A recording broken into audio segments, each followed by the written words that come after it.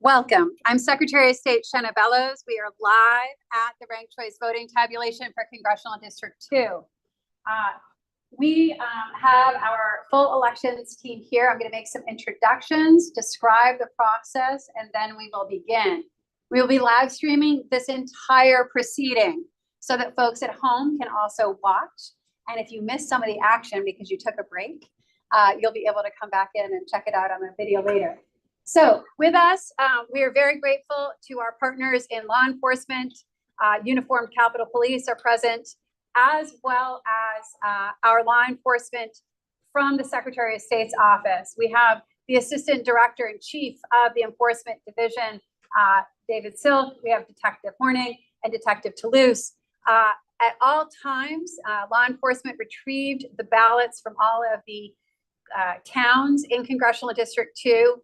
And anytime those ballots have been present, law enforcement has been on site to help and support our work. The actual ranked choice voting tabulation will be run by our Director of Elections, Heidi Peckham, in green. Her boss is here with us overseeing the process, Deputy Director of Election Administration, Post-Election Audits, and Administrative Services, Melissa Packer. Heidi and Melissa were both here for the 2018 and 2022 ranked choice voting tabulation. We have a lot of experience in our room. We also have our election staff with us. I'm going to use first names. John, Curran, Tori, Matt, Marianne, Grace, Jay, Joanne, Emma, Breland, and Shannon, as well as Secretary of State Tom Bull, who is on site to assist with any facilities needs, and John Lenda of ES&S to facilitate the DS-850, which is a high-speed scanner we are going to be using to rescan all of the hand count ballots. So in a few moments, we will be taking ballots out of the locked room, which is unlocked by detectives. Thank you. The detectives themselves will be transporting the ballots where election staff will be flattening and smoothing them for feeding into the high-speed tabulator. Before anything else happens, we do a zero take on the tabulator to make sure that it starts with 0 votes. Now, we are very fortunate. We have in the room with us representatives, including attorneys from the 2 leading candidates in the race for Congressional District 2, Congressman Jared Golden and Representative Austin Theriault. We do not currently have any representatives from write-in candidate Diane Miranda of Surrey, but in this process, all of the write-ins, both for Ms. Miranda and undeclared write-ins as well as blanks, will be reviewed and rolled up into the ranked choice voting tabulation. I have already informed the attorneys, but everyone in this room should know that at any point in the process, if there's something that they wish to review, for example, tapes from a tabulator from a specific town, or the transmittal logs, because for the chain of custody, for the ballots themselves, or any aspect of the process, they will be entitled to move forward to the table here and review those materials. Additionally, we are thankful to the Assistant Attorney General John Bolton, who will be here serving as our counsel if there are any disputes. There were none in 2022. But that's why we have attorneys from all sides to review things to the full satisfaction of all parties. So with no further ado, I want to give a huge thank you to the Elections Division. This team put a considerable amount of overtime into our elections preparation prior to Election Day, and to as quickly as possible receiving the certified results from every town and coordinating the retrieval of ballots with law enforcement. One of the things we know is that ranked choice voting tabulations and recounts provide more work for the Secretary of State's office, but we like it because it verifies the vote and it demonstrates to voters the integrity of our processes. So we think we're going to have a lot of opportunity to do that. And let's get started. Heidi, thank you. So the first thing that's going to happen with the DS-850, Heidi is running at 0 take to ensure that we are starting at 0 votes in the 850. Simultaneously, we will have law enforcement begin to retrieve boxes of ballots from Aroostook County. Now, the order of processing materials is over here on the whiteboard. We'll be starting with Aroostook, then going to Washington, Oxford, Franklin, Somerset, Piscataquis, Penobscot, Hancock, Waldo, Kennebec, and Androscoggin. Why that order? We're starting with the counties that are farthest away.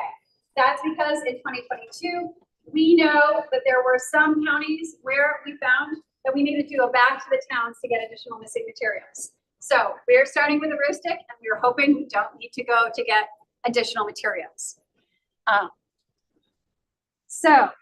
One of the things you will see are sealed envelopes. What do the sealed envelopes contain? Those contain memory devices. Those are from the tabulator towns. So towns that have 500 or more, most towns with 500 or more voters will use a high-speed tabulator, a DS 200 on election day. We have one lease for all tabulators in the state. In Maine, it's with ES&S. So all towns are using the same tabulators they've used for the last decade. Those memory devices get programmed by the state elections division in Augusta and tested using test ballots with different iterations. Those memory devices get sent out to the towns who also conduct logic and accuracy testing at the towns under the observation of observers from the public, and that certainly did happen this year. So what you were seeing are these sealed envelopes that came from towns with tabulators being opened so that memory devices can be removed from those tabulators. The other thing you will see are blue metal boxes. The blue metal boxes are locked with padlocks and with a seal that can only be cut with cutters. Though each seal has a specific number, and we have a log of all of the seals for all of the towns. So we know that that seal was placed there by the clerk who has logged it and transmitted that to us. And we know that those are getting cut here. So you will see in the back of the room, election staff are cutting seals and unlocking boxes. That is so that they can flatten ballots from those hand count towns. And those are going to be placed in the DS 850 once the zero tape is run. Now it takes a good long time for that zero tape to run from the machine. I think Heidi will let me know when that has happened.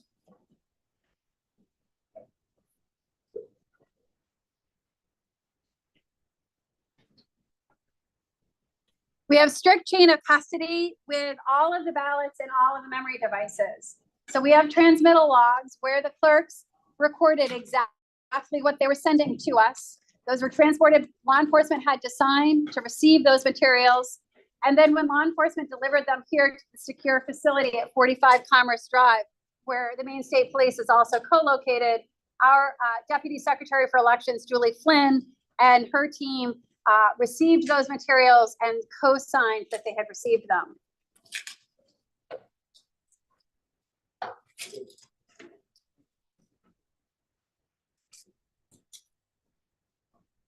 So I believe we have a zero tape, but Director Peckham will let me know.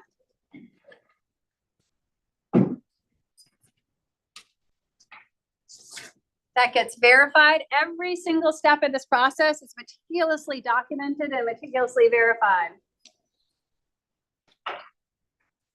This is a very methodical, meticulous process. Some say it is exciting as watching paint dry. I will do my best to make it as lively as possible with a live narration.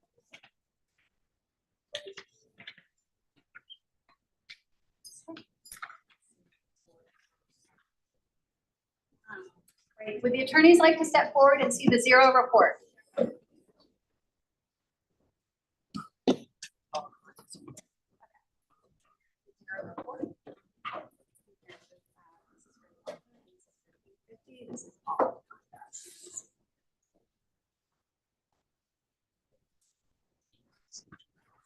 Thank you. Attorneys for both sides have reviewed the zero reports, so they understand that we are starting with zero votes in the DS 850.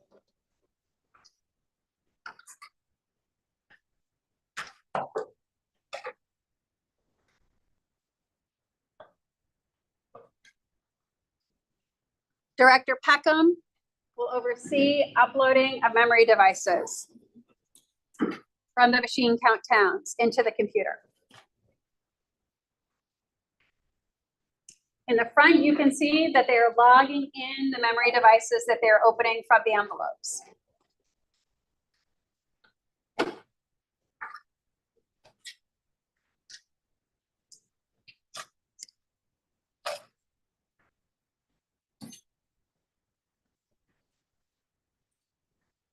Now, for folks at home, we've got a full house. I'm going to turn the camera around, if I can, to carefully show that we have, in fact, a lot of people. Smile, everybody, including the media.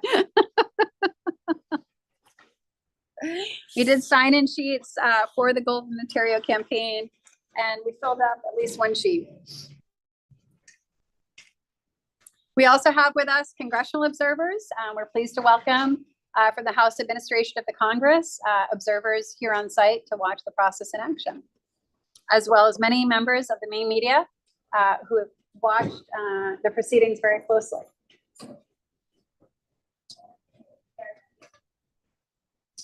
So Grace just held up the envelope, for example, for Easton in Aroostook County. Easton being a town that has a tabulator.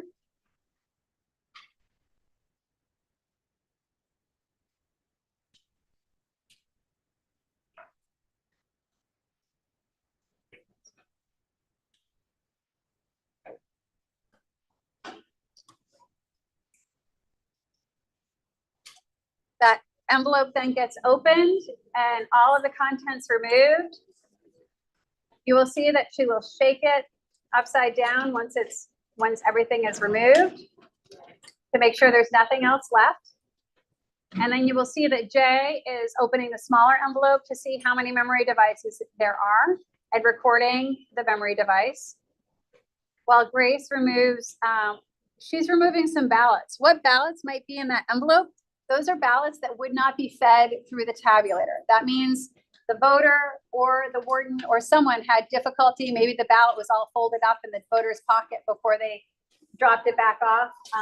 For whatever reason, those are hand count ballots, and they will check those as well.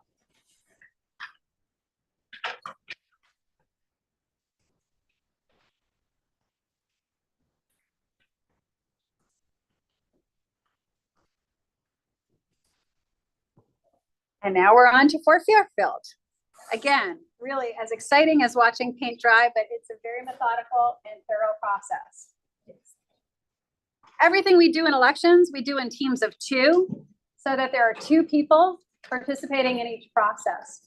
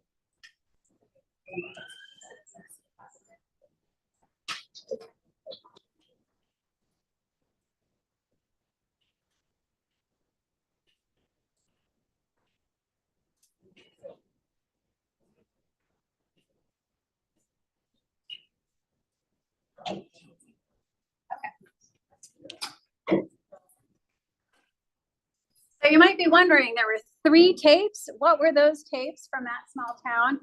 That town sent us what's called a qualifying tape.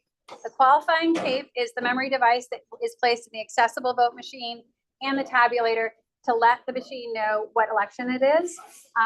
This has no votes on it, and the accessible tape, similarly, those votes are on the DS200 tape, because remember, the accessible voting machine, it's printing a paper ballot, just like all of the other ballots, and it's getting scanned into the DS200.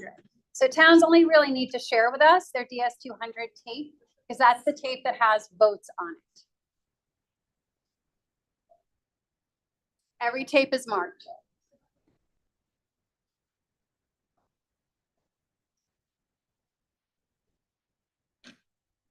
You may notice that Jay is looking at her watch. She's actually recording the time that they're receiving things.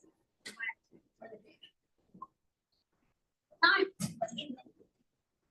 So we record the time in which we are actually receiving or opening the media.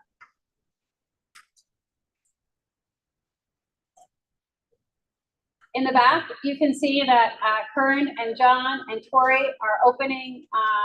They're opening boxes. They are flattening ballots, and then those ballots are getting scanned into the DS850.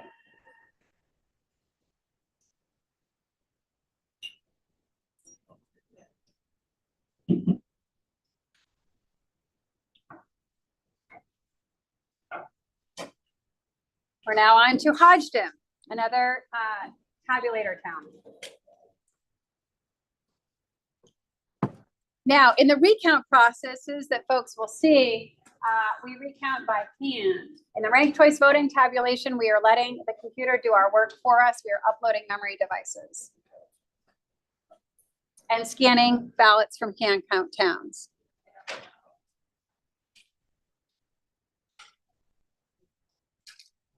You will notice that we always have three law enforcement back there.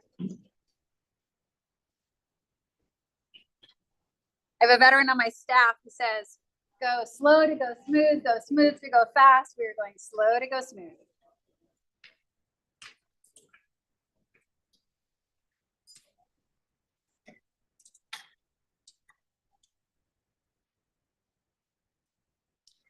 So let's talk about the checks and balances in election day.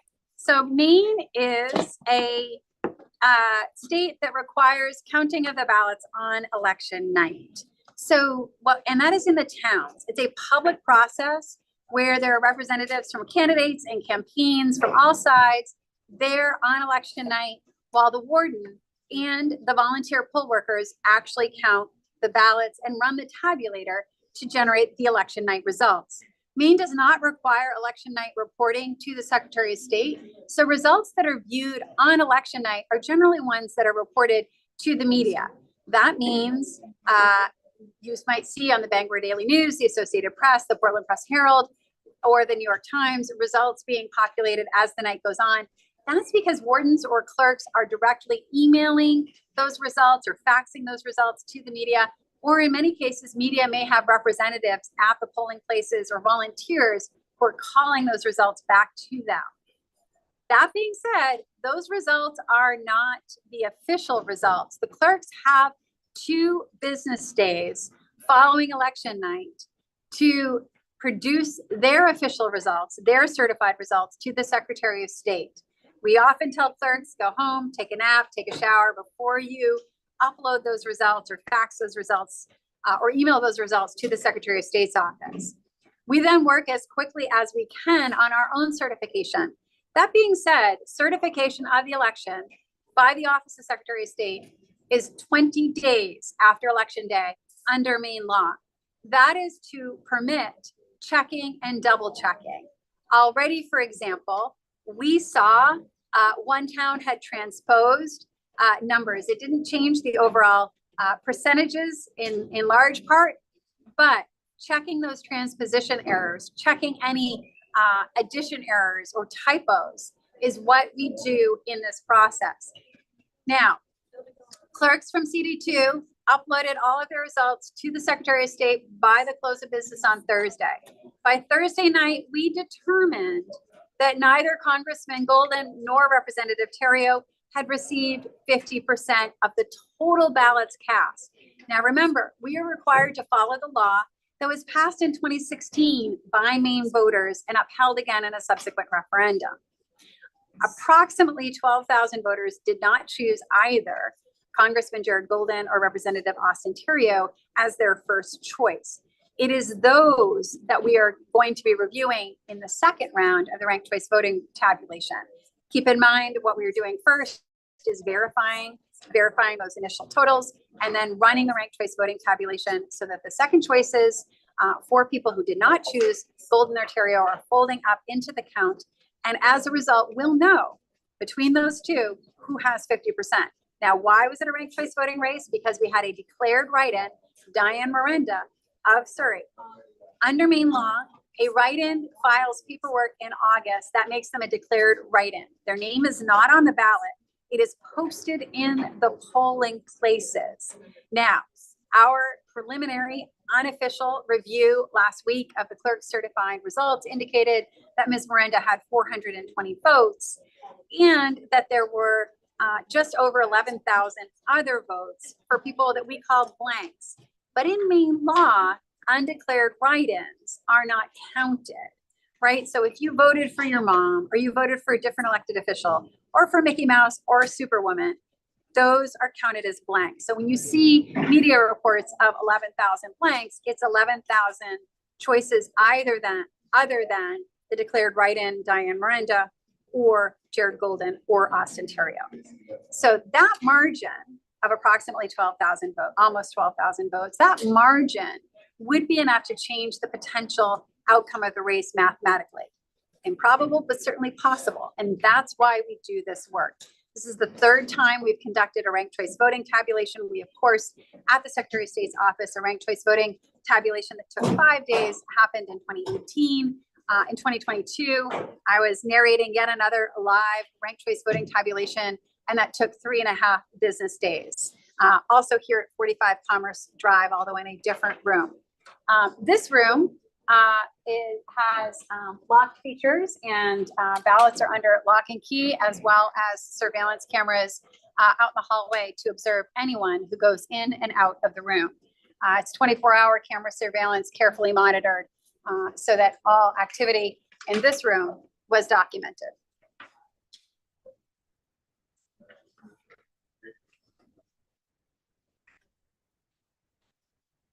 So we're going to just take a breather and we'll be right back.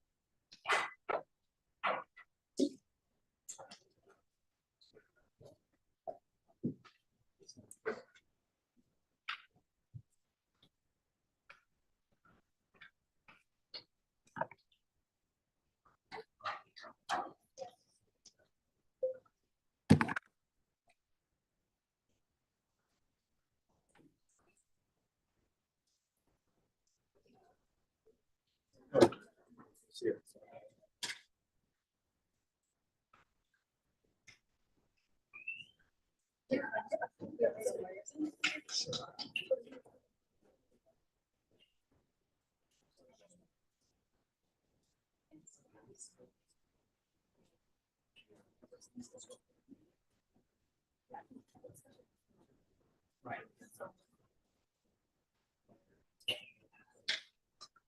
So any other questions? I'd say you're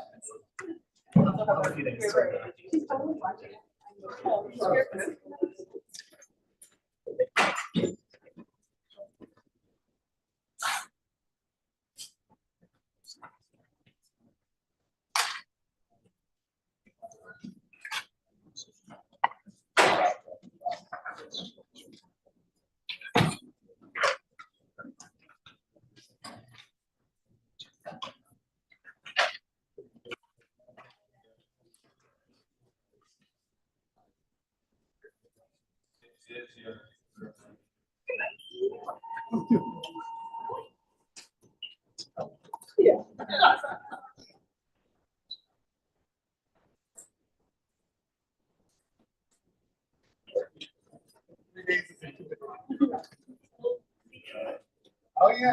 So what you see behind us is there's a table of logging in memory devices. Then those memory devices are getting transported by Heidi, where they're getting uploaded so that all of those memory devices can be combined into a single upload. You're also seeing behind us at the high-speed tabulator, ballots getting scanned.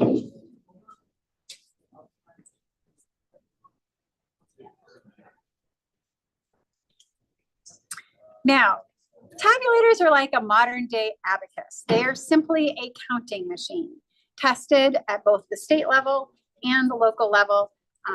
We appreciate tabulators because they're extraordinarily accurate. We know that at 1 o'clock or 2 o'clock or 3 o'clock in the morning, sometimes people might get tired, might transpose a number. Machines do not get tired.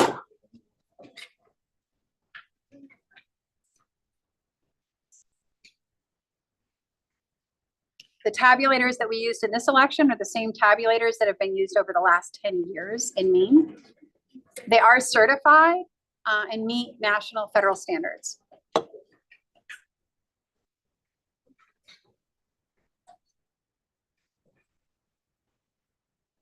The other thing that people should know about our elections is that on election day and before election day, when absentee ballots are processed, there are observers from campaigns or political parties or any outside group. That being said, there are also poll workers. Election clerks is what they're called in Maine, that are recruited from both major political parties in equal number. So when you go to vote on election day and you step forward and you state your name and your address because you've already provided proof of identity and proof of residency to register to vote, it is very likely that those two individuals checking you in are a Republican and a Democrat. Now, keep in mind, of course, independents, Green Independent Party members, Libertarian Party members, or No Label Party members may also serve as poll workers. We have 5 recognized parties in the state of Maine. But that balance of Republicans and Democrats literally working the polls together is yet another check and balance on election integrity. Hi.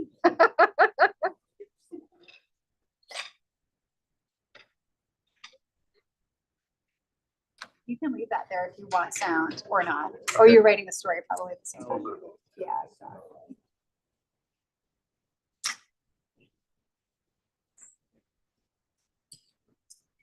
So I'm going to walk over and see what Matt is bringing to Director Packard.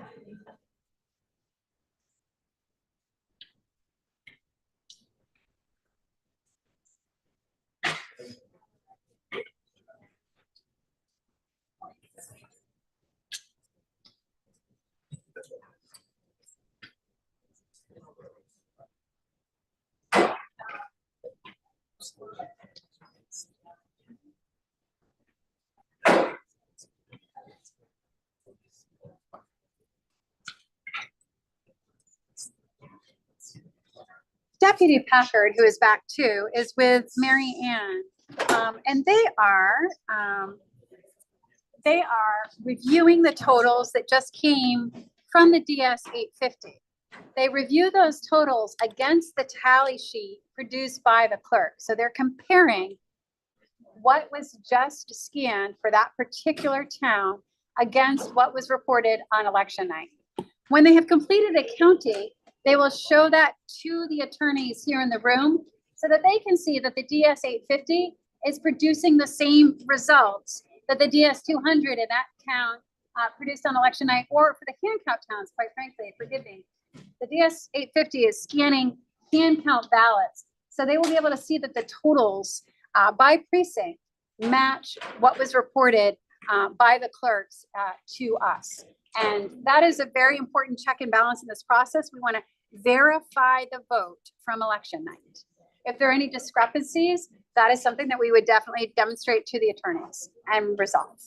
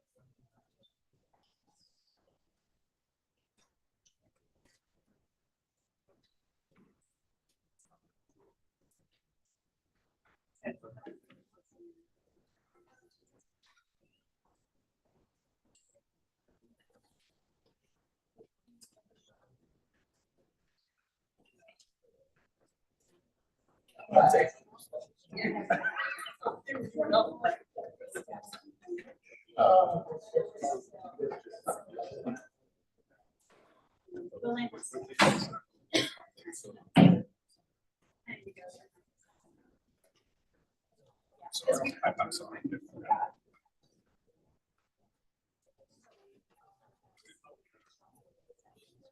What? Yes.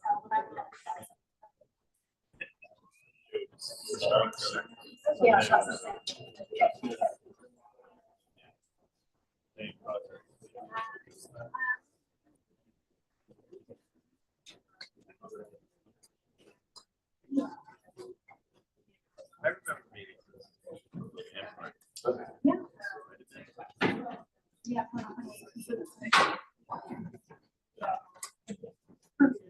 Kurt.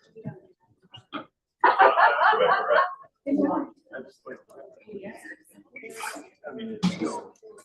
Sure. But I asked. That's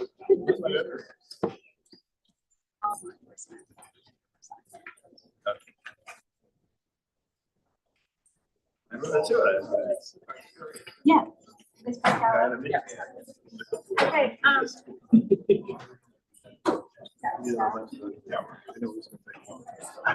Yeah.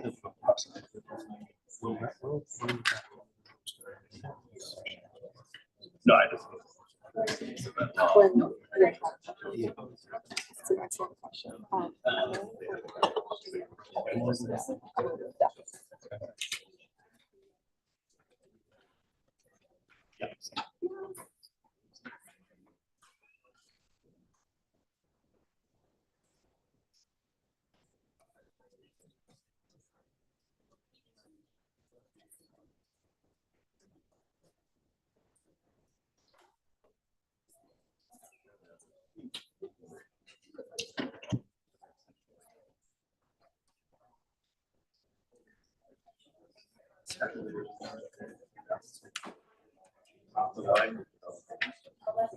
Took time to pee.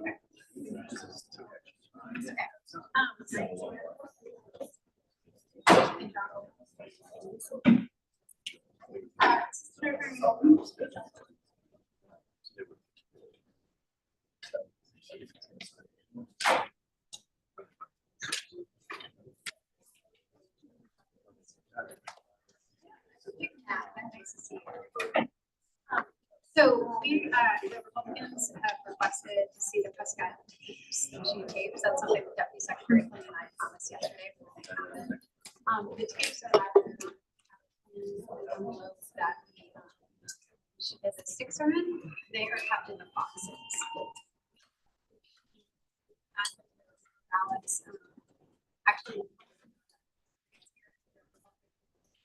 Servers also asked if people in the room. You'll see back there, it's very small. It's alphabetized, it's organized by county, but it's just hand count ballots.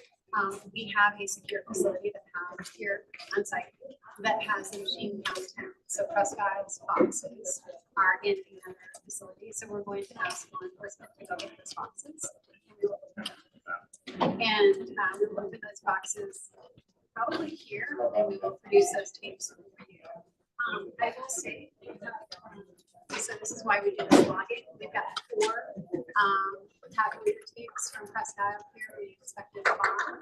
So we're going to contact the clerk and find out if she not use the tape or is memory device, and or did she forget to send us a notice?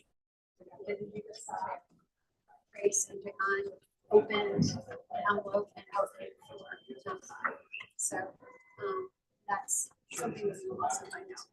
So, but we will know whether we'll actually know based on the results that we reported on election night. When those are reported, we'll be able to print a review of Presque Isle. We know you want to see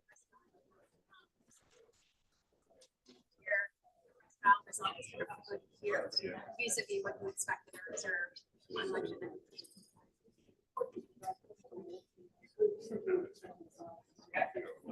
It's just how many sticks we sent. Yeah.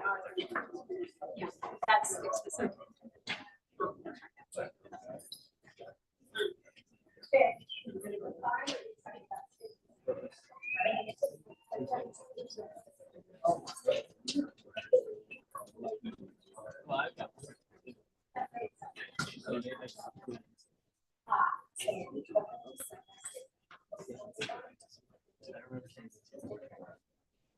We sent them 2 absentee sticks and we sent them 3 election day sticks. We got 1 absentee stick back and 3 election day sticks back. It's possible they only used 1 absentee stick. And only sent us the ones with votes on them, which is what we asked to do. But we just wanted to check. Sure. So, does that make sense? Okay, so we're gonna contact law enforcement because I don't want to shut down this operation. I'm gonna get a couple of detectives over here to go get the Presque Isle ballots. Yeah.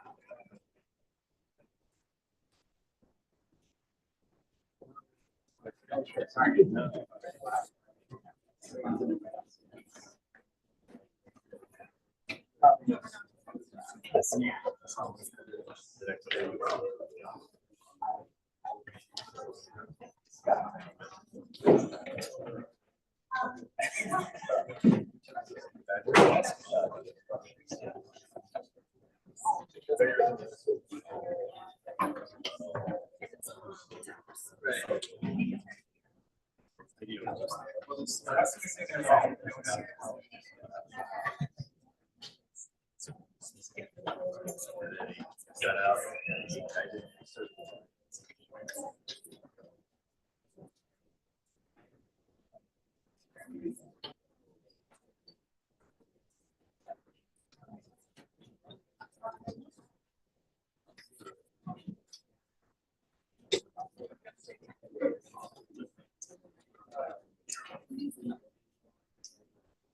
Yes.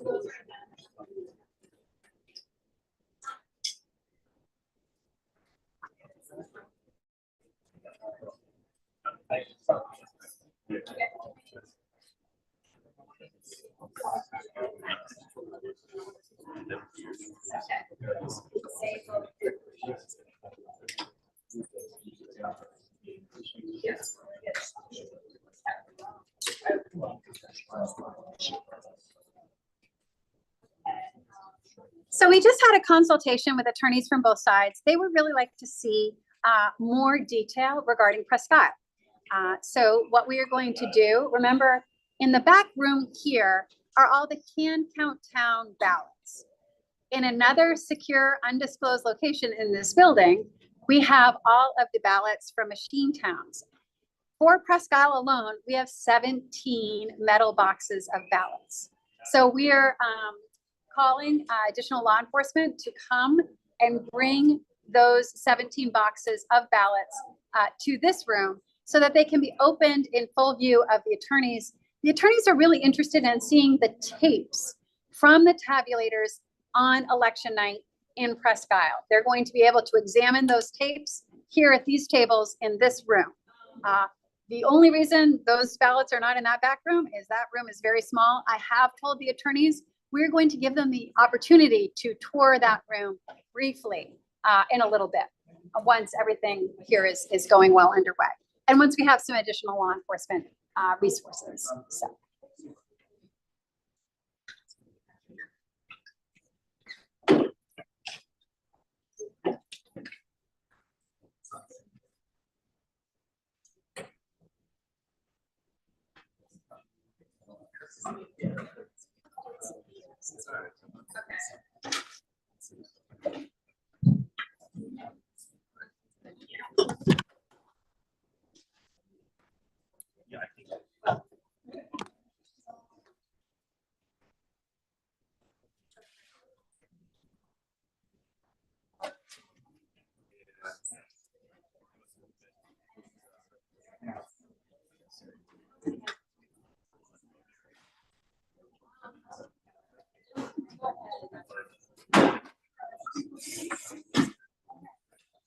Detective Ross is a detective with the Secretary of State, along with Chief Silk.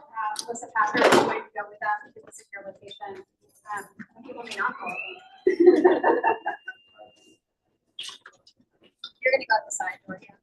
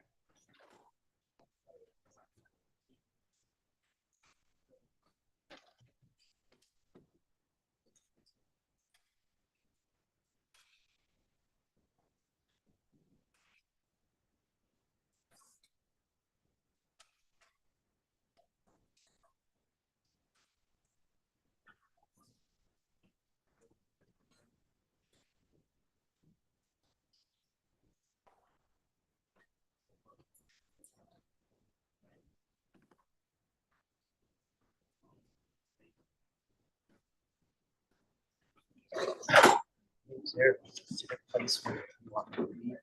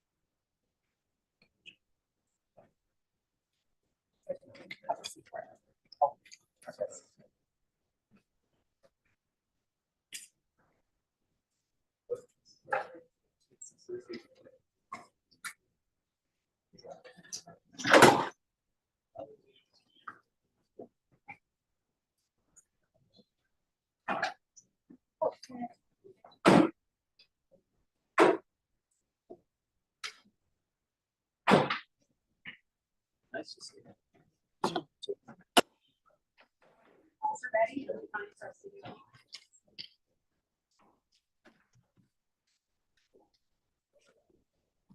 So welcome back. For those of you watching, this is a ranked choice voting tabulation. We are working on Aroostook County. We are verifying the vote. That means we are scanning the ballots from towns in Aroostook County that count by hand. And for towns that utilize tabulators on election nights, that's the DS200. It's like a high-speed modern day abacus, just a counting machine.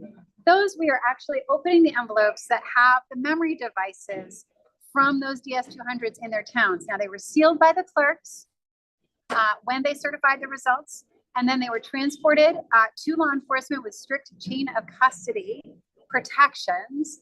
And now those envelopes that were sealed by the clerks and transported in a sealed package are getting opened by election staff and checked for those tabulators. So we are doing that process now as we speak. And those memory sticks then get uploaded on the at the bank of computers that you see behind me, so that we can combine all of the results from all of the memory sticks. We then produce reports so we can compare the election night totals as reported by the clerks and wardens to what we have here. So essentially the first step is verifying the vote to examine for any differentials, any discrepancies between that election night tally and what we have here in this room. We did send a couple of law enforcement with Director Packard to retrieve ballot boxes from Presque Isle. These are sealed boxes, blue boxes, they're metal, and they have both a padlock and a hasp that has a special code that is transcribed by the clerk so that we know which box has which code, and we can check when we receive those seals that those seals are still intact and that they match what the clerk told us they should be. Those are cut here and opened here. When those boxes go back to the clerk, they're given a new seal with a new secret number that we transmit to the clerk so the clerk can verify that, again, it was not tampered with in transit. Now, we do have congressional observers from both political parties here from the House Administration Committee of Congress. We have attorneys for both the Golden and the Terrio campaign, as well as the Assistant Attorney General from the Attorney General's office here on site to assist us. Looks like we have moved on with some of the, yes, we're now in Washington County. So as we finish Aroostook County and we get totals, once the attorneys have been able to look at the Presque Isle tapes, then we will actually provide the results from Aroostook County for them to do a side-by-side comparison with the election night results.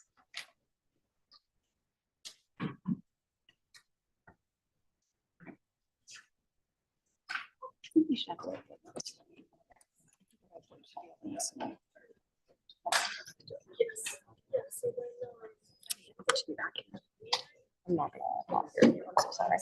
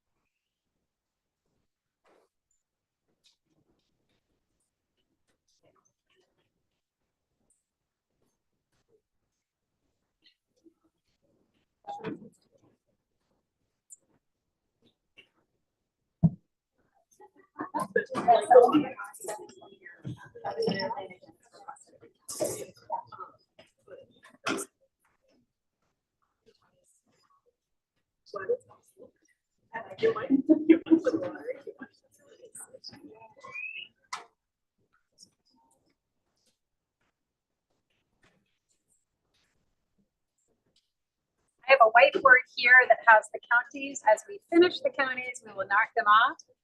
But for folks at home, you can see we're starting with Aroostook and then going to Washington. Why are we going in this order? We're going with the counties that are furthest away first, in case there's anything missing.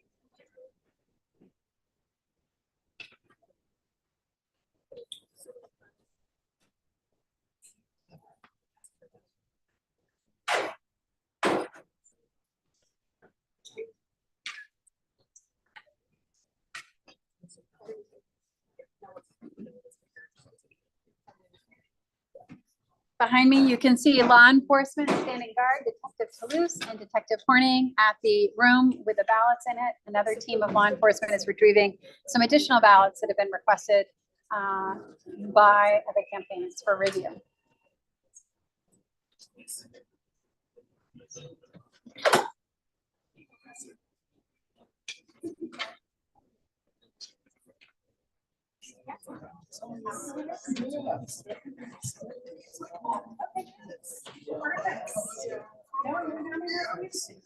Calculators and batteries. So that Marianne knows. Quick thing, quick tabulation.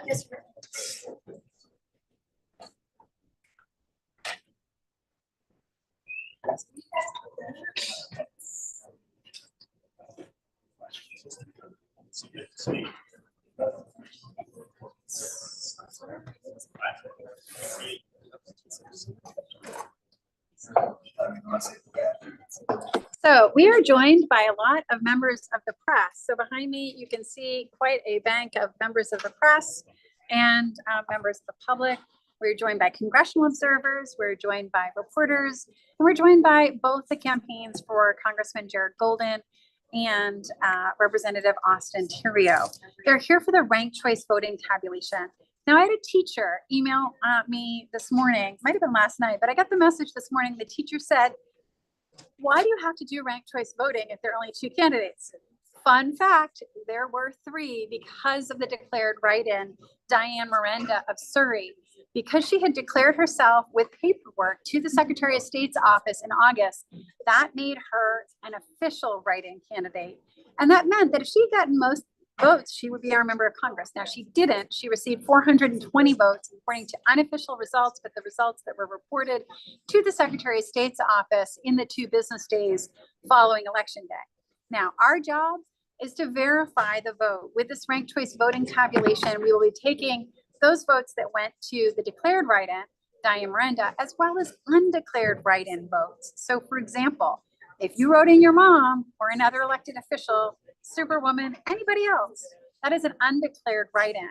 But under ranked choice voting, that is, you then go to the voter's second choice for the ranked choice voting tally. So what we're doing today first is scanning all the ballots from the hand count towns. That is a methodical and arduous process. We're uploading the memory sticks from towns that are tabulator towns so that we can verify the election night results. We can verify the vote, and then we can begin with the second round where votes that were cast for Diane Miranda or votes that were cast for a blank or for an undeclared write-in, the second choices for those ballots get reallocated to Congressman Golden and Representative Terrio in accordance with the law and in accordance with the voter preference. So essentially, this is maximizing voter preference. We will then have 50% plus one because there will only be two remaining candidates, and that is Jared Golden and Austin Terrio. So we will know at the conclusion of the ranked choice voting tabulation who won. Now, at that point in time, the apparent losing candidate may in fact request a recount. Requests for recounts are a bit premature at this point in time because there is no apparent losing candidate until the ranked choice voting is complete under Maine law. Now, lots of election night reports from the media suggested that Jared Golden was over 50%.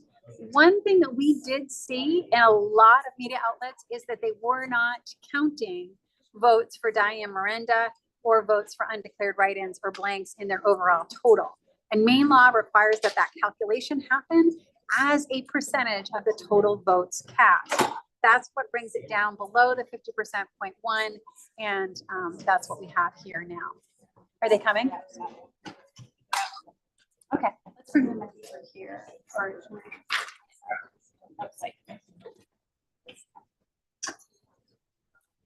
So we're now bringing in boxes from Presque Isle. There were 17 boxes of ballots from Presque Isle. I don't know if they're bringing in all 17 together, but they are bringing boxes from Presque Isle. So law enforcement are wheeling those in. We really appreciate Chief Silk and Detective Ross, who went with Director Packard.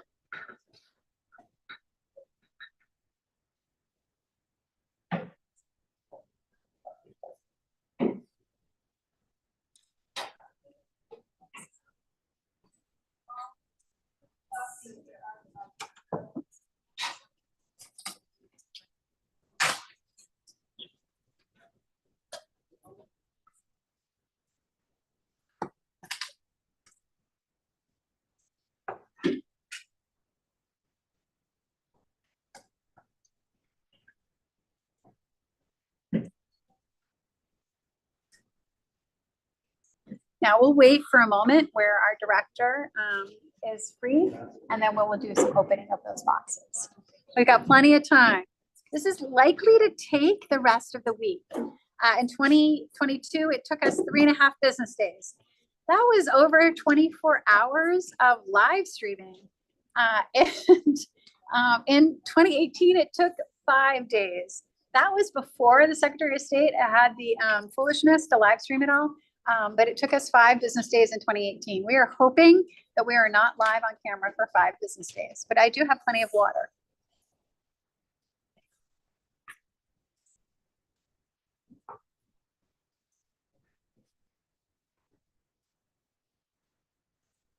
So you can see law enforcement.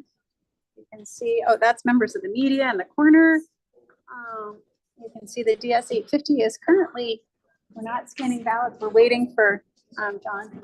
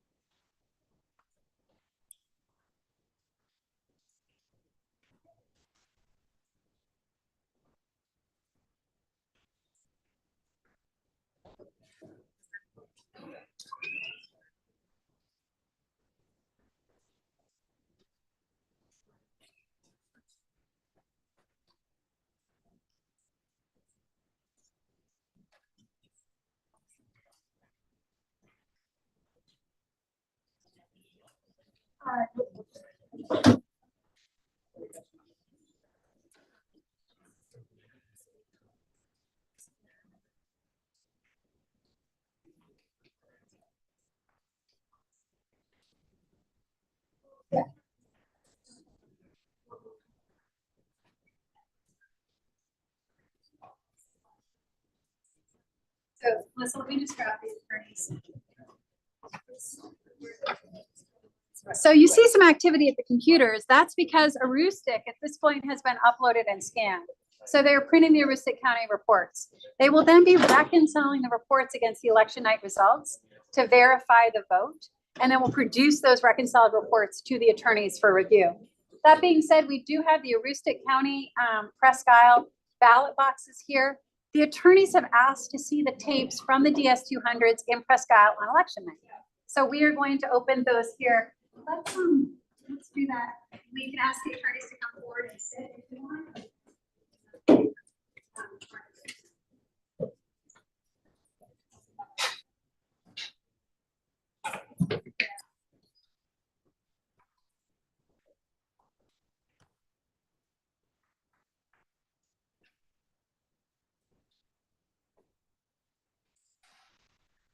Both covers and key. Send it to us from Presque Isle. Okay, open these boxes. Do we know?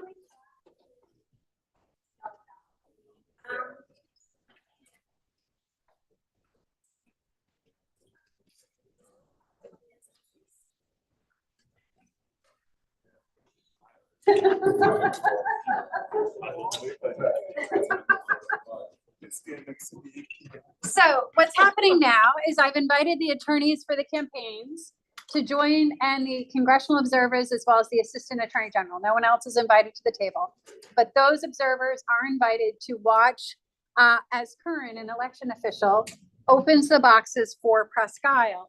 They're looking for the tabulator tapes, which we believe to be in the boxes. Curran is going to show in full view of everybody. You're going to bring it in front of them so they can see it.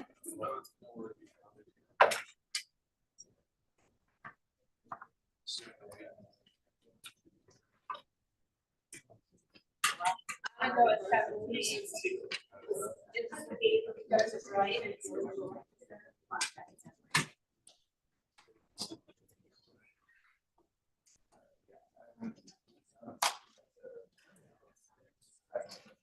So there were no tapes in box 1. We're going to try box 17.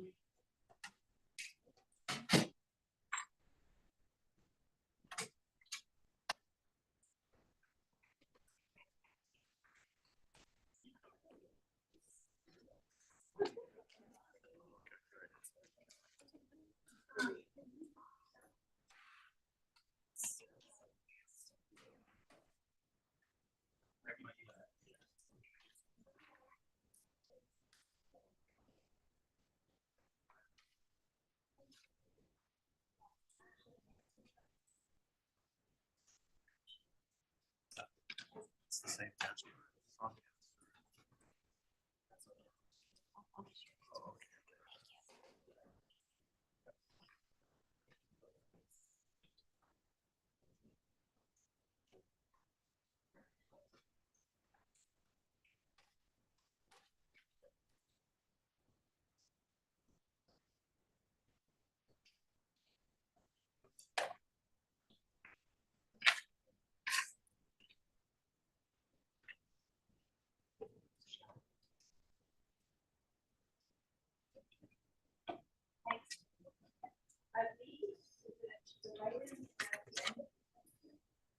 The writer reports at the end of the 2 minutes.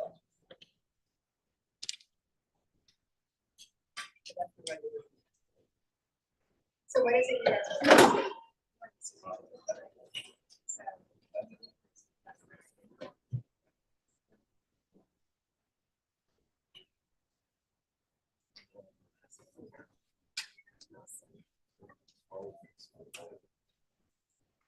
Let it go smooth. If you're listening. What my work is done here.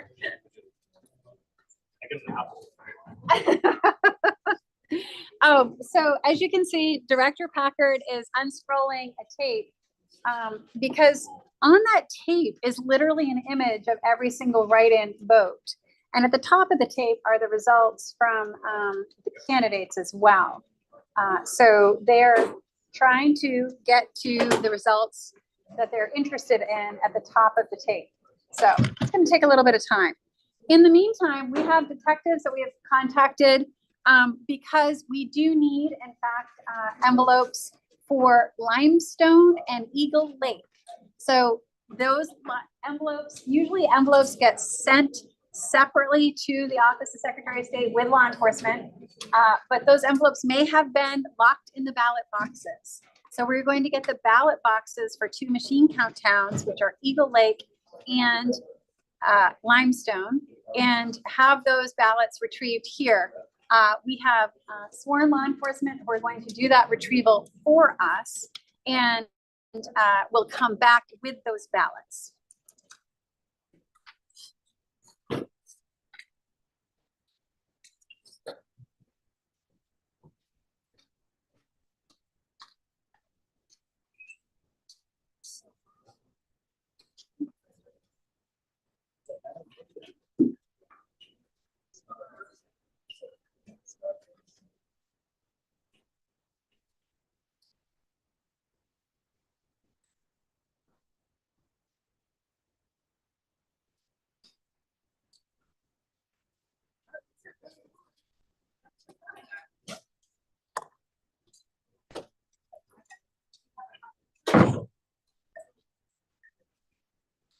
But the ranked choice, it has first choice, second choice, third choice. Oh, okay. Right, so, but the clerk record the first choice.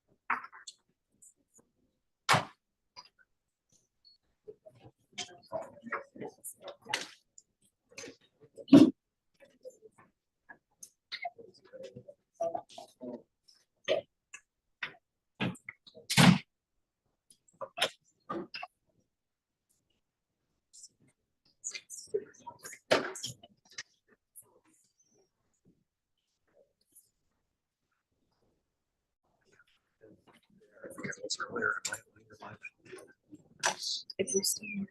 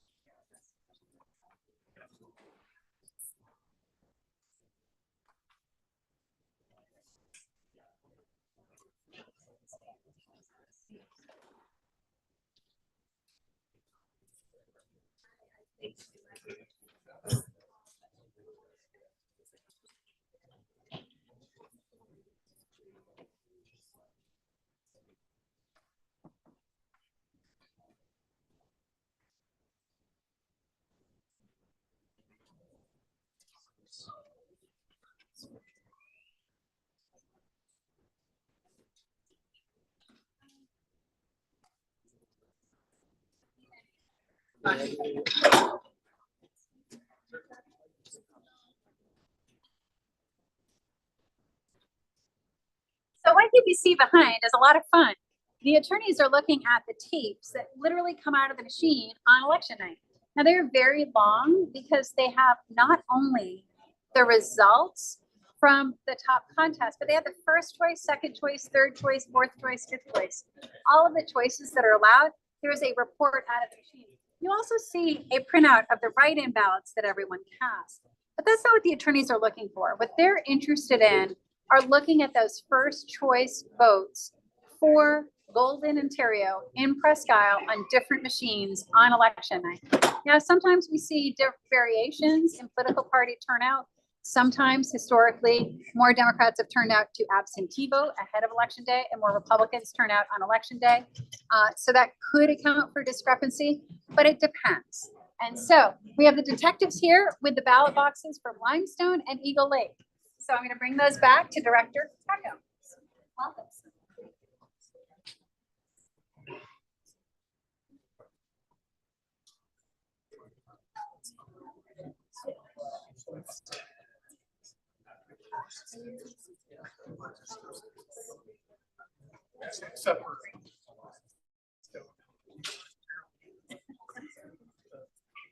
So the sworn officers are bringing the Limestone and the Eagle Lake boxes over to the middle table so we can check to see if memory devices for those two towns were locked inside the boxes with the ballots.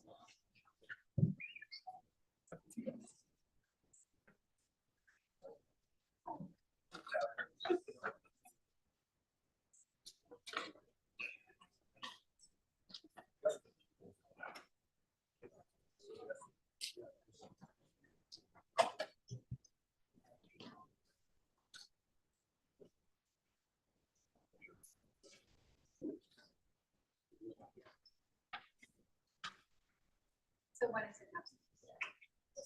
So there's one absentee step and 3 election days. And then it's the same machine for absentee. So we did just get verification from the other step. So one absentee step. So we have to duplicate number.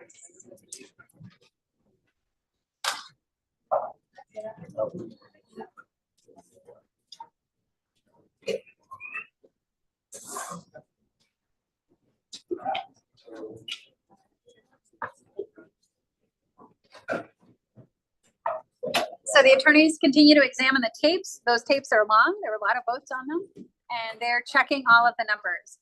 Presque Isle used 1 absentee memory stick and 3 election day memory sticks. So there are 4 tapes representing the results for Presque Isle. Now we have verified through the uploads that the results were correct, at least reflecting the memory devices that Presque Isle used in their election.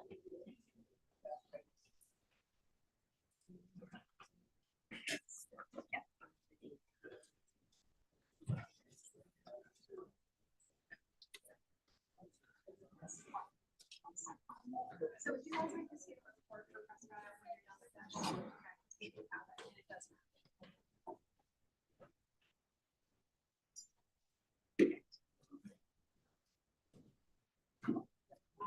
I can explain it. Yeah.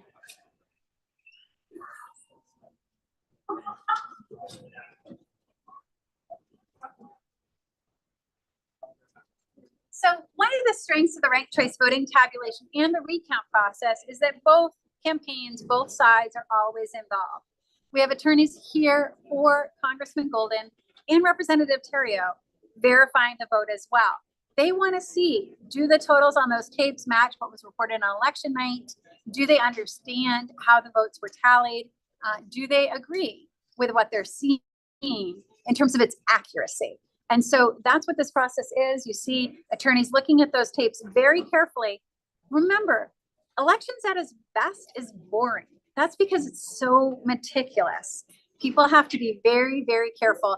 I often say the best election officials are the best accountants. If you have a good accountant looking for a career change, send them our way in elections, because it's a lot of counting, it's a lot of careful double counting, and then like an accounting audit, we often use the two-person system so that you're verifying every tally and every vote. You'll notice that there is an officer standing by that open ballot box to ensure that no one tampers with that ballot box. Again, just an extra measure of security.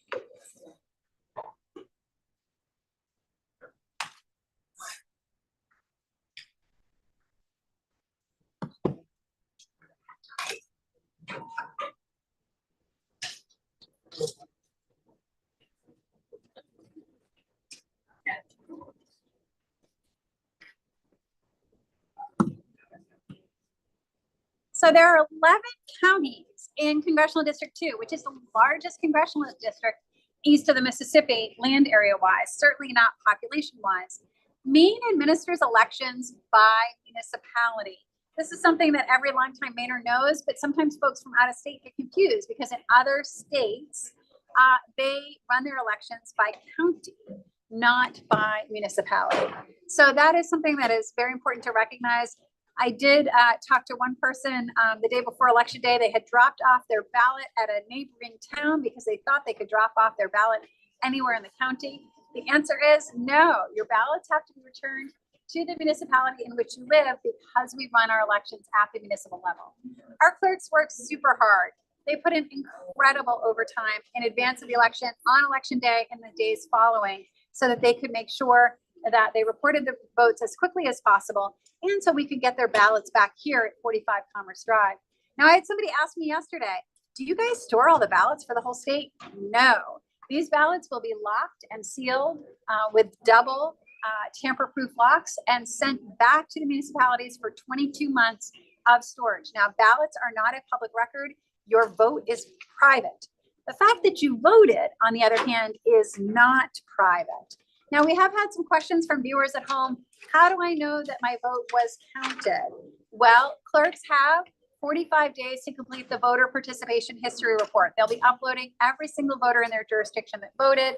They will be issuing final reports. At that point, people can go in and check out whether their name was on the list. But if you showed up on election day and you voted, you were checked off that list, your vote definitely made it back. And if you were recorded in our absentee ballot tracker, because you got your absentee ballot back on time, and we know that over 90% of the ballots did make it back on time, then it was also counted. The one thing, if you mailed your ballot the day before election day, and then you send us an email and say, did my vote get counted? A, it's gonna be a while before we know for sure. And B, there's a really good chance it didn't, because the Postal Service delays. The recommendation we were giving, Postal Service was giving, was to mail at least a week ahead of time, or to use the drop boxes or return it directly to the clerk.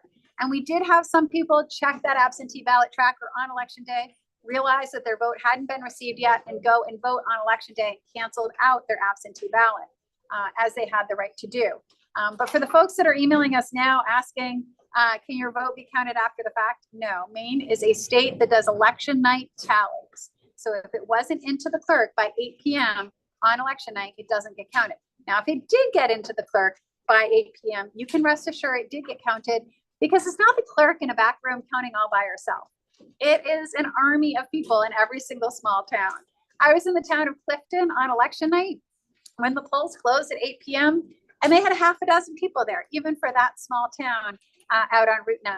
And that's the type of volunteer energy we see in our elections at the municipal level everywhere across the state. I'm going to take a deep breath and we'll be back in a little bit. I can see that Director Packard is rolling up those absentee ballot tapes. I know that Aroostook County results are almost complete. That being said, we are checking them against those election night tallies very carefully. We're proofreading them. Meanwhile, the team has moved on to Washington County for the media uploads and the ballot scanning in the back of the room. So we have moved on to ballot scanning and media uploads of the memory devices for Washington County. But for Aroostook County, we're verifying those vote totals, and then we'll be sharing them with the attorneys from both political parties. Thank you, and I'll be right back.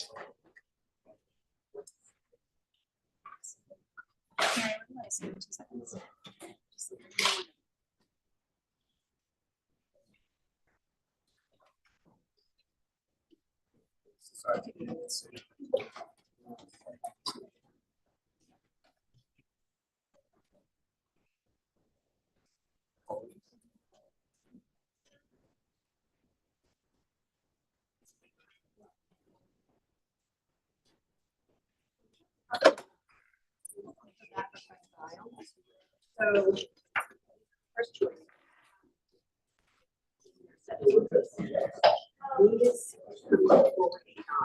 We also have 8 auxiliary ballots.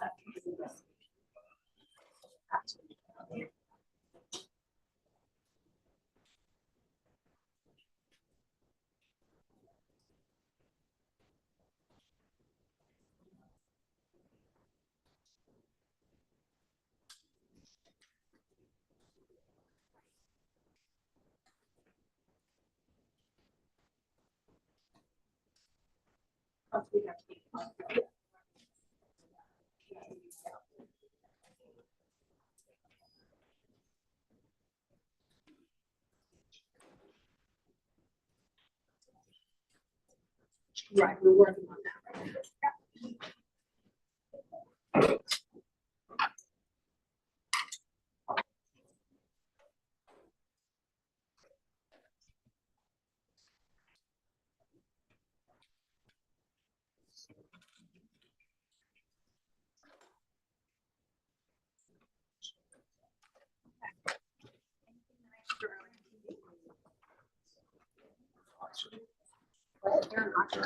Yeah, absolutely. Okay, so the work is going pretty quickly.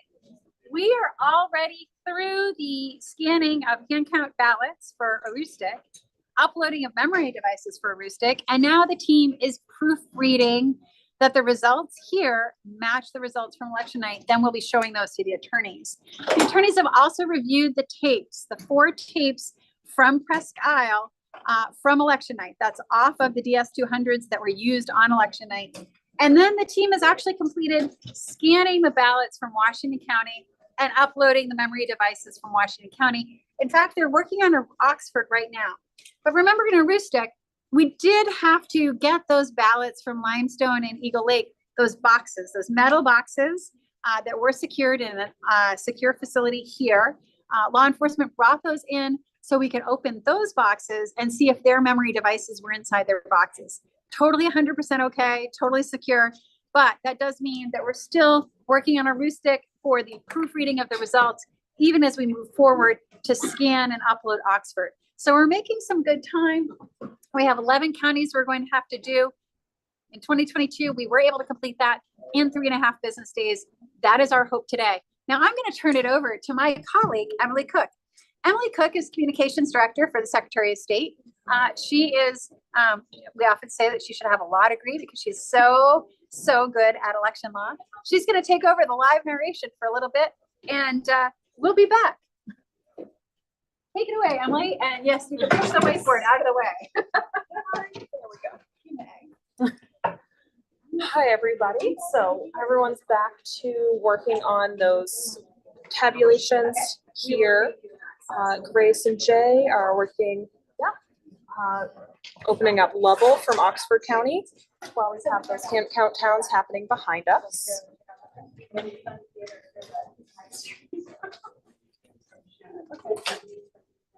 Oh, when Donald and then Tim. Shouldn't take that long. It's a very small one. When the debs get back, we're not breaking here at all. Go to the ladies' room. I won't do it while you're gone. I'll do it.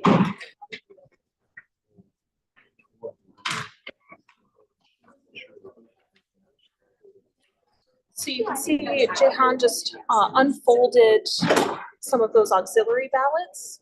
Those are the couple ballots maybe per town where for whatever reason, if they were too crumpled, could not be fed through the tabulator. So there's a couple of those every once in a while, not a very big number overall at all though. Let me grab.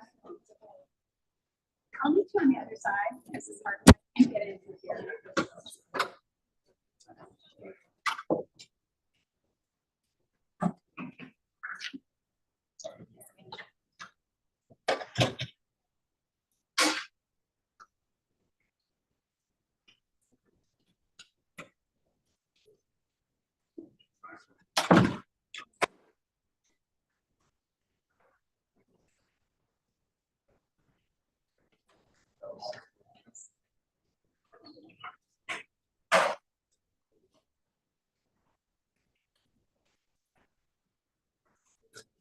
So you can see Grace was just holding up the envelope from Norway there, one of our many towns in Oxford County.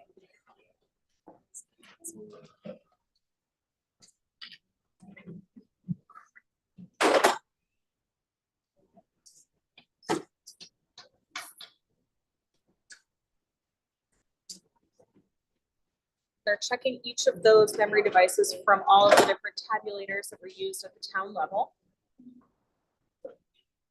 I'll be right back.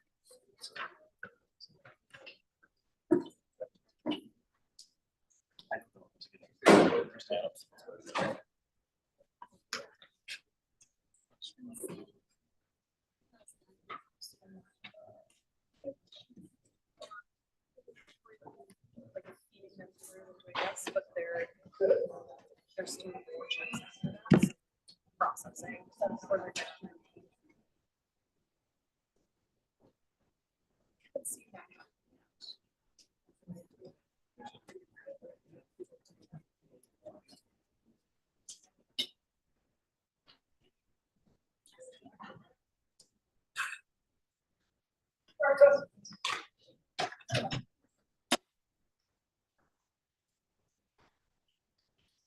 So Grace showing that that envelope is empty. They've gotten everything out of it. And Jehan is checking all of the devices to make sure those numbers match up. They know exactly what they have in front of them.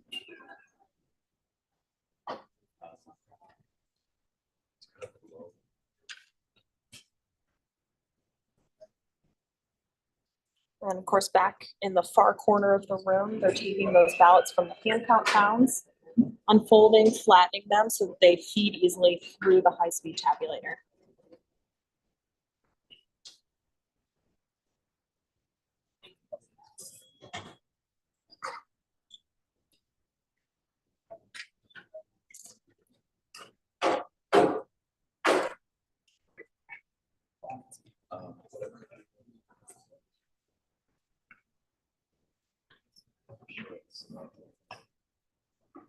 So now Grace is opening the town of Oxford, which is in Oxford County.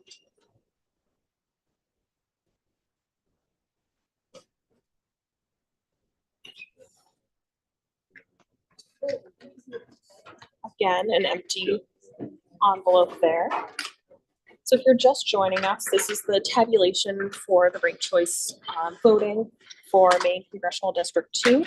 You need to see which candidate received the most votes, need to get more than 50%.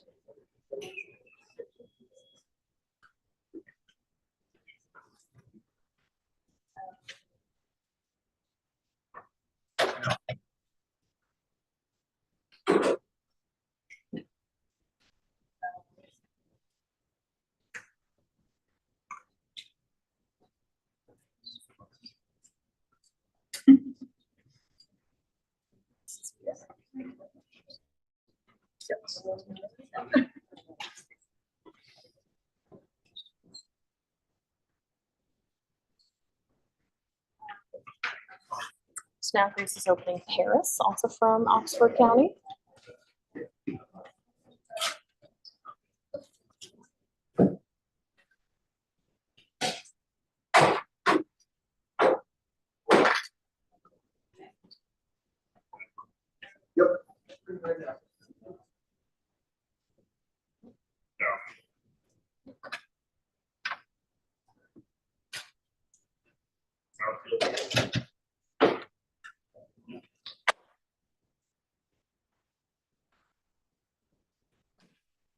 Grace is opening Peru now.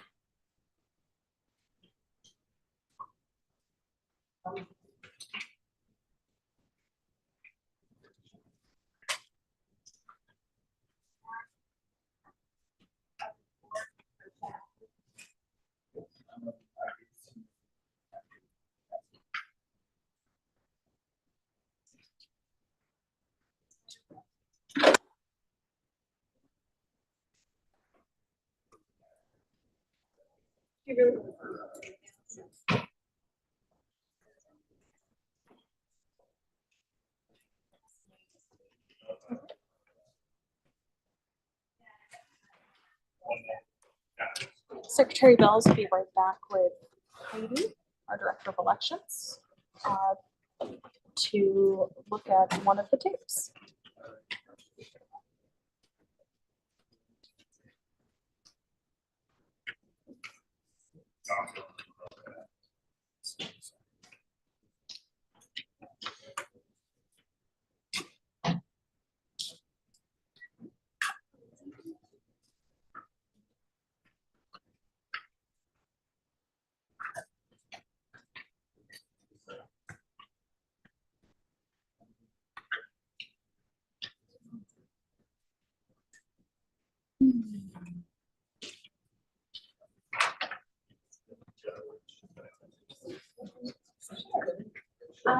Yes. Good catch. Thank you.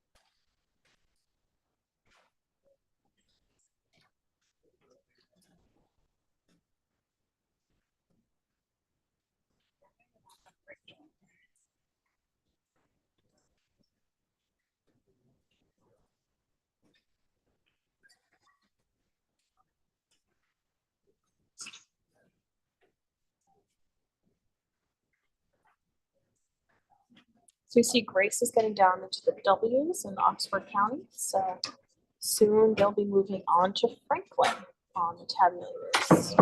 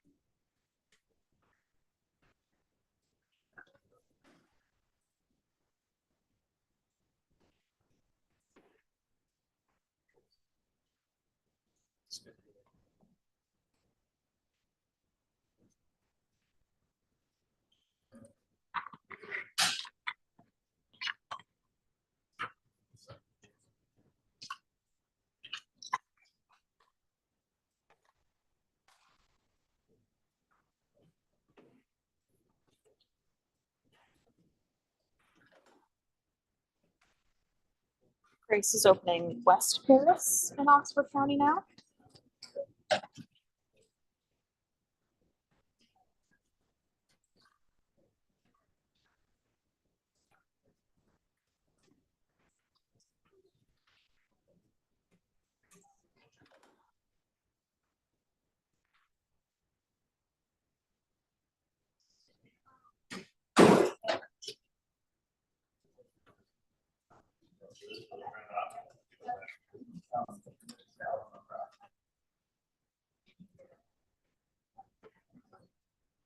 So sometimes you'll see either a whole another word on some of those envelopes or part of one.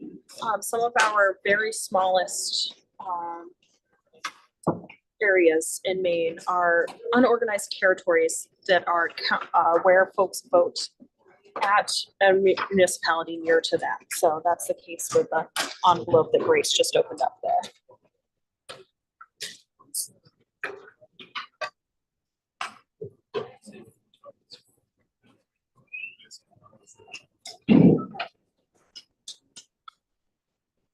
And again, you could see Jehan checking the time there so that they were logging down exactly when those memory devices were opened. That strict chain of custody is very important for maintaining the integrity of the election. That's why we're doing this in full view of everyone else, including all of you watching here on the live stream.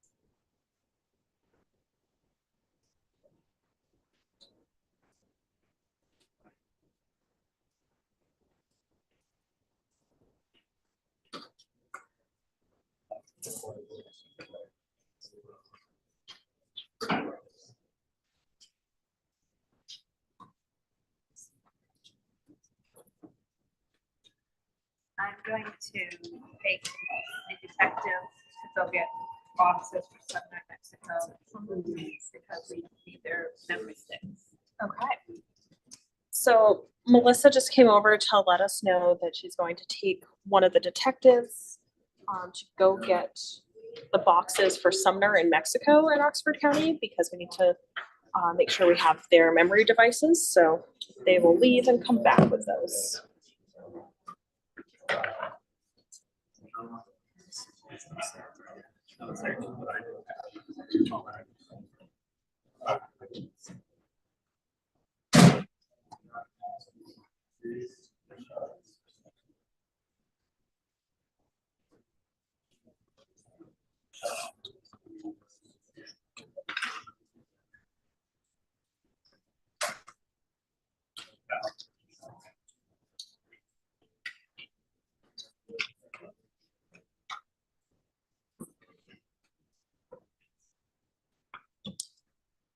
So 2 members of law enforcement are going with Melissa to go get those boxes for us.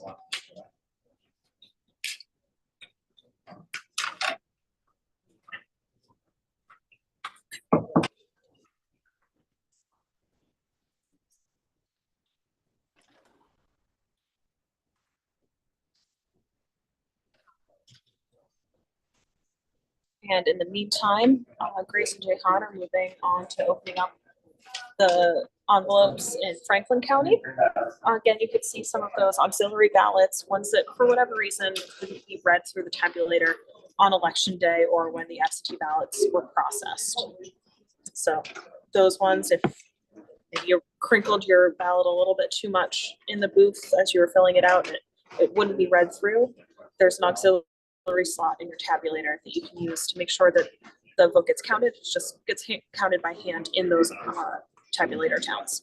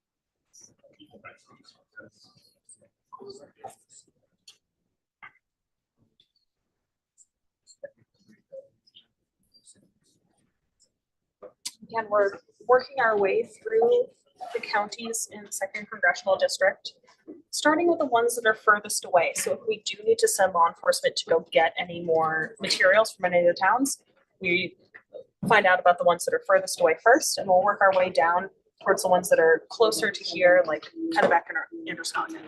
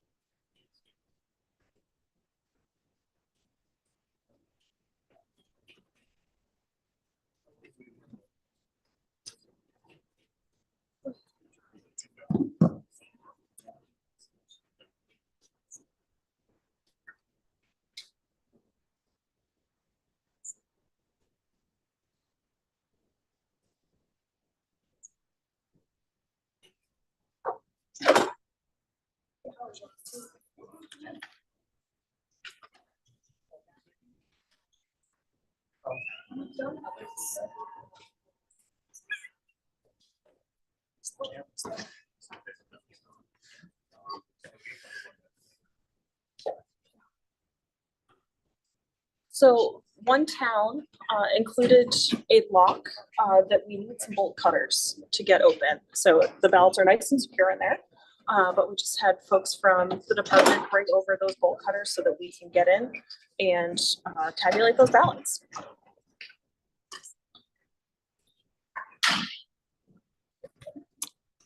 Okay, sounds like that was successful. But glad they were nice and secure in transit, but we do need to get that box open so that we can get in and access the ballots.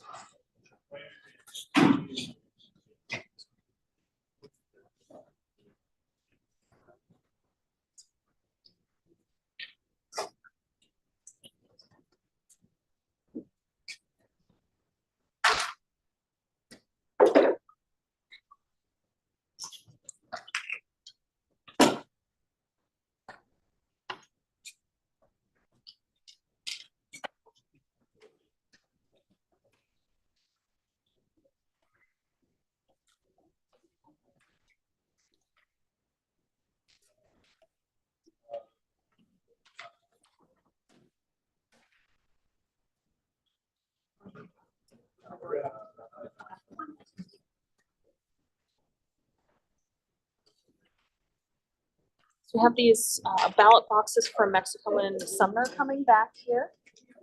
Detectives as well as Director Packer bring those back in.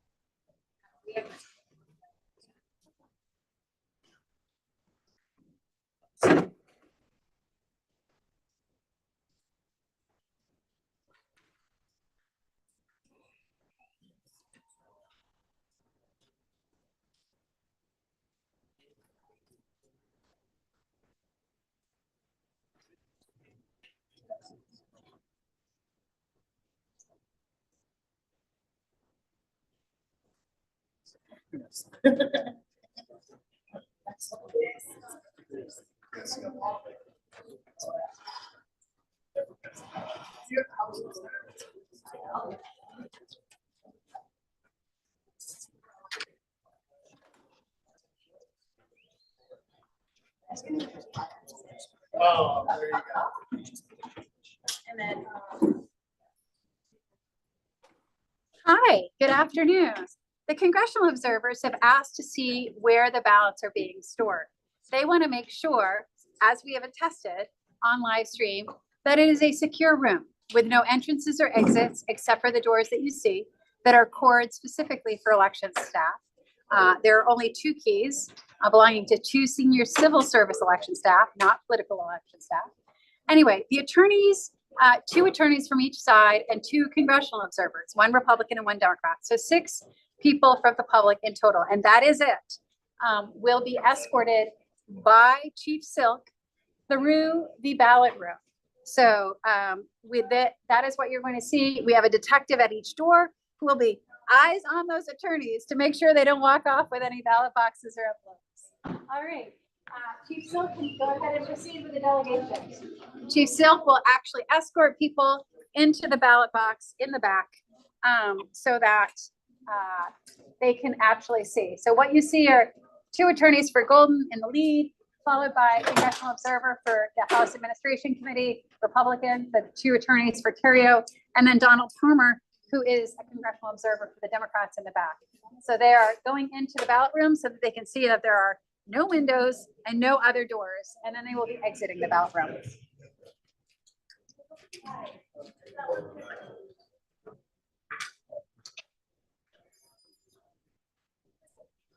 So I hope that those attorneys are satisfied with what they're seeing in the ballot room. I'm going to walk back and see if they have any questions.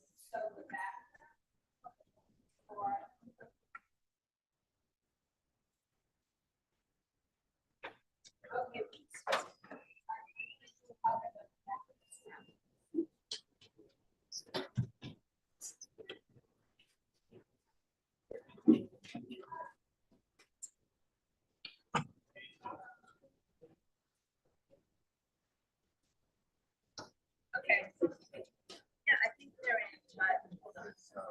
No. Are they?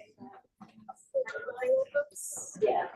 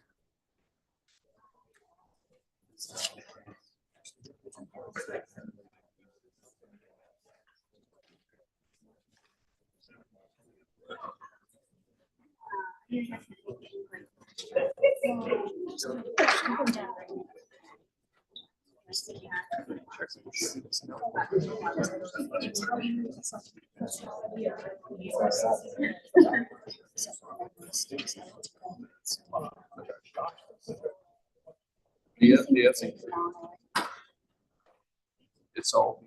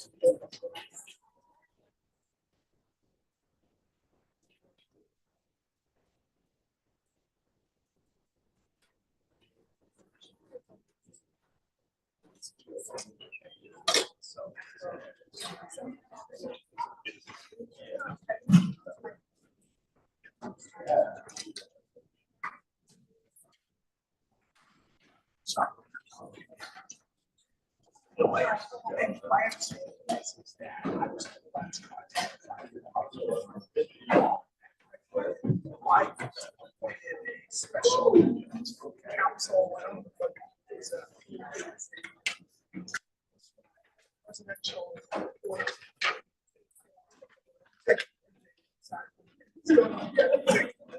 For the two committees, but they are part of it.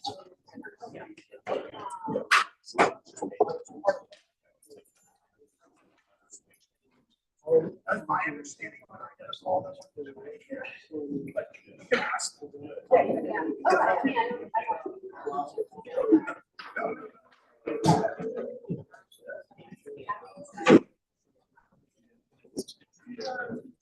But first,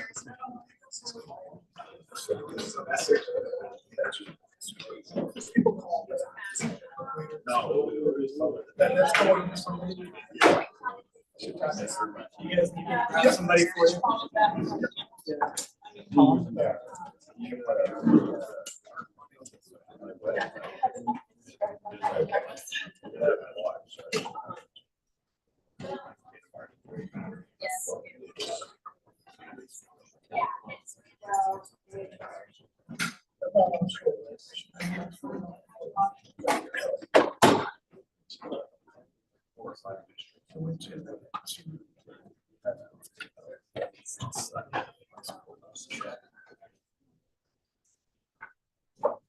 So you can see better on the other view here that the congressional observers, the lawyers for each campaign, detectives, Secretary Bellows are in looking at how that room in the back with the boxes for the hand count towns and the envelopes for the tabulator towns are being stored securely there.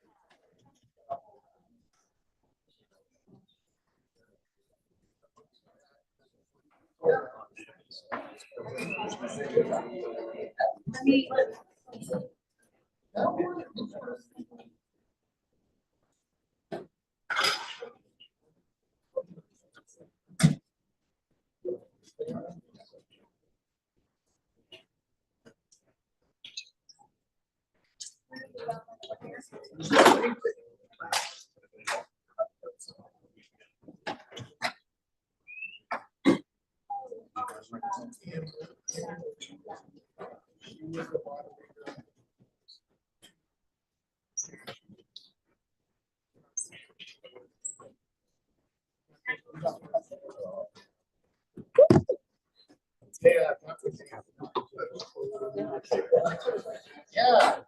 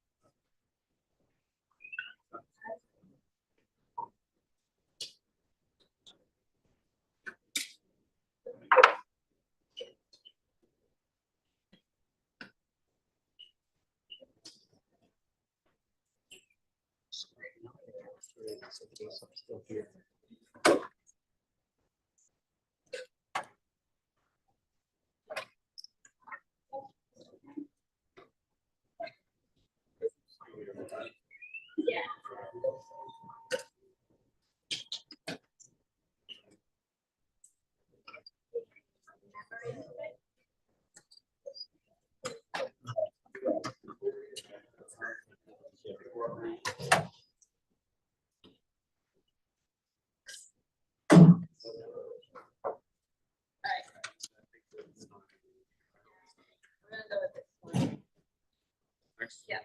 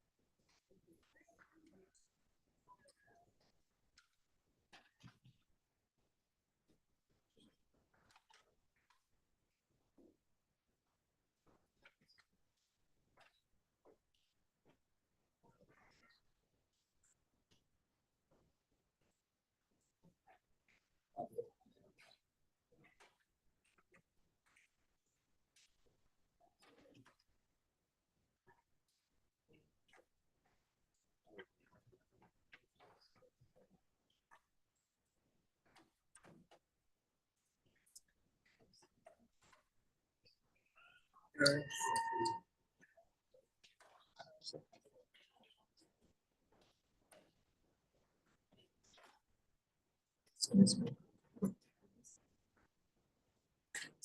Mexico.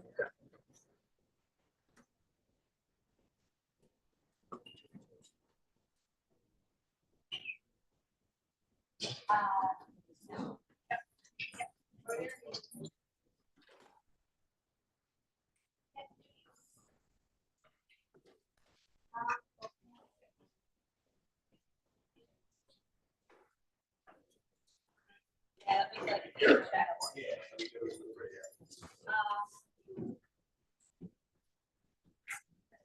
I think we gotta put it away for now.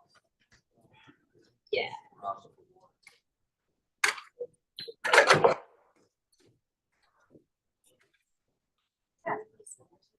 Yeah.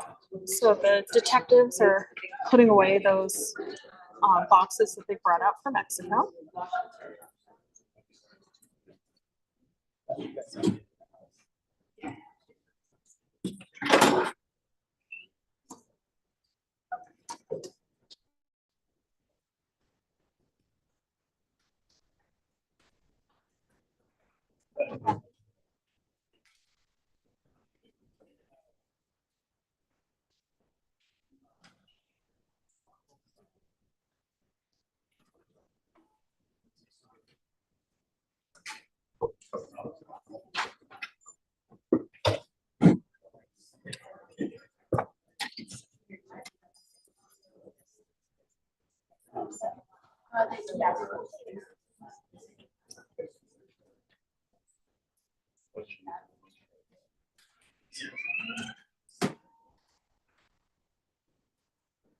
Also putting away the ballot boxes from Sumner.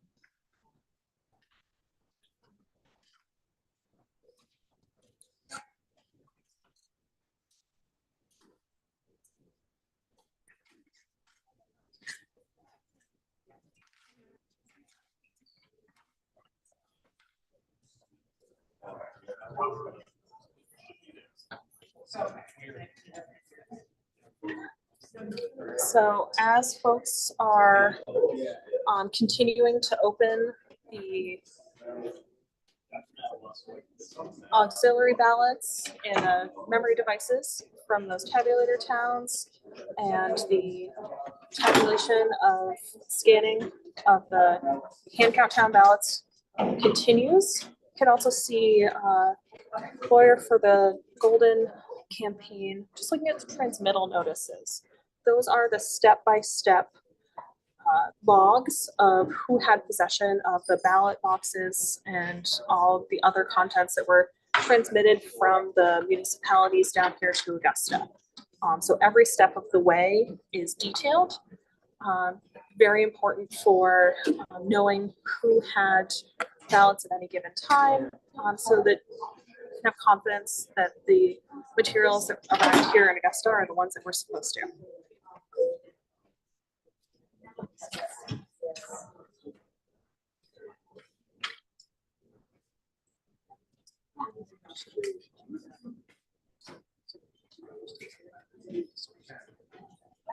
Yeah.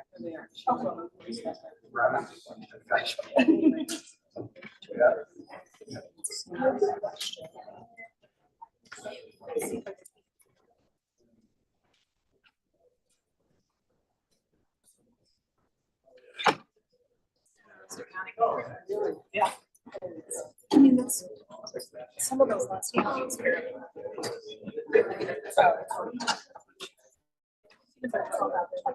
But yeah, that's sometimes.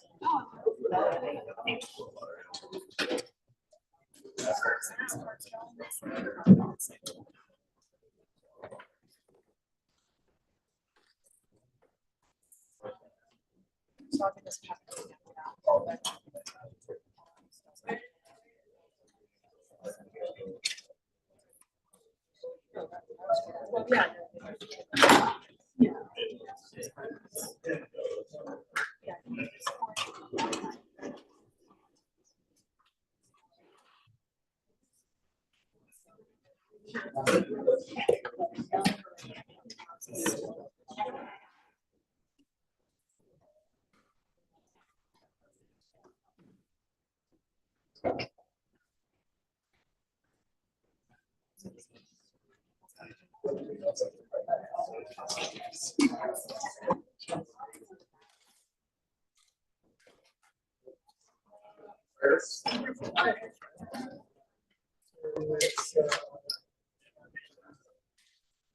Verifying.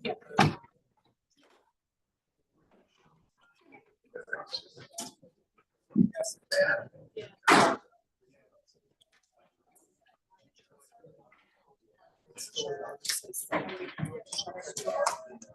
Tabulation.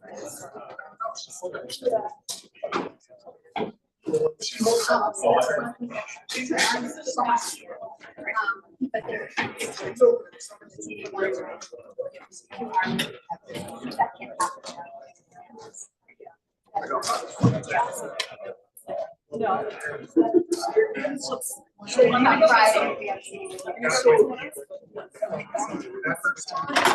Especially from that Somerset. Reading this, you want- Oh, okay. Because I saw Beachland, I know. Somerset.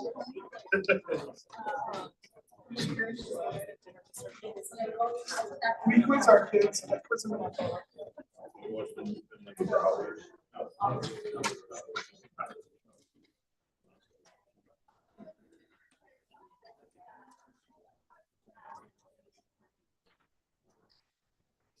Can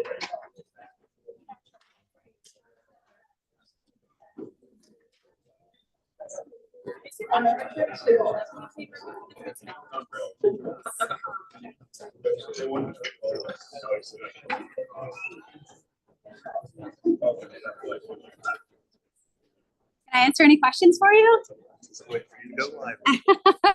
I guess we can do that. Good afternoon, everyone. We're back and live here at the ranked choice voting tabulation. Now, there hasn't been a lot of changes since you last saw that. there are really essentially three processes happening behind us. So in that small room in the back, in which law enforcement is standing in front, standing guard, there are ballots from hand count towns. Those hand count towns actually count their ballots by hand on election night. We retrieved their ballots and placed them in that secure room so that we can scan them through the high-speed scanner. So that is the operation that's happening at the back room. That's a DS-850. It is made by ES&S. Maine has had a lease with ES&S for just over a decade now. The towns all use DS-200s produced by ES&S. And those are the same tabulators they have used in multiple elections at this point. Now, those tabulators are like modern day abacuses. They are never connected to the internet. They can't be hacked by cyber criminals or malign foreign influencers. They utilize a memory stick that is specific to the election, specific to that town. Remember, we have just about 500 towns in our state, and we run our elections by town. So you can see at the back of the room, we have some really small towns in Aroostook County, Reed Plantation, for example, slightly larger ones like Eagle Lake, Limestone. Those are all we're reviewing. So we're scanning the hand count towns. Those are the tiniest of towns, the plantations, the townships. Those are in blue metal boxes. They are both locked and sealed. Those locks are padlocks. We had to actually bring in big bolt cutters earlier because we didn't have the key to one of those locks. Those locks are locks that we issue, and we reserve the key to them. The clerks lock them. They can't be opened until they get back to us, unless it has a different lock on it, in which case they're opened with bolt cutters. The seal has a specific numerical code on it, and the clerk is sending us a log with that code. Once that seal is sealed, if it is removed, we will know because of the secret code. So when those come in, before those seals are being cut with wire cutters, we are recording that number and making sure that it matches what the clerk sent to us. So there are two forms of tamper-proof locking on those ballot boxes that are coming in from those small towns. They're in the back of the room. They're getting scanned into the high-speed scanners.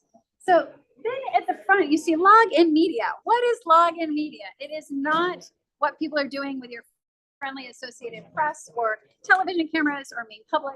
No, what that is those memory sticks. Now, the memory sticks to the tabulators are programmed at the state level by state civil service election officials. They program it specific to each town, because each town is going to have a different House district, a different Senate district, as well as potentially different county races, depending on their county. And it is programmed to them at the state level, tested. When the tests happen, they are utilizing sample ballots filled out for different iterations to generate a test to ensure that every candidate could potentially win if that memory device were used in that tabulator.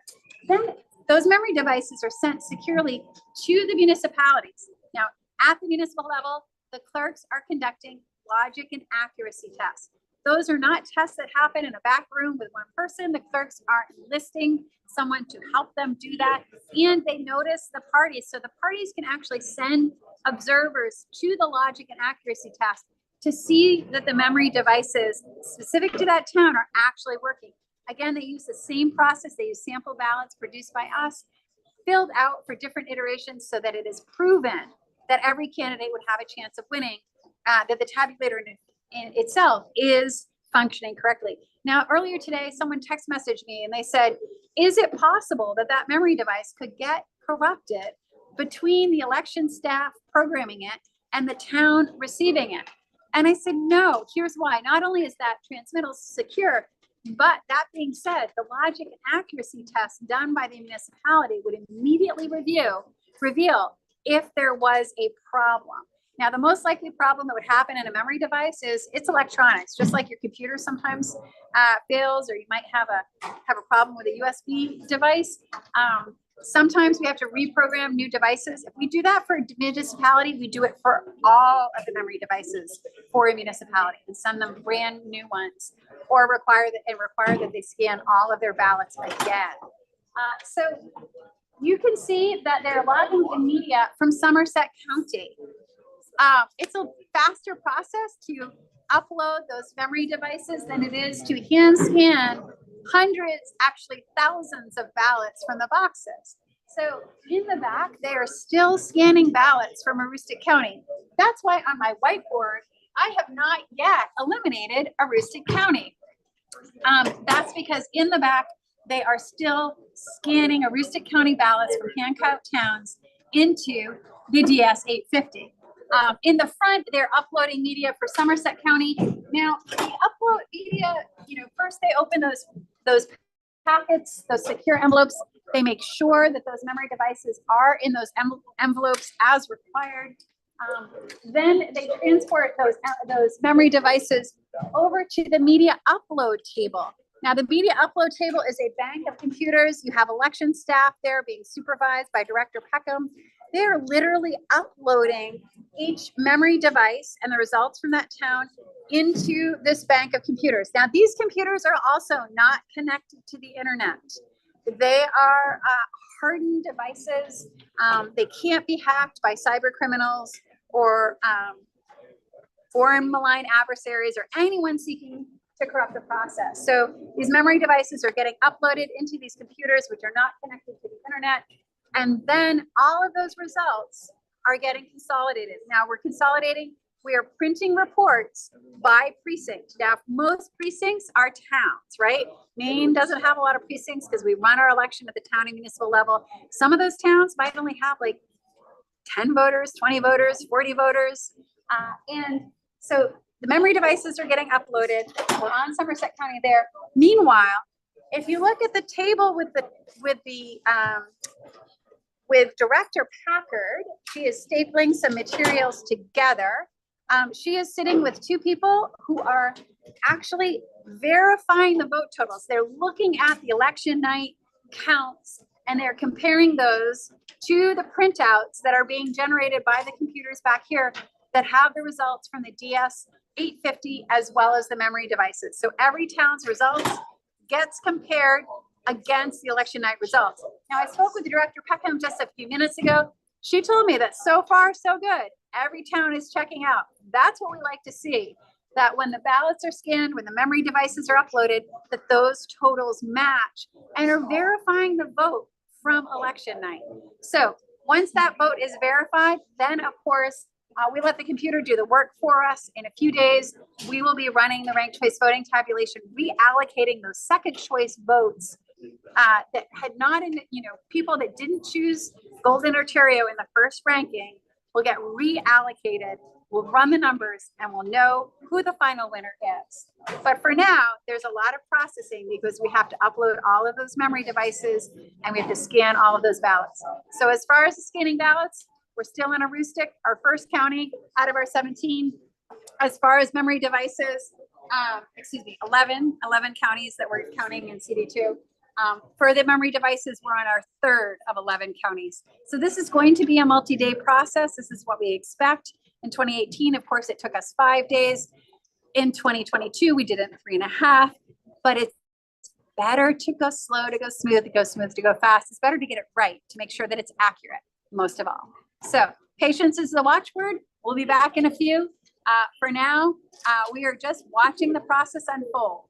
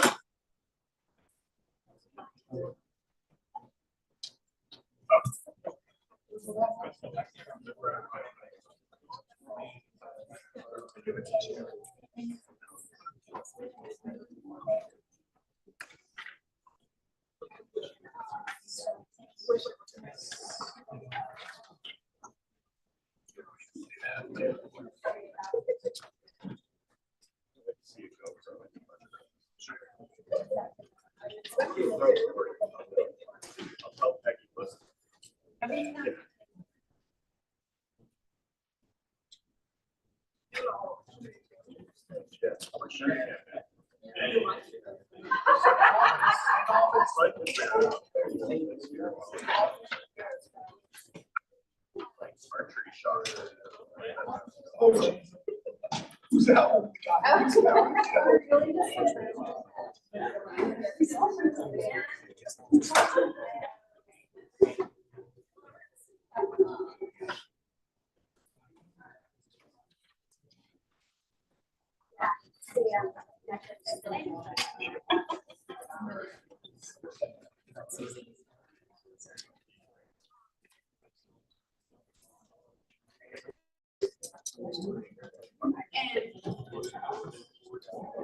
And I know I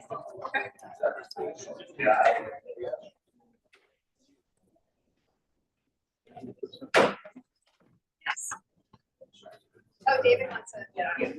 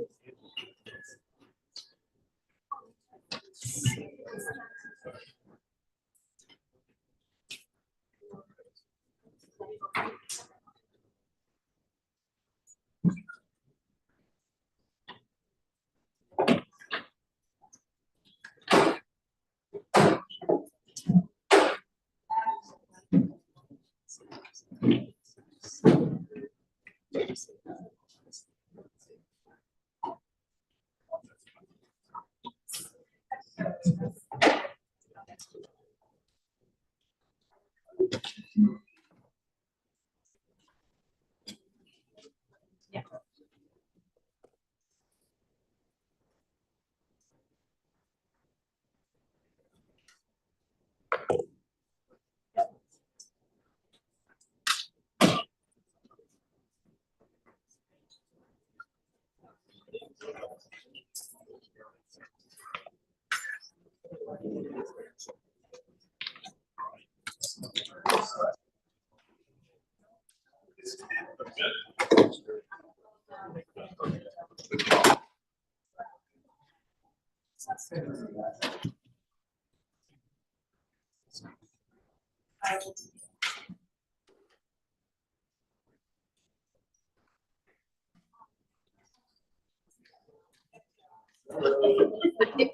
I'm not in a rush. I think you have a question. Yeah, we go.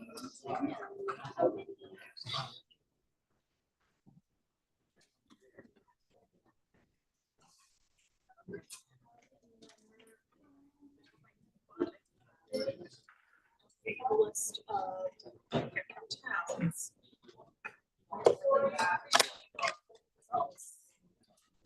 To do that, I know sort of generally. Like percent of Mayor's Village, it's like that.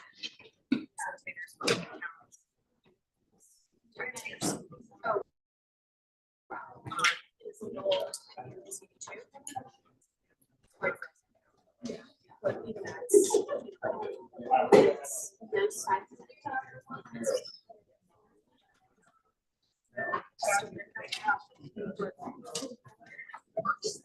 It's not that many, it's just.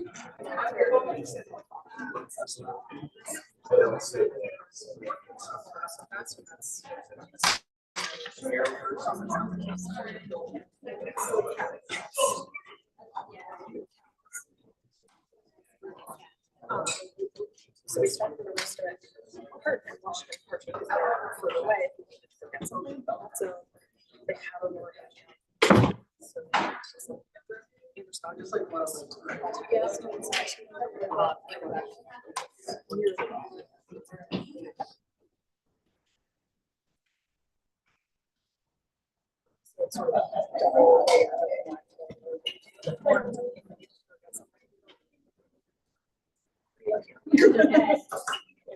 also very close.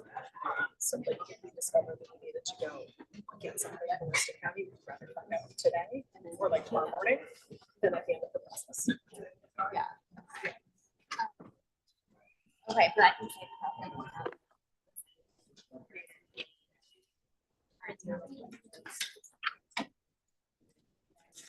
Yeah, let me. Let's list of tabulators. Accounts are anyway, so I. Sure.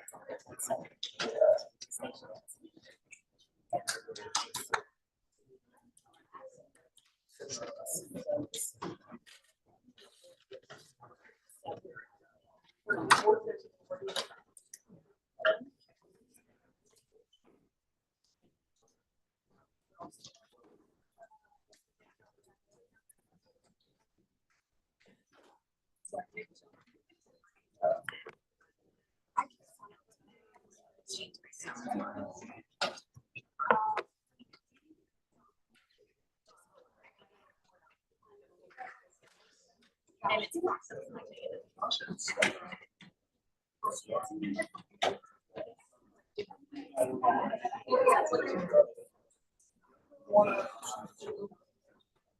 you pick okay, you're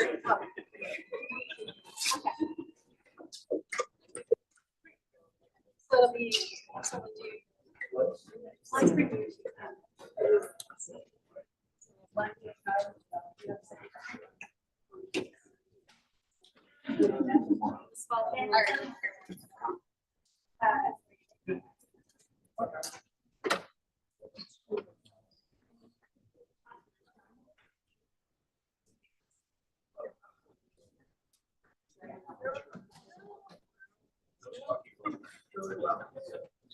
You're asking if you want to turn it. This weekend I want to.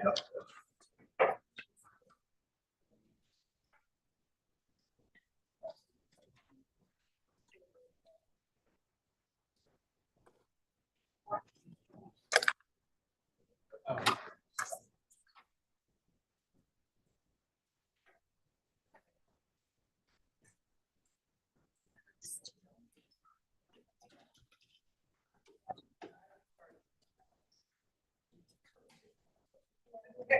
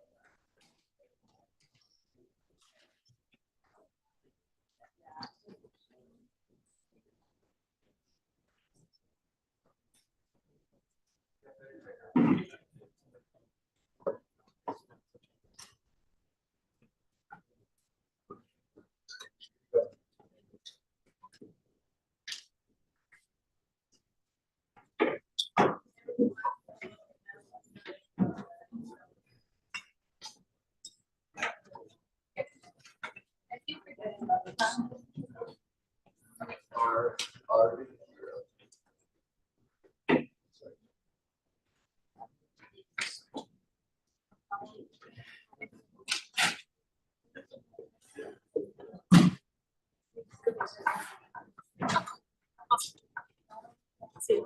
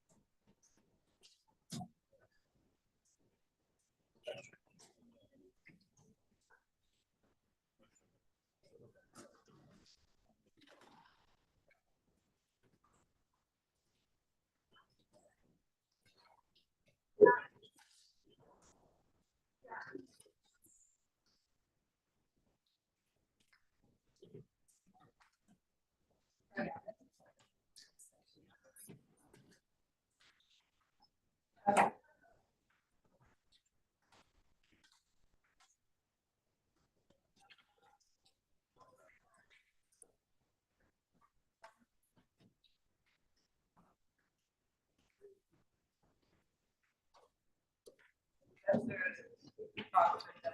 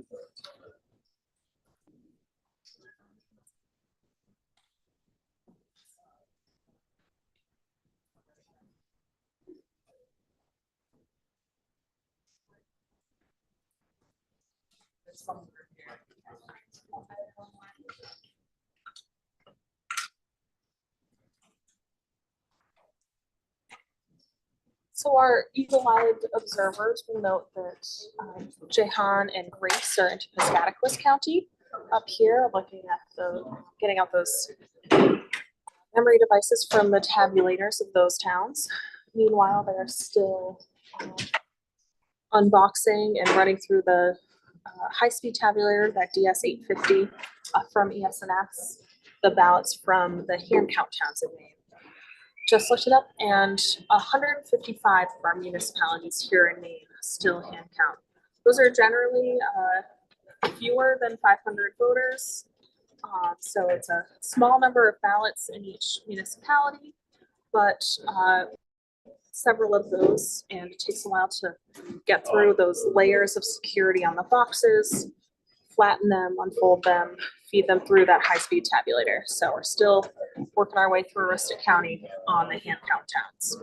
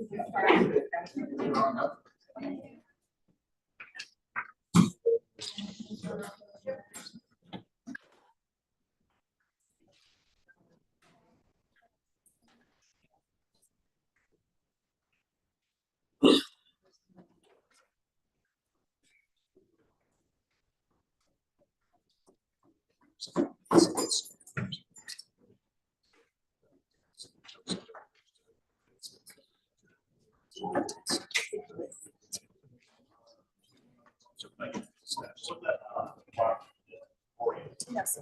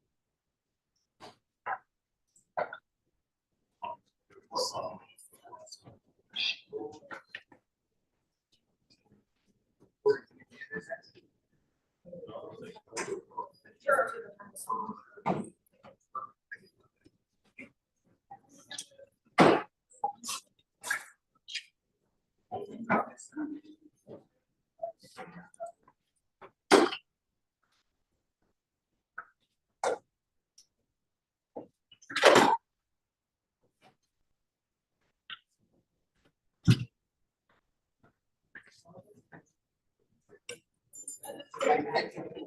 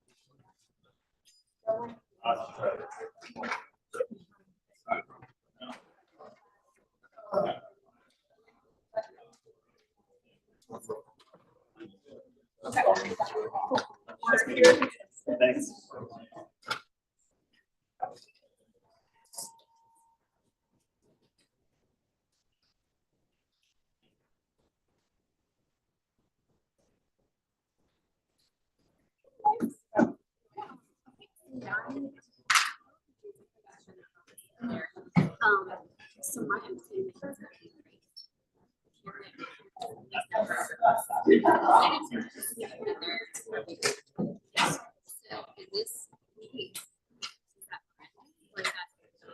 It's Miranda, but it all happens. So we're just being related, but in the language.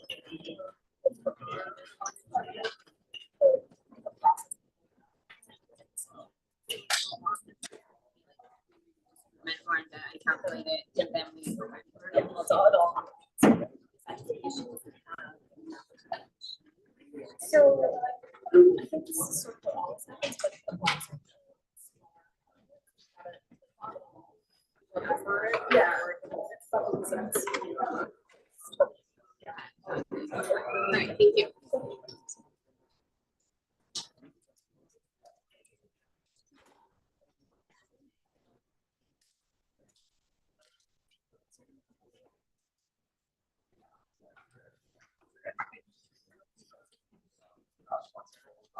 I couldn't win.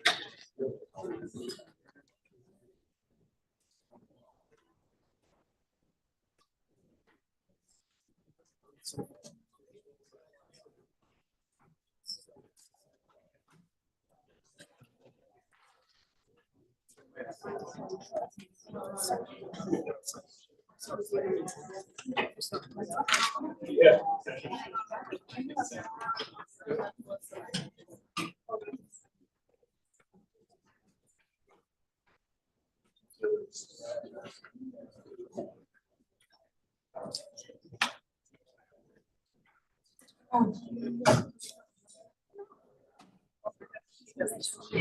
Okay, we're back. And I was just off-site with the Republican attorneys, the Democratic attorneys, and the congressional observers, both Republican and Democratic congressional observers, here to see how Maine does what we do.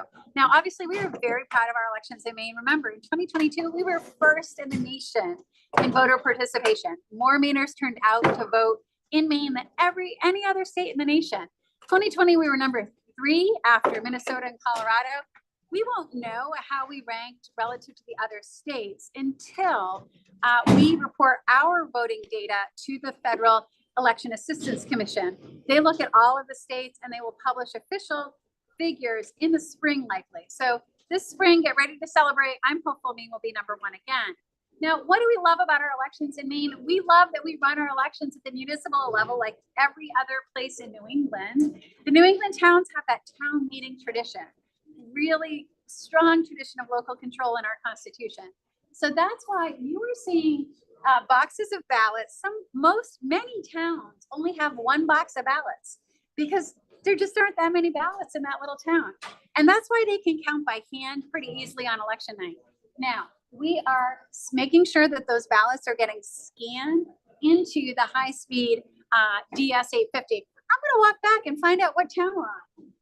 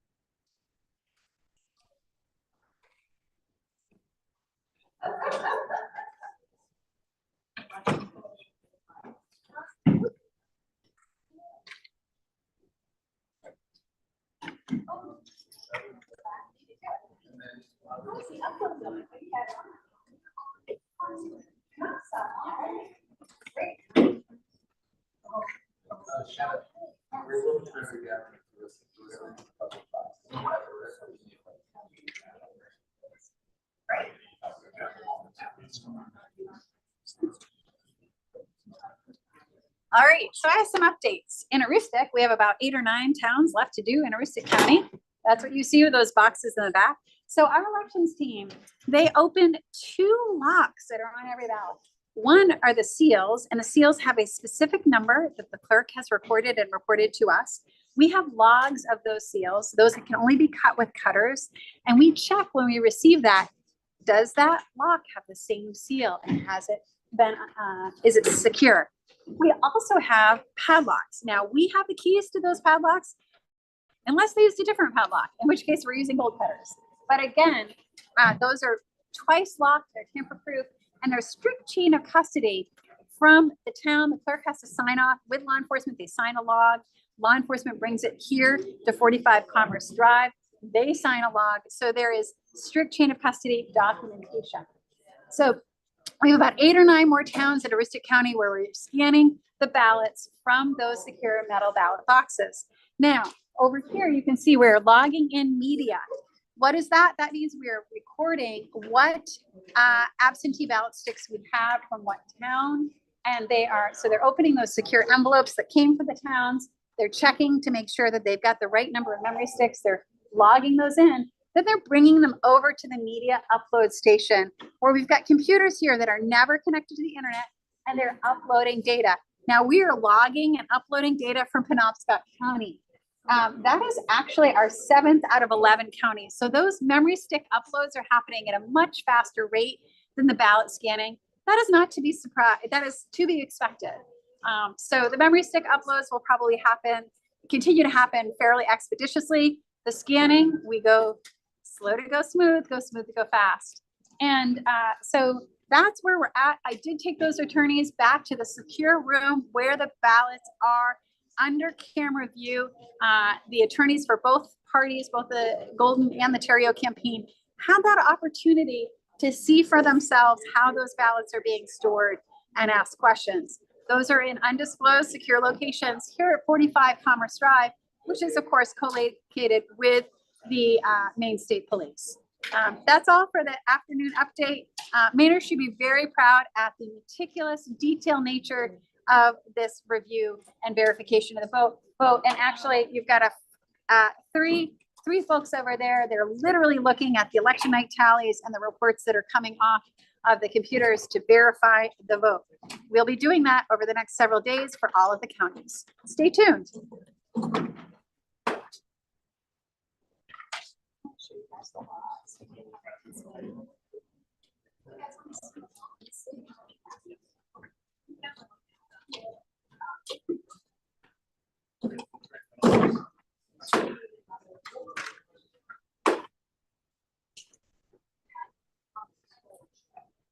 So you ask, for example,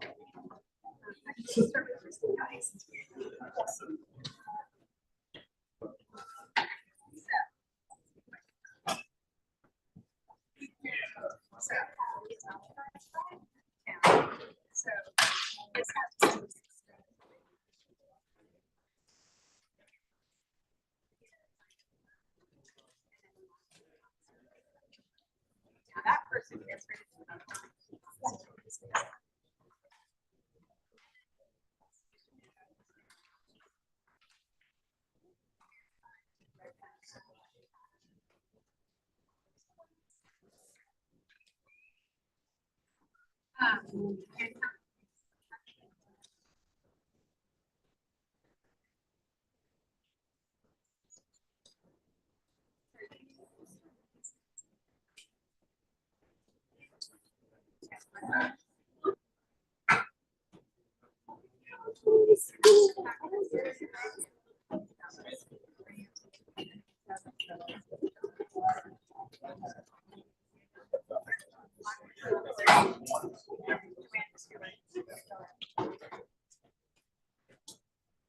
Okay.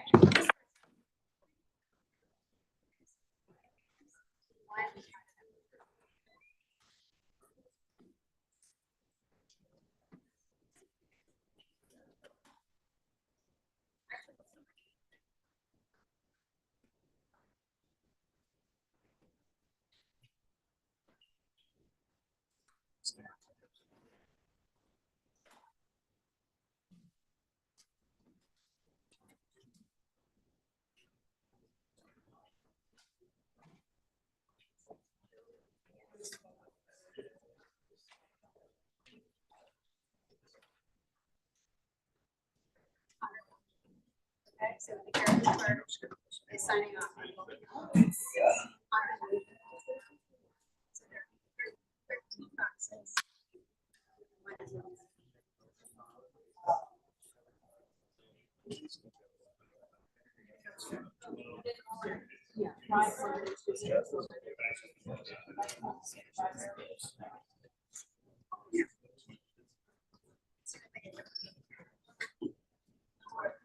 The hashtags are red.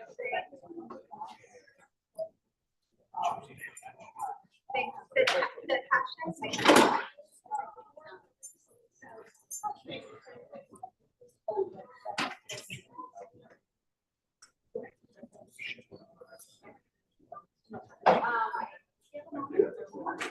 So you signed off on this one. 12 hashtags. You signed off on 13.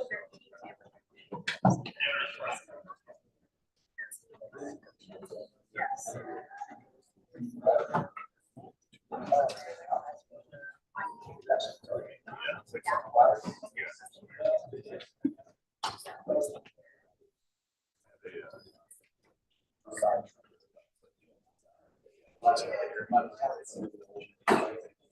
So we need to she has that one. Yeah. So that might be your or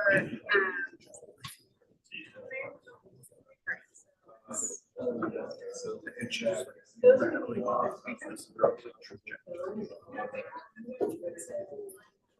haven't pulled anything. I'm just trying to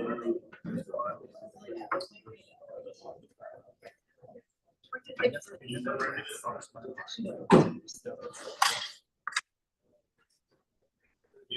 Okay, so let's cover. All of these.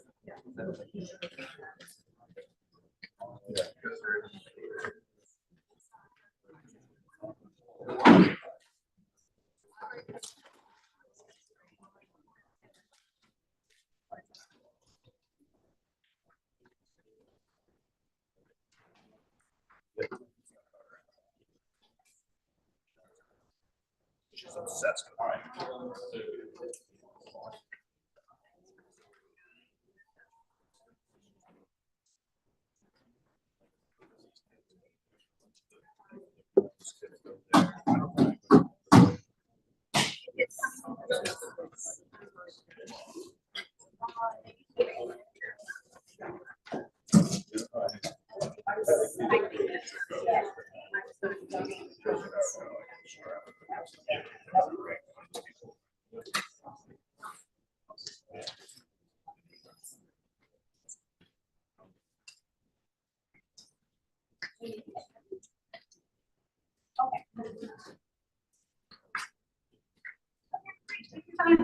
No rush.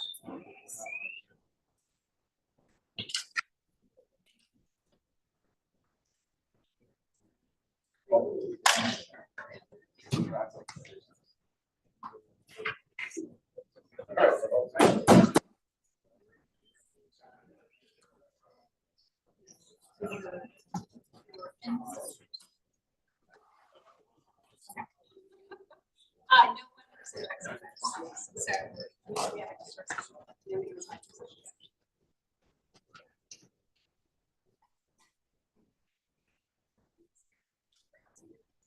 person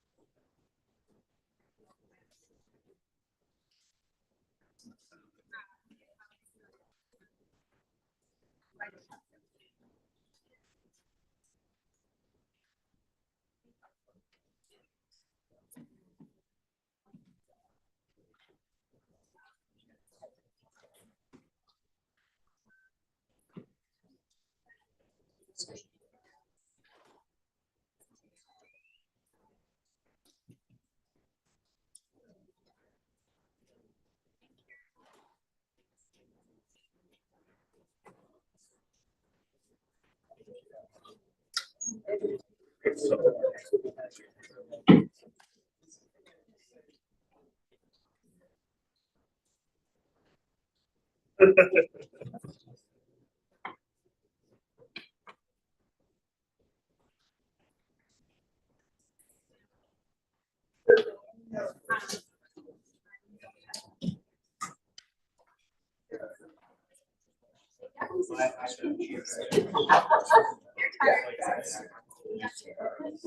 So that's why they were so it's not that people never make mistakes, but it's why yeah, one is for issues announced and one is for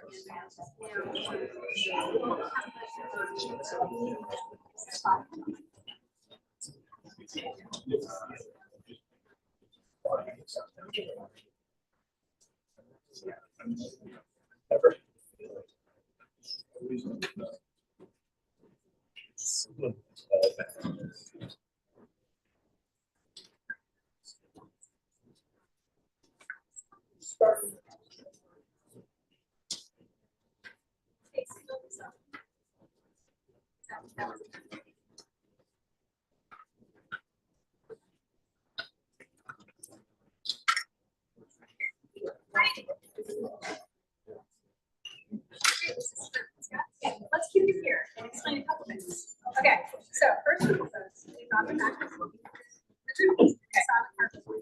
explained that the instructions were supposed to be represented in thousands of boxes, but that it's very possible.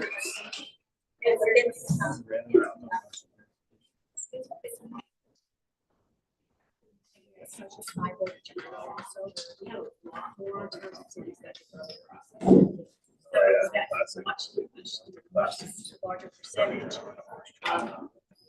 They're So they have hiring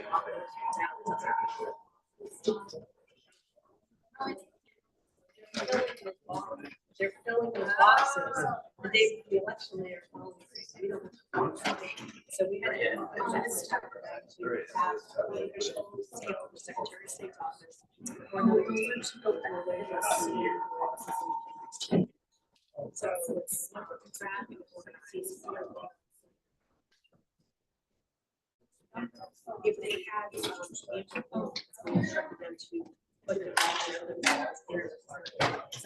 But you're probably missing.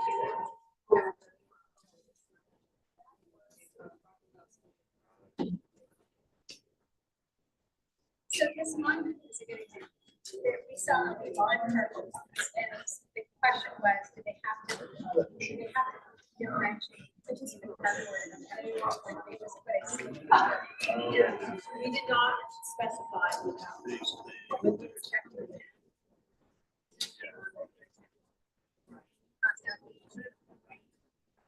That was a concept was. Something very concept, I did not put that. So, Elections only.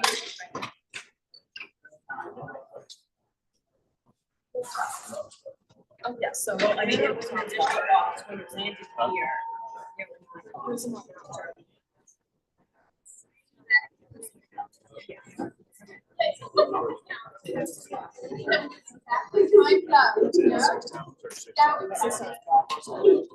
So the hand counts are gonna take. Yes, and also like we have to start this only with the election tabulation. It's almost. It's defined as a box. Must be a test, must be. With a seal.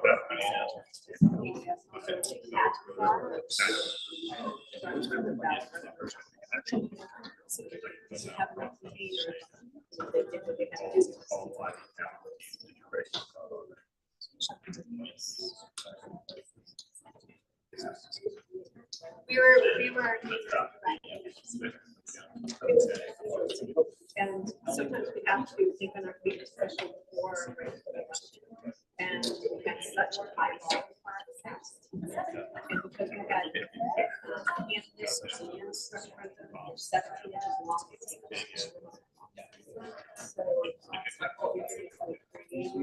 So.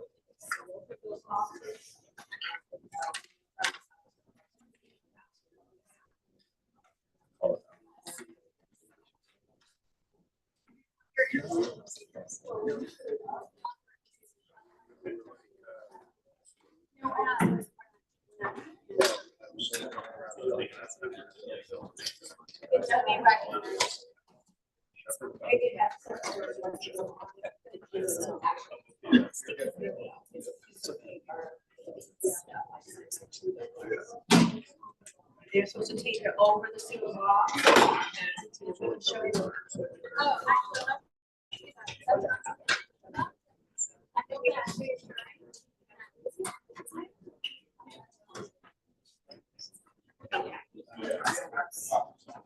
Yeah, it's like. Yeah, so the record, what she's explaining is that this number.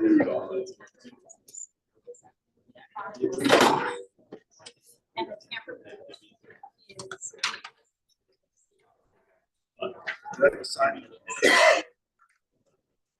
No sign over here, but we didn't sign on it. It's not.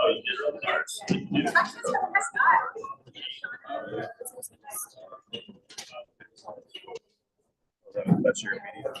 Yeah, you want to recognize. What do you say that's?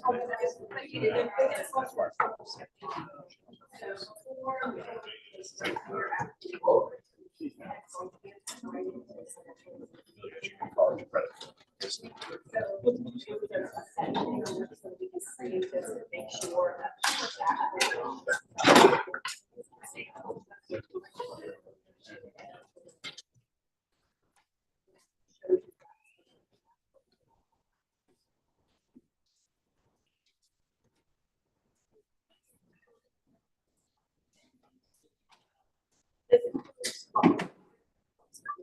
plus what we. So those, so 4189 does not have, where's the auxiliary balances? The auxiliary balance we have to take it to the second. Five. And five.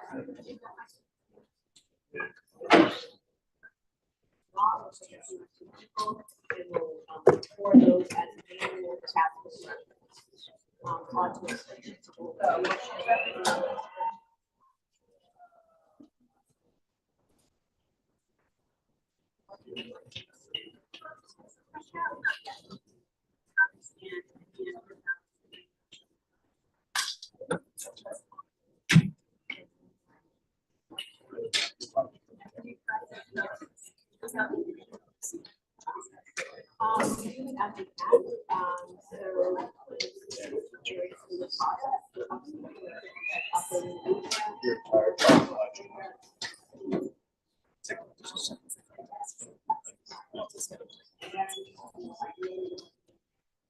So you'll get another 4.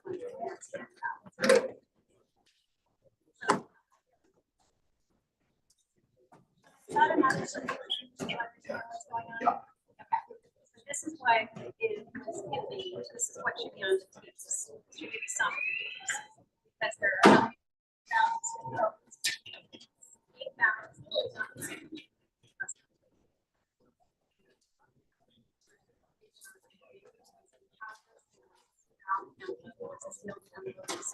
probably take them out and put them aside.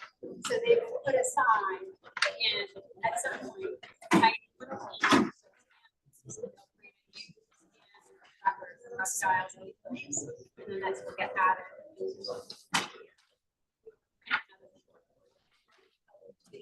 Will be passable.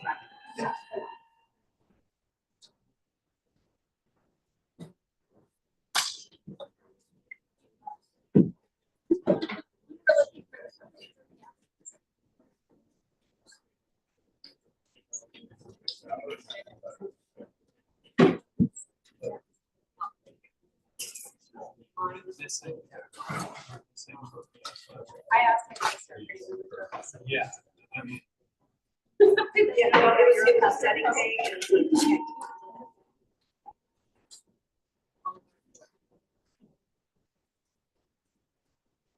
So, but as we were saying, this is not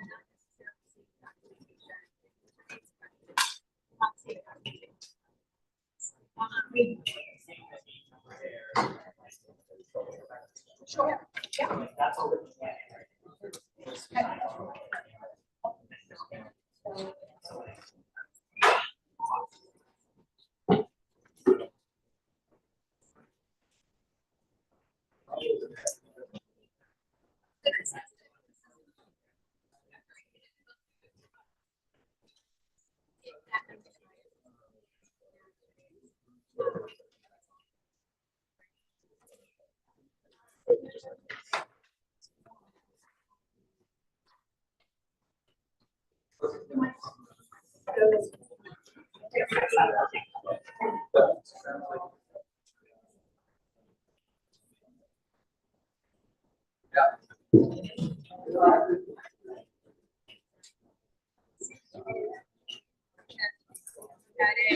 You've got a signature. This section is the bond.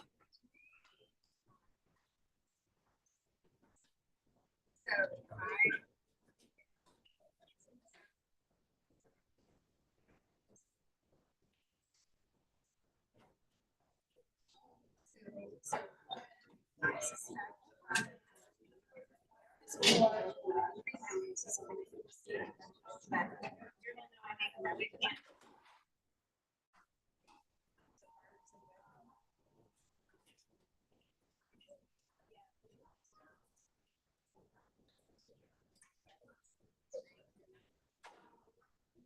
You can also what we can do is find out.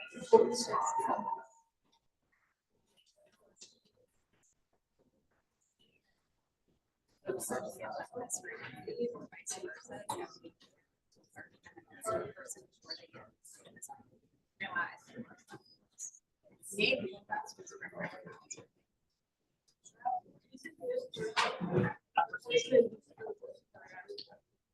Maybe we can, yes, this person is.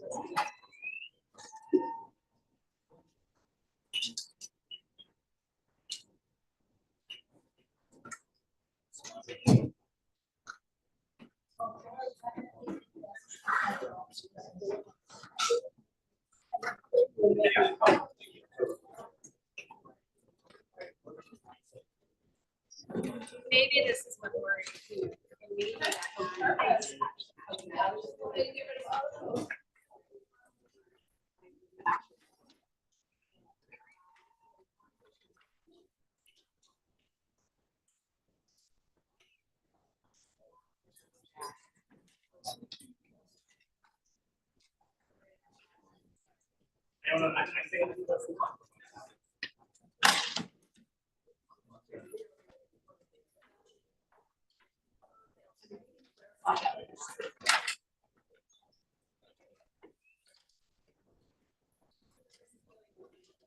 Here to the rest.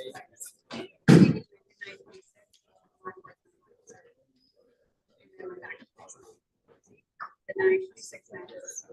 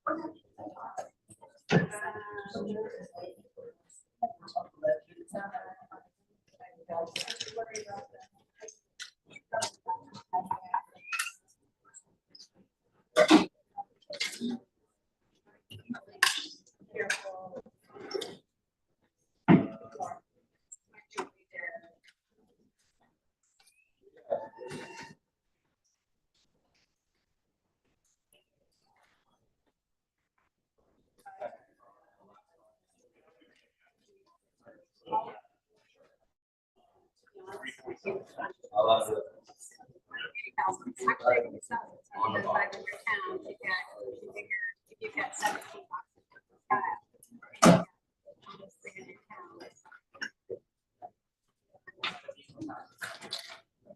Maybe,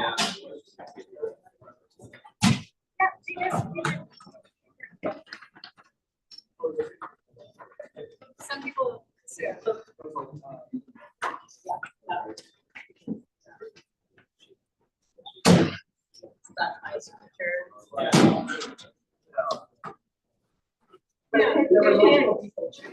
3 people.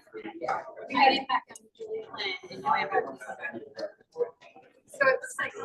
Yeah.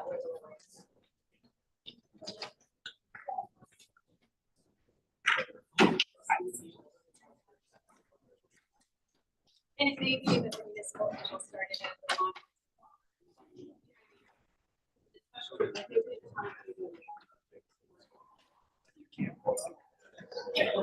I turned light. I know. I turned light on.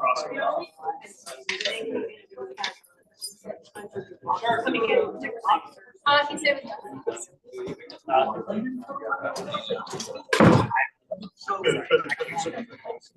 So sometimes we're this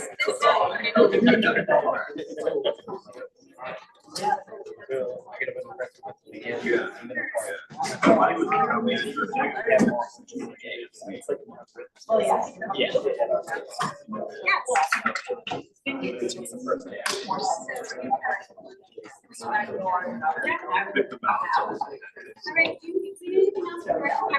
She's in charge. No, I'm good.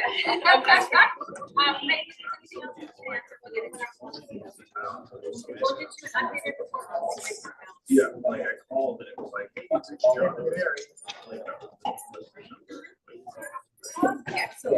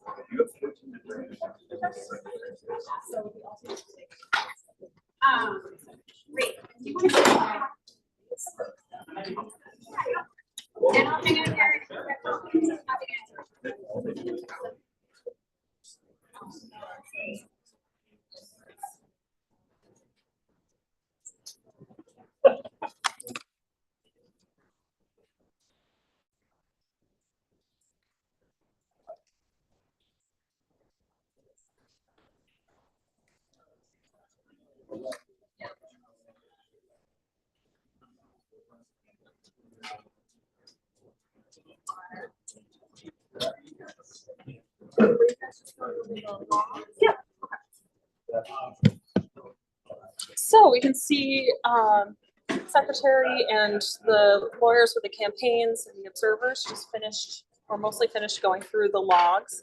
So those logs show us every single step that the ballots took to get here to Augusta from the municipalities. Sort of like an evidence log for law enforcement. Every time from when the ballots got picked up from the municipalities, if the officers met up with each other to consolidate it all, every single step of that until they get here is recorded. So we have a record of exactly where those were and when and with who. So see, Grace is in the middle of Penobscot right now.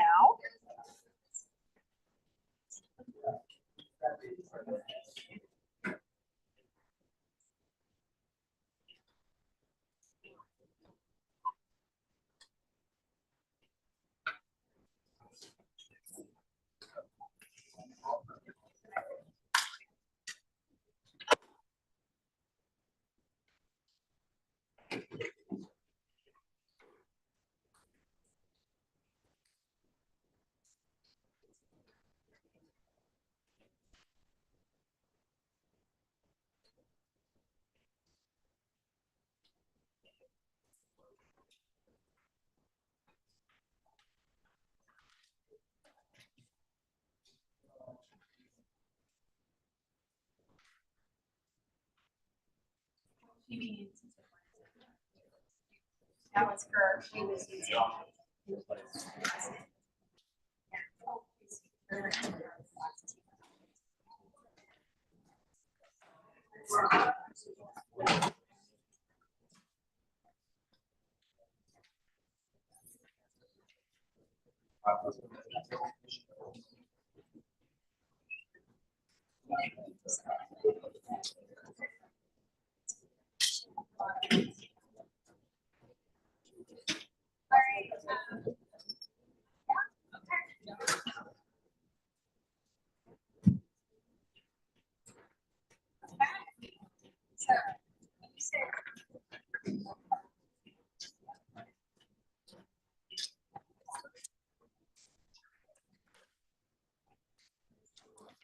So we in elections have very specific times that different types of pens are used. In this level, we use only red pens. That's because when ballots are filled out, they're filled out in blue or black ink. We, at other times in, say, when a petition is being certified, we'll use green pens. In recounts, we use purple pens. But for this process, as election administrators, we are only using red pens. They were a little low on red pens, so that's what I just brought back there were a few boxes of red pens to make sure that everyone has the materials they need to keep this process going.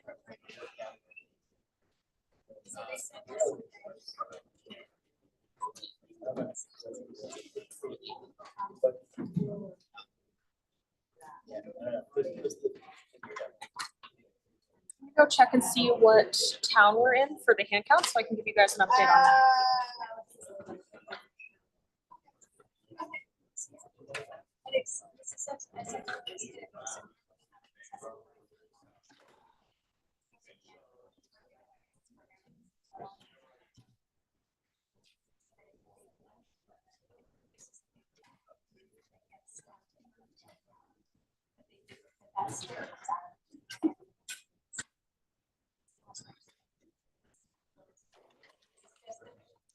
So we've got a couple more towns in Aroostook County that we're working on for the hand count.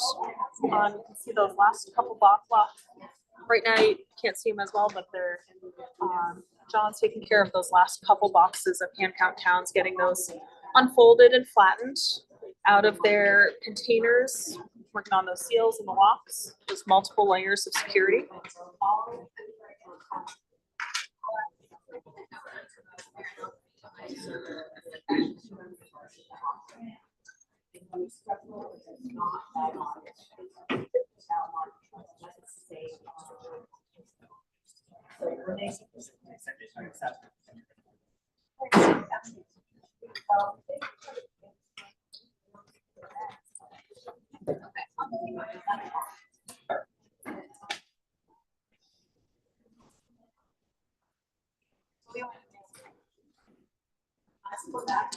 So if you're looking closely at what Grace just held up, it says Penobscot Medway and TWPS, TWIPS, which is short for townships.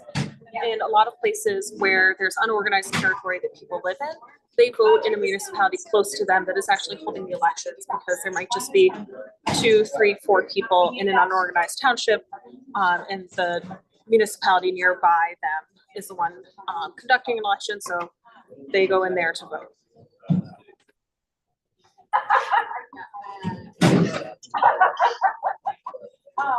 So, and then she wrote in Stockton, so they're. So they told us they sent us.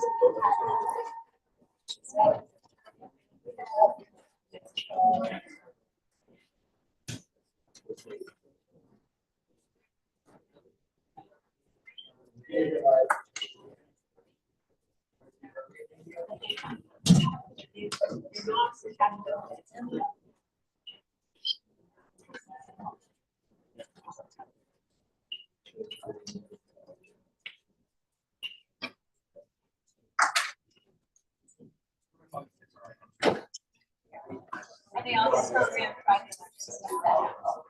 And then they went back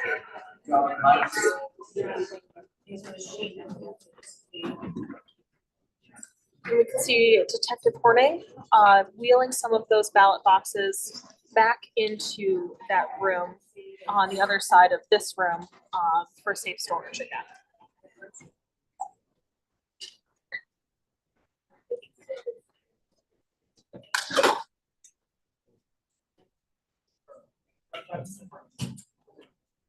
How you doing? She's actually in school science. She does? So they don't have this sort of issue.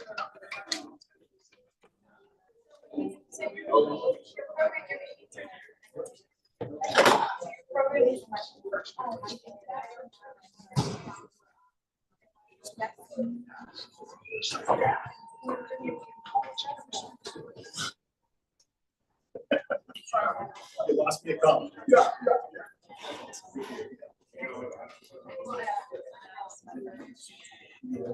No, my son.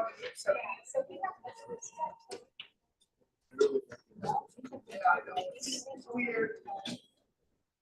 My wife ended up quite a few times.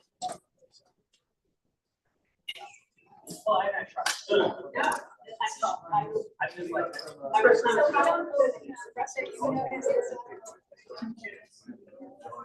These were places. Oh. Very excited for sure. They go to school.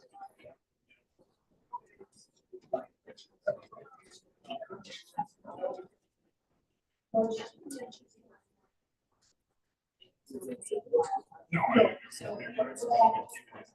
Show us. Every student has it.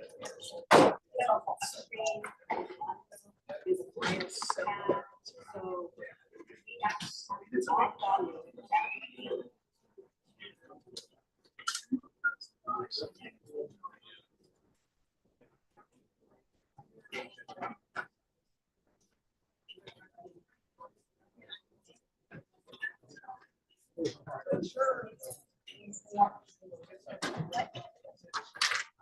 One that also.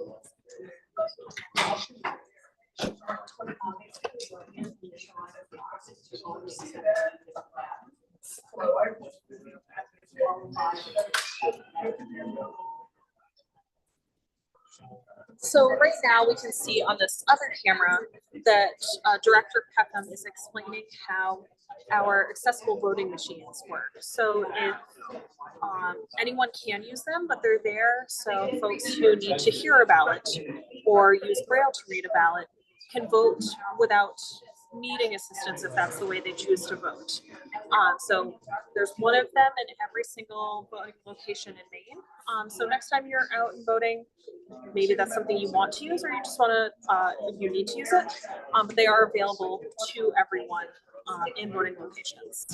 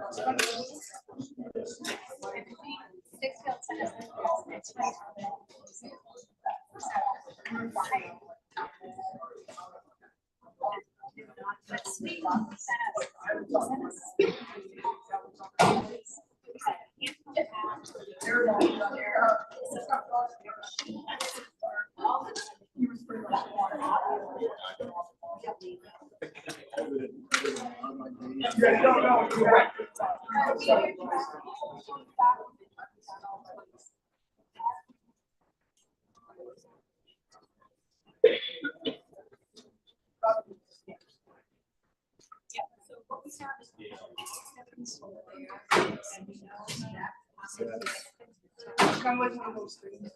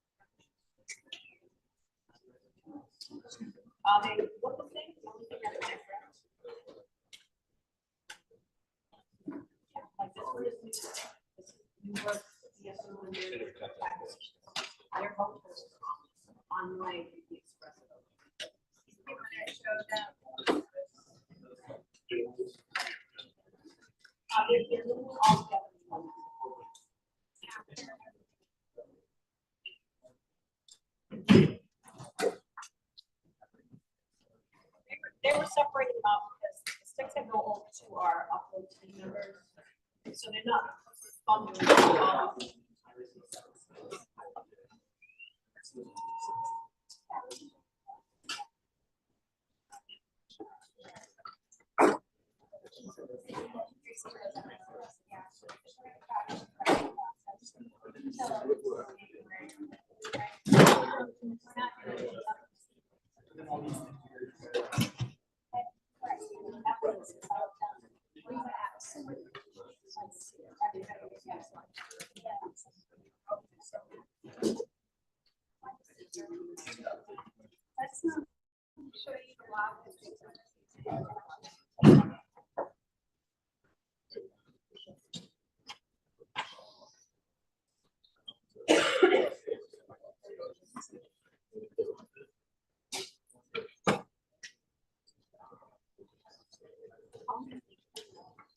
So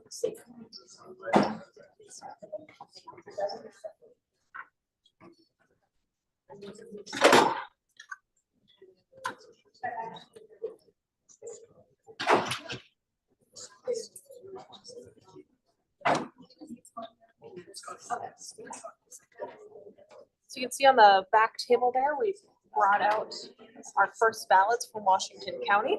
So we're almost done with the high-speed tabulator for those Aroostook County hand count towns.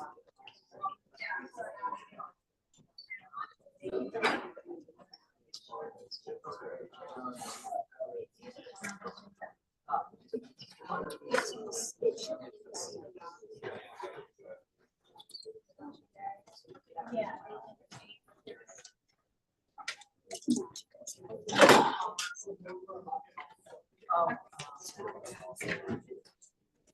No, we're not.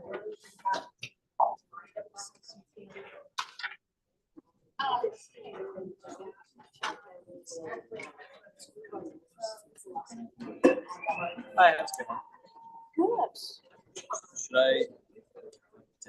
Oh, yeah, no, we're just like.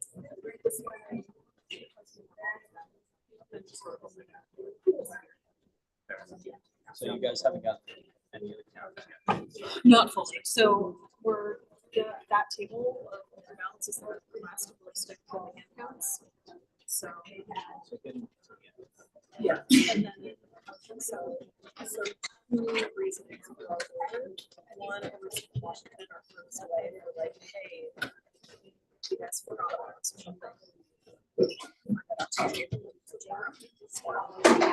Process. So that's part of it. Additionally, Anderson has no commitments. It has almost no commitments. So it'll like sort of start.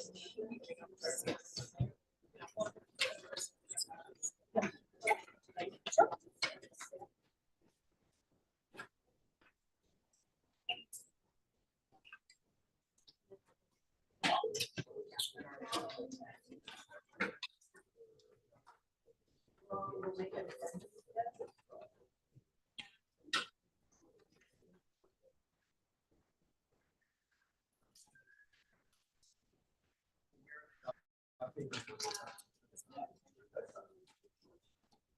So that is getting documented here, but we don't.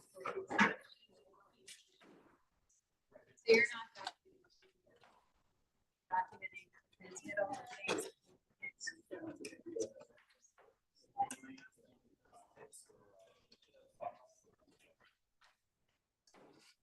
I mean, if we wanted to, we could take these. So Grace is opening up these auxiliary ballots. That's one of our last municipalities in Penobscot County. On the tabulator side, after that, they will be moving on to Hancock County.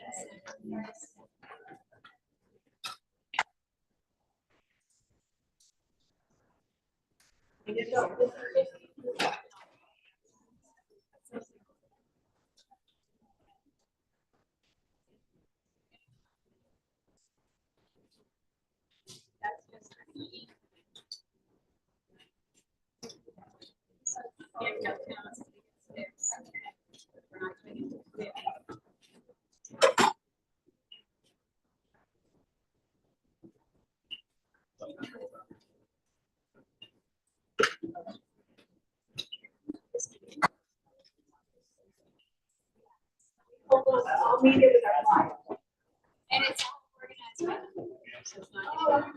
It's all, you know, seeing those envelopes.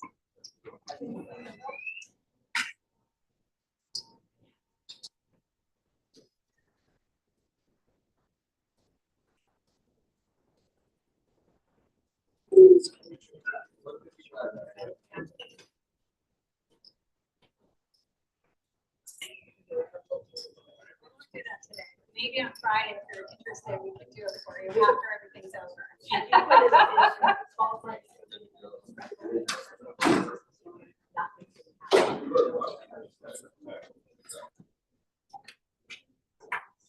And that's because the accessible sheet. Yep, so one of the detectives just brought out those tabulator memory devices for the Hancock County towns. So Grace is gonna start working on that next. So this same block is going over here, is that right? Yeah, what we're doing is they're doing the log, we're taking and distributing the templates.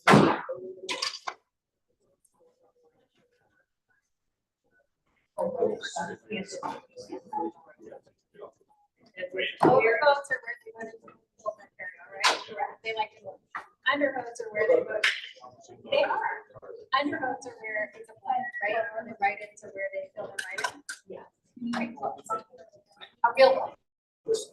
Undervote is really layperson, you're not gonna see that. There might be a second or third, remember, if you pause, you can skip one, but that first one.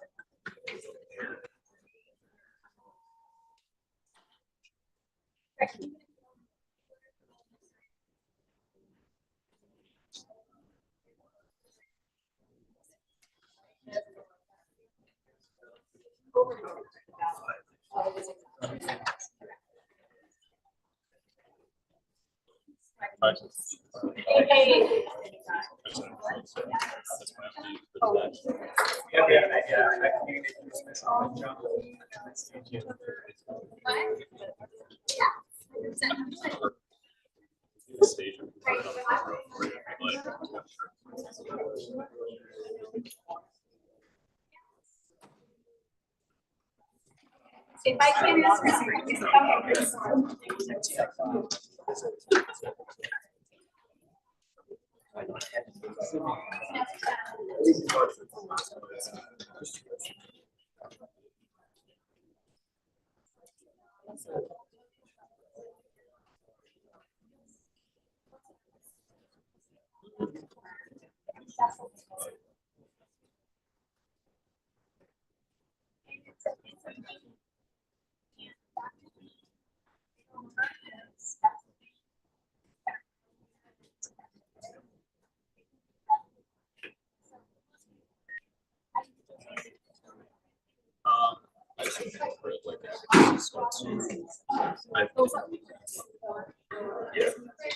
Yeah, so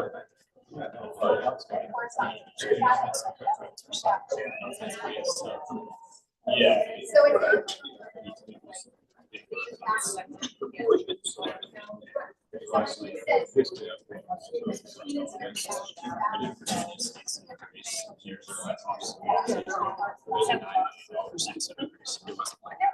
$80,000. I need to double check. DC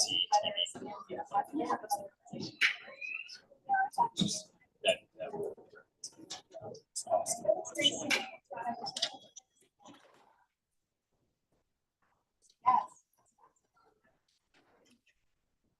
You'll also see what you're talking about. Write it down.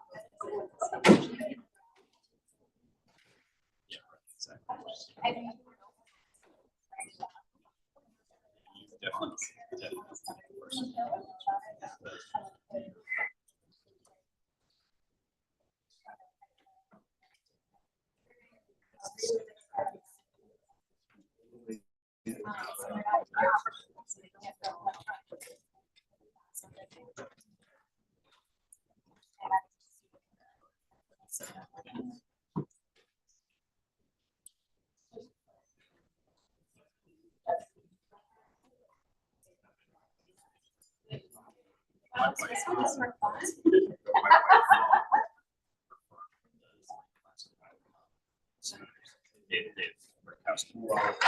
So she worked on last cycle. It's like to them.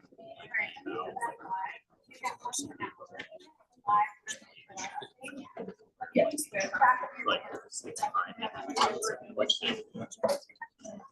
you gotta meet after. Luckily they won from the house that it was. Oh, okay. It was like a but like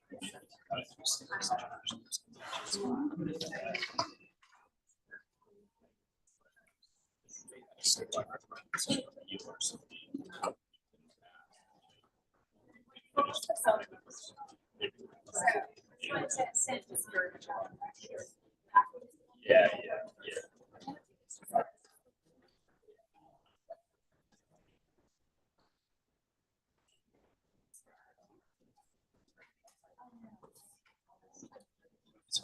Where there's office. So remember. Five.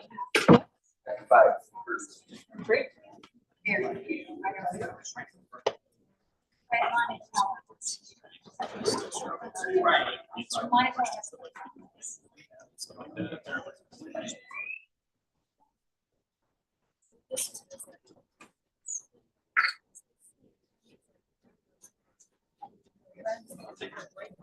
yeah, that's it.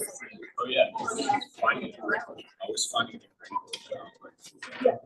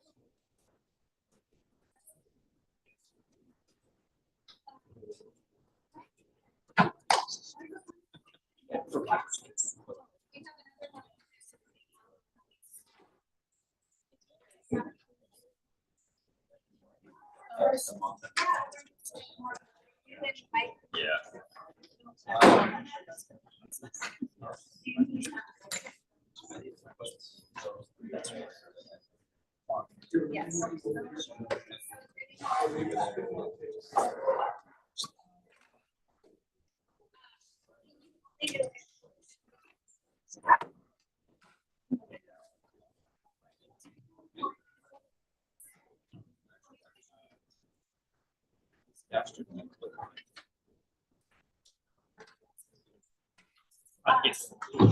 Yeah, it's taking time. Otherwise it is- yeah. Why did I just start this? And then,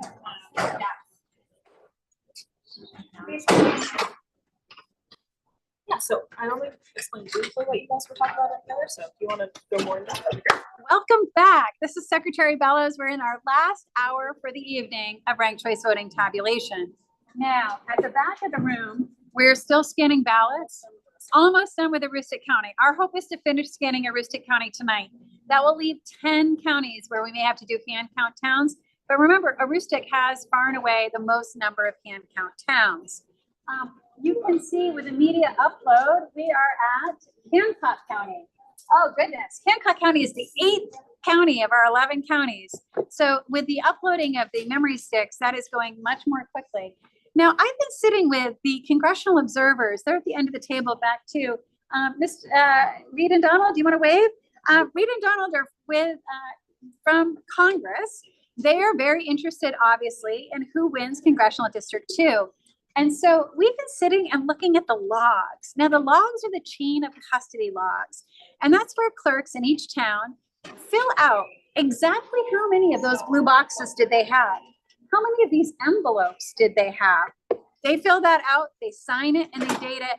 And then when law enforcement picks that up, the clerk and law enforcement are signing on that transfer.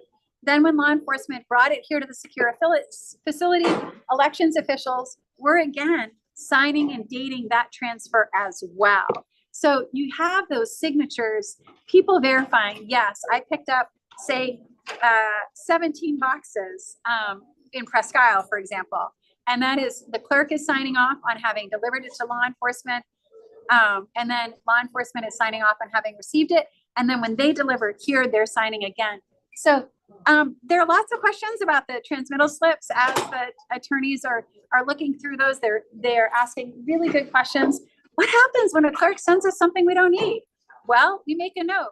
We received not only one blue box, but we also received an envelope from a hand count town. Now, that is, again, from the hand count towns, we only need their ballots. We only need the blue boxes. From the machine towns, we want both their sticks and the boxes. So that's where some of those questions come in. It's been fun talking through with them. And now I'm going to take the attorneys on another tour to the undisclosed secure location of the, we have 3 secure facilities here for ballots, and we're going to take attorneys to see that 3rd undisclosed secure location so that they can have their eyes on the ballots.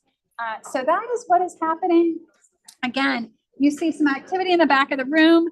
Oh, it looks like there might be, nope, they're getting reports. That's right. Remember, they're getting a precinct report from that scanner every time they finish a town so that they know exactly what the count was for that town.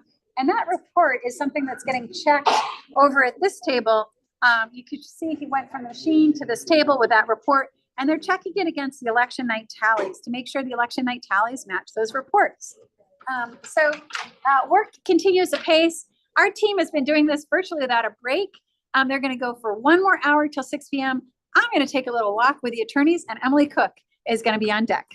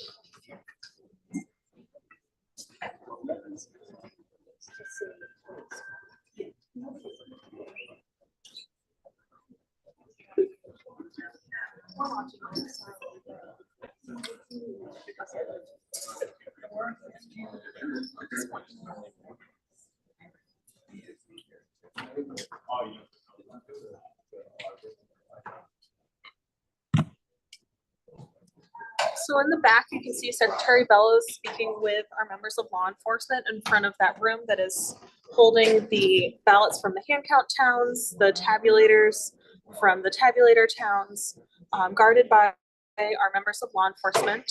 So here in the Secretary of State's department, we also have the Bureau of Motor Vehicles. These detectives are usually working on Bureau of Motor Vehicles laws, but they also are sworn law enforcement and are here today protecting those ballots and preserving those chains of custody. Oh.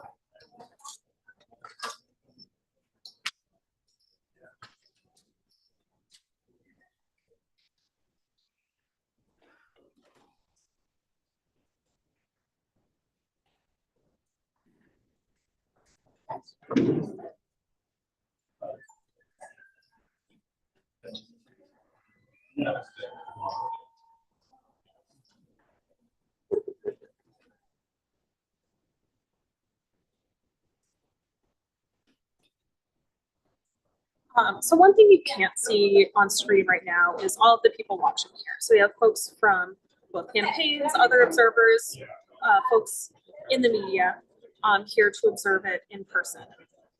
And one thing that I really like about Maine and Maine politics is, we might run campaigns against each other. There might be contentious debates about our direction. But one of the campaigns brought in donuts and shared it with everyone because we can all agree that everyone needs some Dunkin' Donuts every now and then, and that whatever we bring in, we should share. And I just think that's a really great thing about even our most contentious, closest campaigns. So another of our officers has joined, is going over those logs with Secretary Bellows and the folks from each of the campaigns, as well as those congressional observers. There's one sent by the House Republicans, one sent by the House Democrats from Washington, D.C. up here to Maine to observe how we run elections here in Maine, specifically this Congressional 2 race. Lori. Yes, clerk.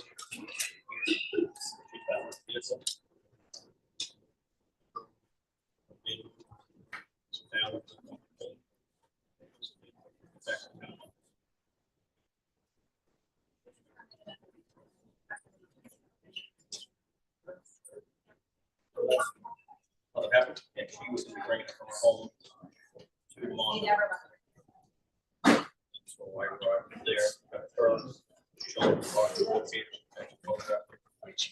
Where it was. And I showed the car.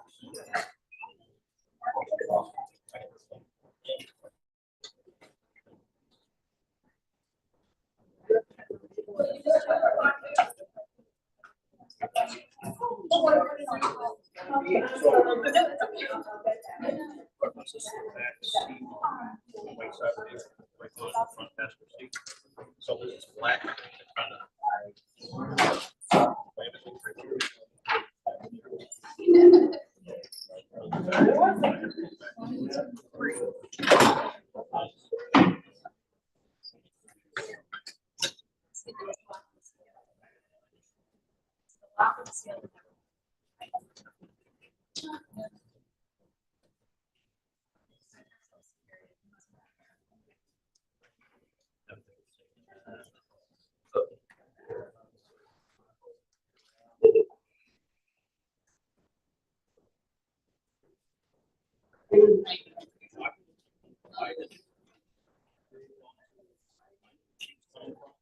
You know, it's close to the top, so I think it's stock, more stocks. But you have some, there's a- Main maker, I got the call.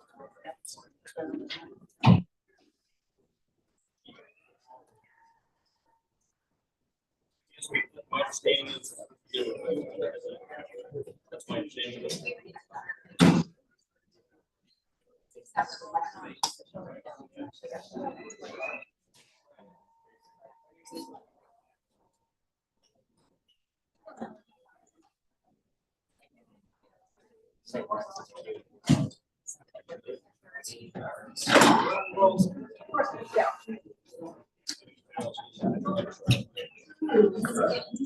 So like, I just kind of.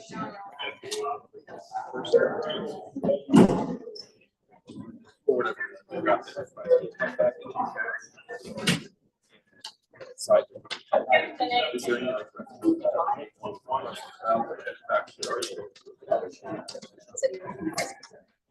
Would be interesting.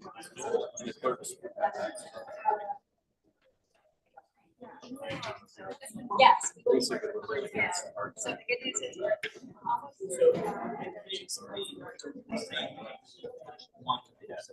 yeah, so here we are. So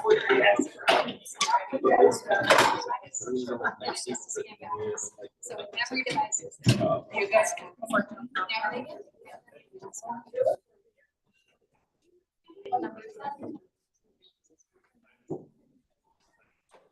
so yeah. Yeah.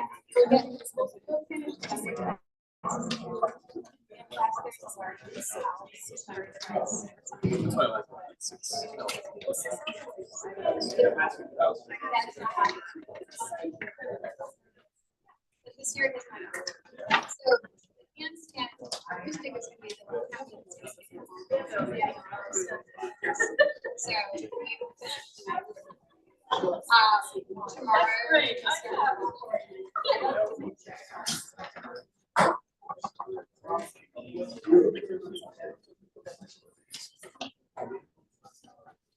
Which, yeah, we're just back on the 22.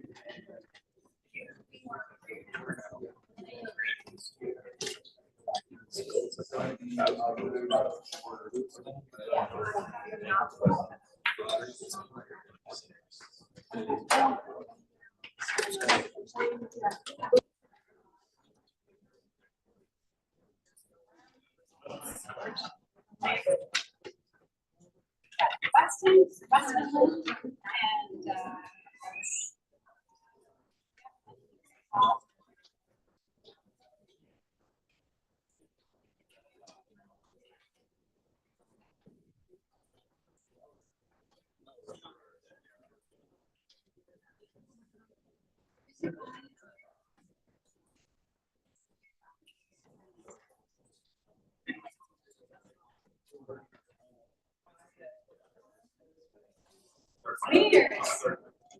oh, Presque is up there.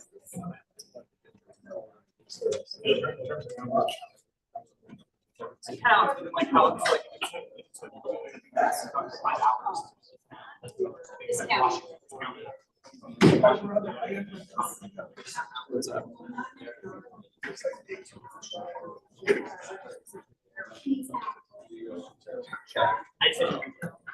I would say assets, because we have a sort of information council.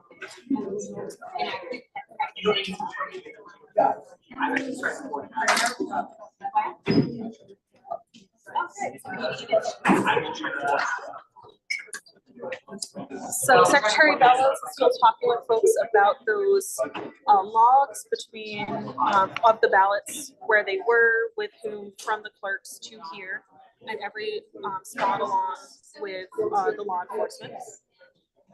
You can see Grace has Otis memory devices and auxiliary ballots that she's about to open. And I'm gonna go see where we're at in the hand count. I will say.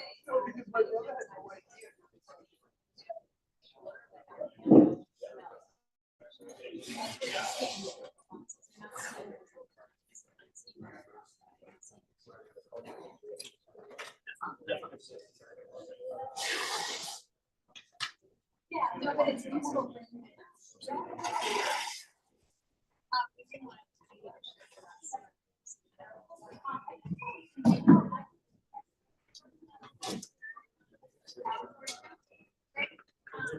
So on the DS 850, that high-speed tabulator, we are into Washington County now. If you remember, that's our second county in our order.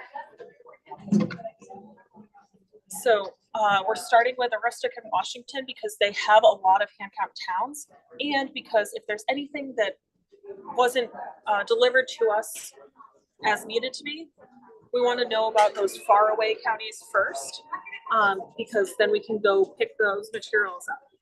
So far, so good, but we'll be doing Kennebec County, Androscoggin County last because they both don't have a lot of hand count towns, and they're right here near Augusta if we need to go get this. Definitely no photographs. And we are going to require that you sign in before you go in.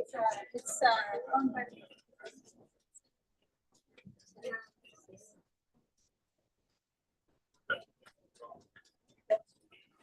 I'm not. Oh, you're funny, so what's that? They're going to.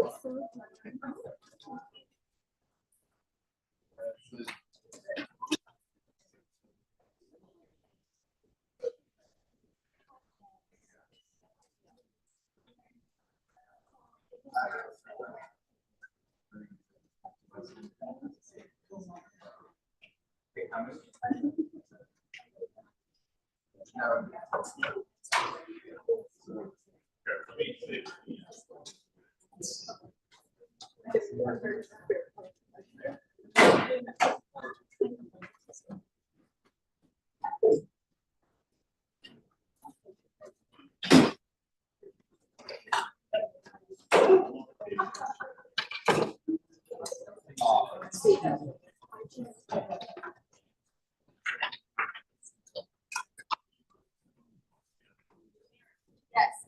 Oh.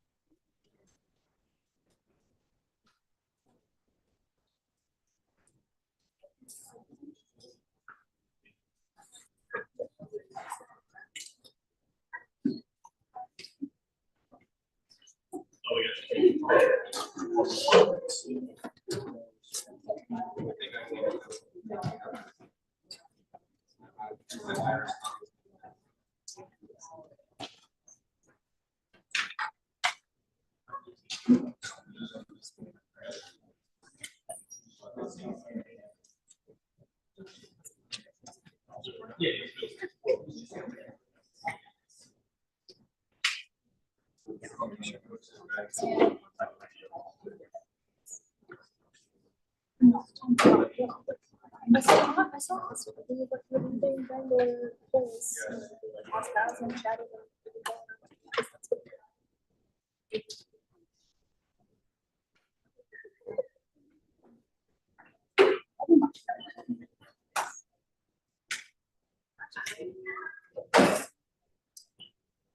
So the lawyers, the observers, Secretary Bellows, some law enforcement went to go look at one of those other rooms where the ballots for tabulator count towns are being held, so they can go look at those.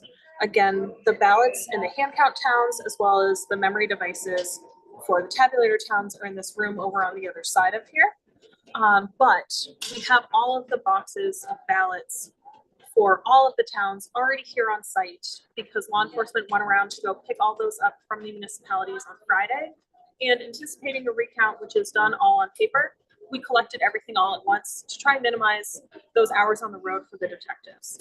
We were so proud that our law enforcement along with Maine State Police were able to pick up all of those ballots on Friday alone. Took a lot of planning, a lot of prep. No, you're fine. To be able to do that in one day. Maine second CD is a very large district, the largest district east of the Mississippi. So they did a lot of planning procedures to make sure they could get all of those materials from the clerks on that single day. And that's why we're able to start this tabulation this afternoon. So we got folks coming back from being in that room, lots of smiles. That is what we like to see. What?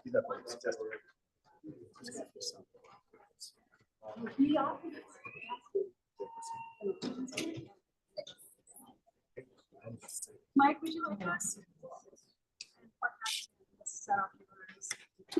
Something, no?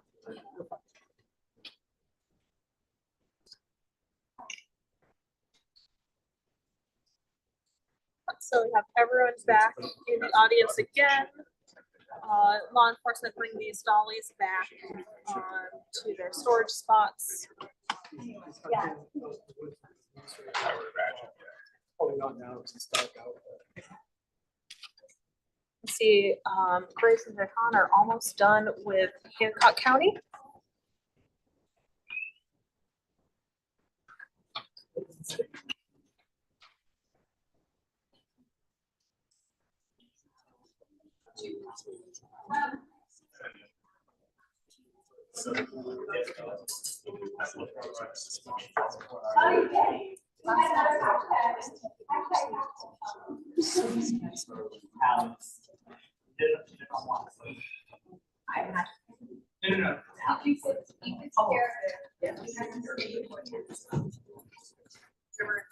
Just going over some translation on what the different symbols on those transmittal forms mean, making sure that everything is as it appears and as it should be.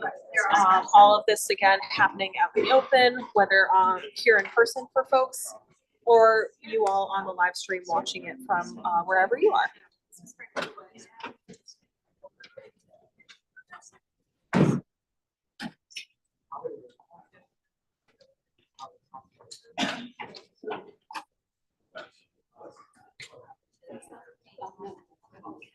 Yeah. She's just receiving. Yeah.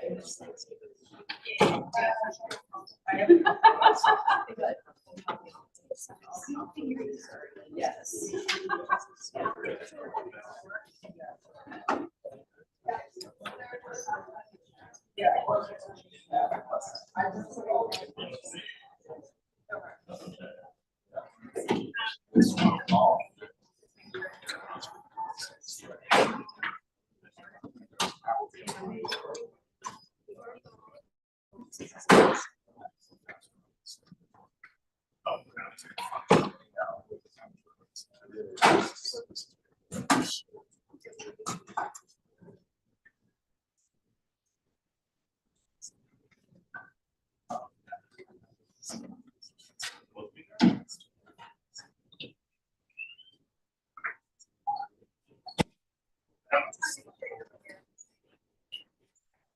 So it looks like they finished with the tabulator towns in Hancock County. Detective bringing those materials back into the storage space, the room over on the other side of this room for us.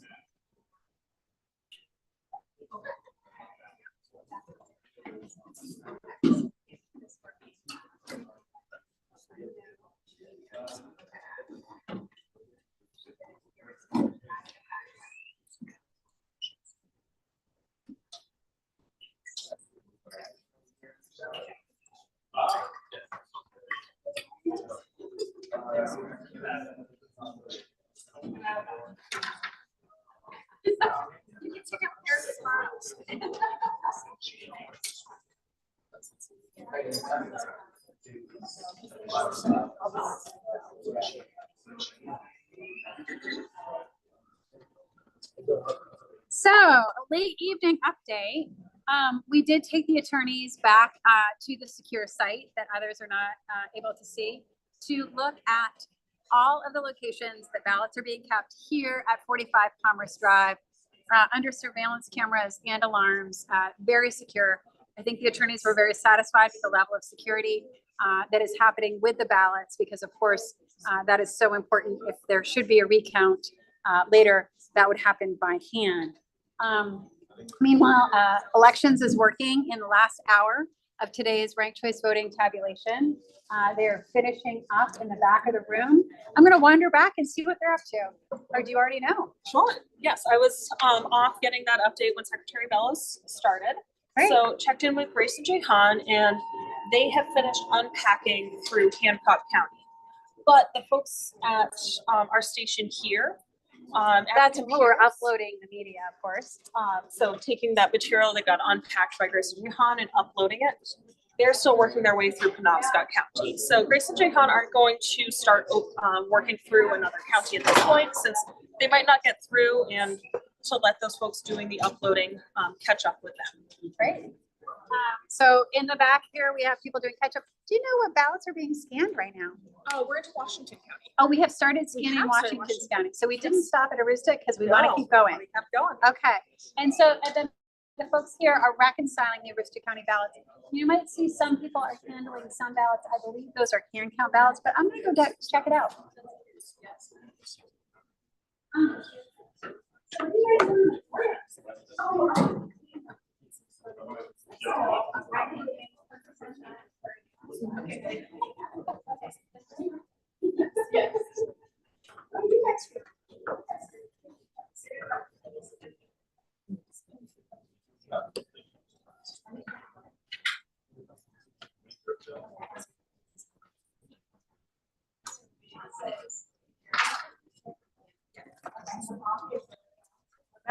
One quick question.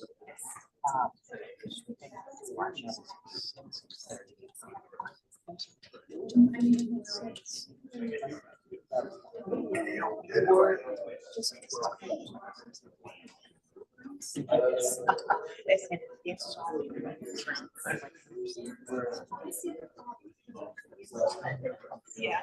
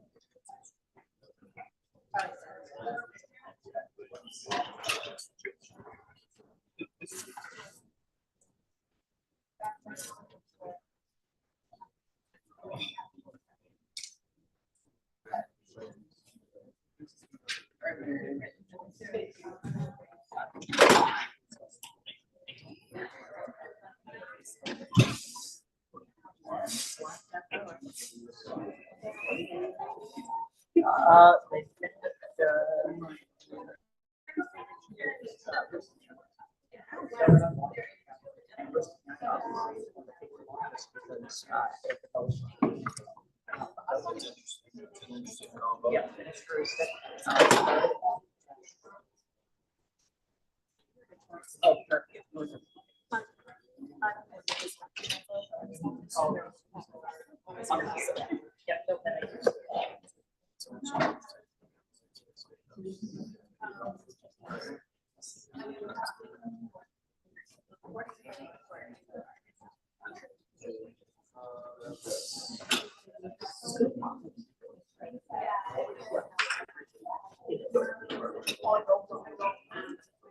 Yeah, okay.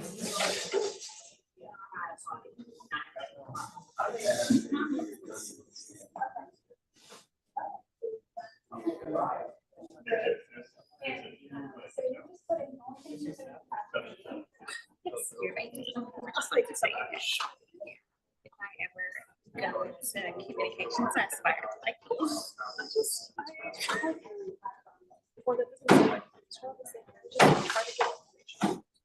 It's, yeah. That's what it is. It's how everyone knows we work. When they're enough, it's to bring up the kids. I say this when I'm playing to my host right now. So many communications that are just, it's like, it's insane. And anytime, like, I've never, oh, thank you, thanks. No, and I know today is not easy, so thank you. I mean, it wasn't easy for us, I know what we did for sure. Even when she just like slid outside,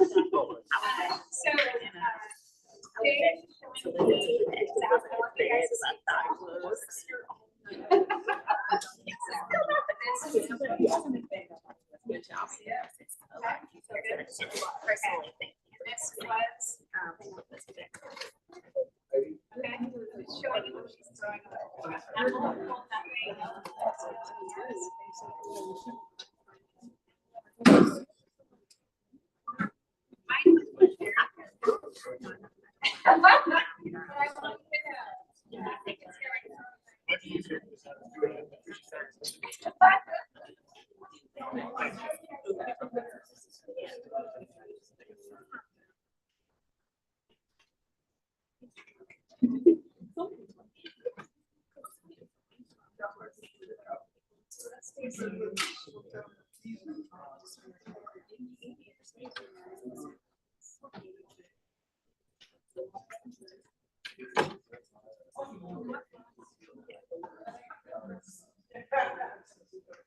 So, we have finished scanning the heuristic ballots. Woohoo! We're on to Washington County. And we finished uploading through Hancock County. Excuse me, we finished logging through Hancock County. We're uploading Penobscot County, which is the county immediately before Hancock County. So tonight, we will probably do some of Washington County, but not all for the scanning. We're going to stop promptly at 6. For uploading, we may get through Penobscot County. We may finish Hancock County as well. But again, we will be stopping at 6. Where the action is right now is where I was, and that is the reconciling. So Aroostook County results are getting carefully scrutinized and reconciled. So likely those Aroostook County results will be tomorrow morning. Everybody, the lawyers will have a chance to look at the reconciliation. They'll be looking at the reports coming out of the scanning and the uploads today vis-a-vis the election night reports. So we're in pretty good shape. There are 11 counties plus the Ucava votes for CD2. We've done the geographically largest county, that is Aroostook County. This is a very large congressional district. Mainers should be very proud. the level of checks and balances, the dual signatures, the chain of custody, the level of scrutiny. You may have seen me showing the lawyers what was in the trash. I wanted people to know the only thing that was getting thrown away were a couple of empty envelopes. That is the type of care that happens in our elections division. There are a lot of checks and balances. And of course, we're grateful to our law enforcement partners. We're here at 45 Commerce Drive. We're co-located with Maine State Police. This is the Secretary of State leased facility that we are in currently. And law enforcement have been on site all day. They have been the ones retrieving ballots when necessary and transporting the ballots. In the meantime, you can see at the back of the room, we're winding down with the scanning operation. We will be sending some of our election officials home soon. Thank you very much.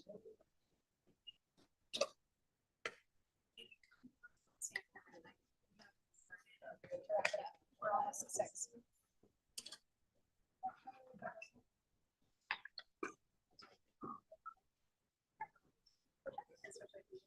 Yeah.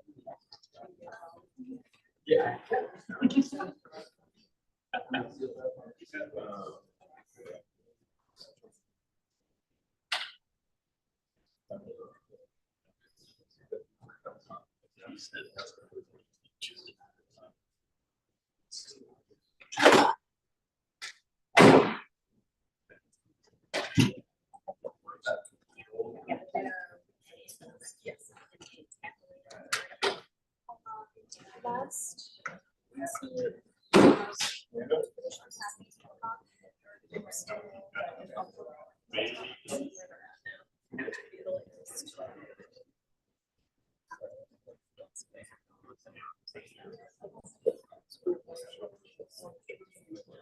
Well,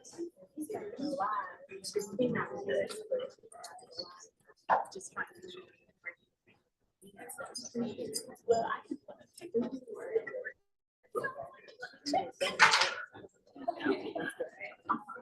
So we unbox your handbook. For the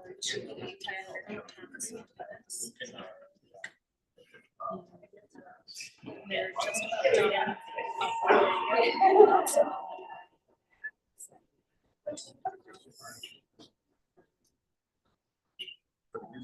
Yes.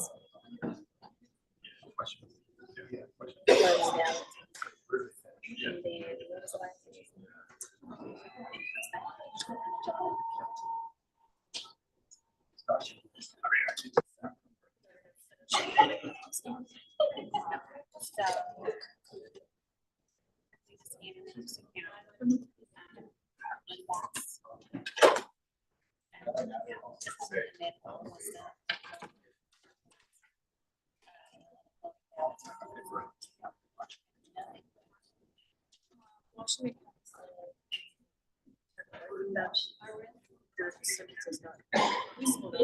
So just started feeding.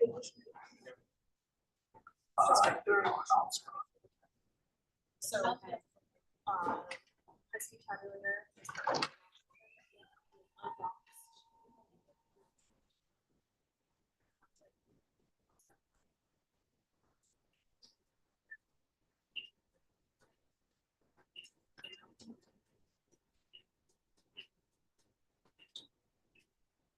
So just checked on the status of everything happening behind us.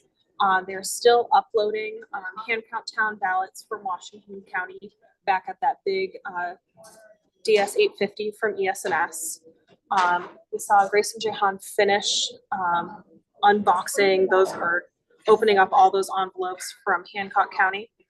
At the computers at those stations, they're partway through uploading that data from Penobscot County, and they're going to end it there, so they're not halfway through Hancock County. When we end tonight at 6, they'll start that up in the morning again.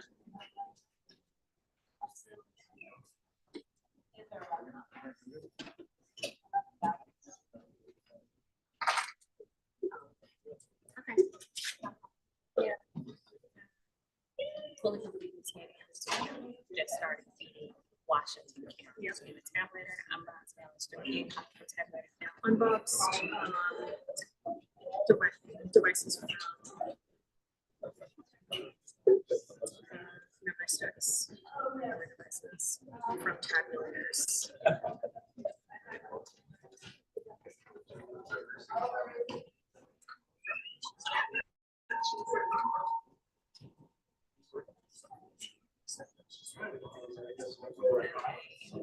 Almost done uploading ballots.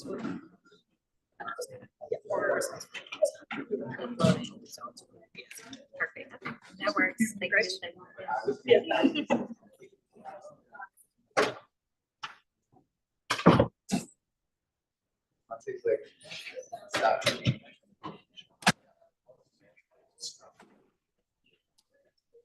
So you can see here some of our law enforcement bringing very needed Dunkin' for some of his team members.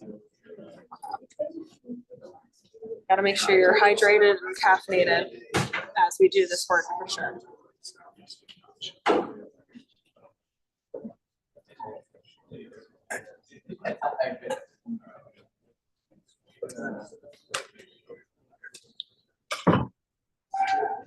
Anything exciting happening? We winding Yes. down? We are winding down. So we say again, in case you just missed it, but on the high-speed tabulator, that DS 850 from ES&S, we're uploading ballots from, or we're tabulating, scanning ballots from the hand count towns in Washington County. Grace at the login media table finished opening up all the envelopes from Hancock County and ended there, so that she was at the end of the county. They're uploading those memory devices, the data on those from Penobscot County. They're going to end there rather than get halfway through Hancock County tonight. They'll start fresh on the beginning of that county in the morning. Great. So anybody that's idle right now, it's because they finished their work. Yes. Excellent. All right, folks, we will continue to stream until everyone leaves, until we close down this tabulation. But I think we can wrap it up. Not the results, but like what you guys have gone through, yeah. What do you got? So where should you guys got through? Yes, so we've done first round handouts. We just started Washington County there. They opened up all the envelopes through Hancock County. And further tabulated, and then at the computers, they're taking those memory devices and uploading the data. They're almost done with Penobscot County and it's theirs. Wow, so they only have those. Yeah. Yeah, and so the front end was very top heavy. It was sort of tapers off as you go. First off, was so yeah. We're doing really well. Yeah. And it's gonna be, you guys. Exactly. So we'll start at 9 tomorrow. Yeah. Well, probably. It's fascinating process. That was what I was doing. Like, if they don't. Which, yeah, for an election administration, it's good election administration. So I just spoke with Director Peckham, and we are finalizing uploading of Penobscot memory devices into the machines. We are virtually done there. She will be overseeing that. We'll have law enforcement lock everything back up in the room behind you that law enforcement has been in and out of all day. Remember, this room has not only cameras, it has motion detectors, and it has lock cores to which only a couple of people in the civil service have access. Even I do not have access to this locked room. So once everything is locked in inside the secure room, we can feel comfortably assured, especially given that we're co-located with Maine State Police, that there are a lot of eyes on this facility and a lot of security on this space. So that's what you can see is people are starting to put things away. They're starting to put things back in that room. In the back of the room, we are still finalizing some scanning from some of those Washington County towns. I'm going to walk back and see which Washington County towns. Charlotte.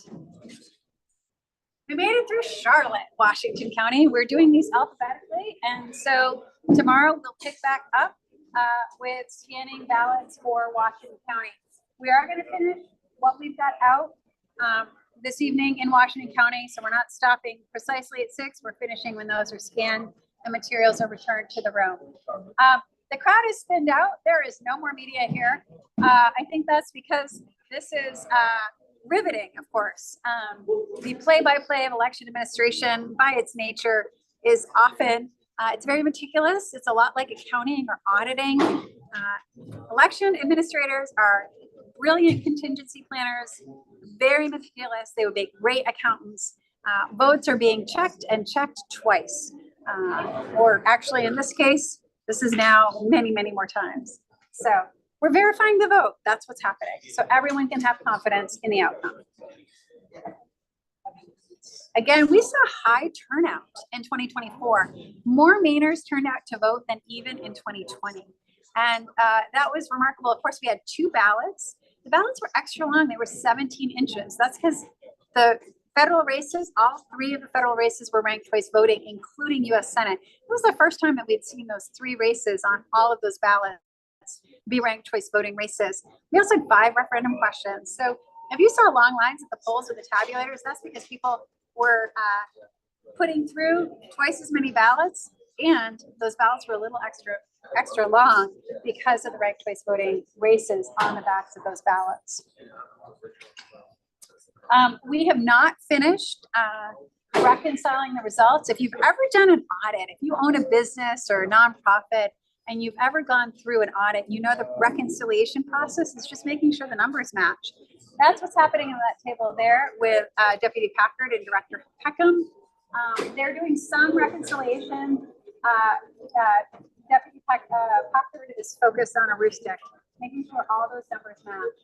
And we'll share that with the attorneys tomorrow morning when they're fresh, so that they can take a look and see for themselves that this process so far has in fact verified the vote.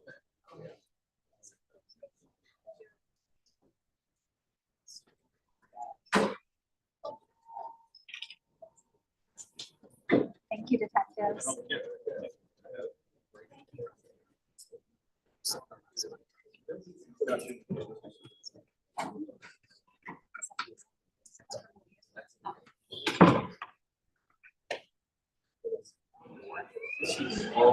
Another way to think about it is working inventory in retail. If you've ever had to count up the number of shirts and then double count it, that's what this is like.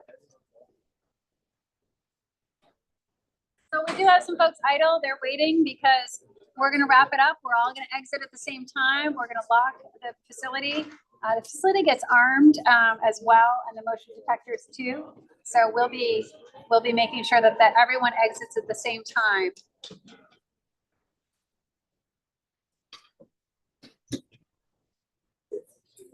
The zero report the attorneys looked at long ago. Great.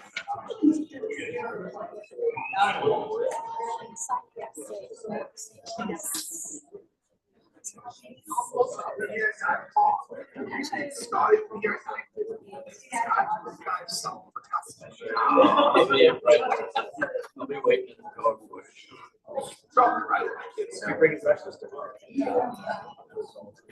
I'm gonna be more prepared tomorrow, that's for sure.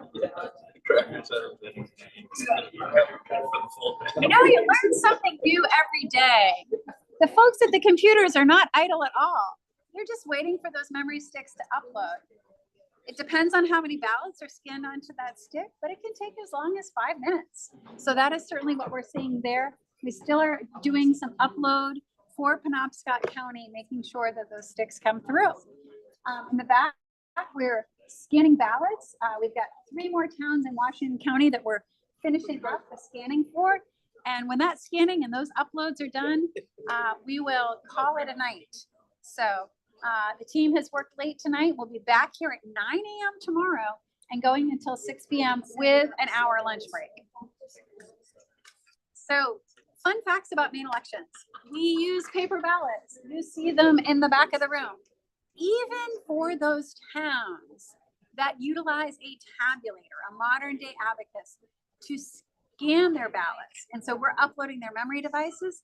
Even for those towns, we actually have their ballots. They're here on site at the secure facility. Maine uses paper ballots for our elections. 2, the tabulators are never connected to the internet. They can't be hacked by cyber criminals or foreign adversaries. They are hardened machines. Just like those computers that you're seeing where people are uploading, those are never connected to the internet either. Just like that DS850, if you look, there's one cord and that is a power cord. There's no Wi-Fi in here. It's not connected to the internet. Additionally, in our processes, there are checks and balances at every step of the way. People are checking very carefully. They're testing those memory devices at the state level, at the town level. The count of the ballots on election night is happening in full public view. There's tremendous public transparency of this entire process because in Maine, we are proud of our free, fair, and secure elections. And our elections are overseen by a remarkable civil service team with a combined 80 plus years of experience in terms of elections. Like you've got the A team running elections in Maine. It's truly impressive. That's why we're proud. Year after year, Maine is a very purple state. We have an independent redistricting process. We usually have a lot of legislative recounts where those races come down to less than 1% difference.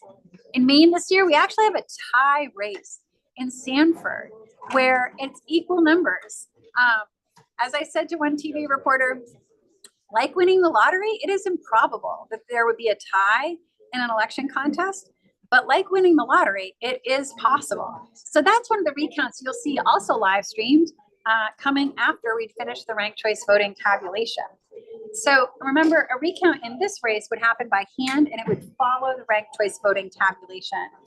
Under the law, the ranked choice voting tabulation must happen first. And the reason it's happening is there were actually 3 candidates in this race.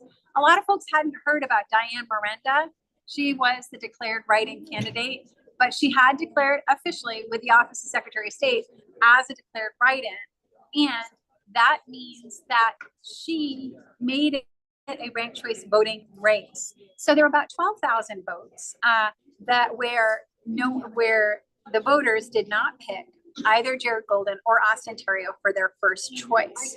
They had another choice.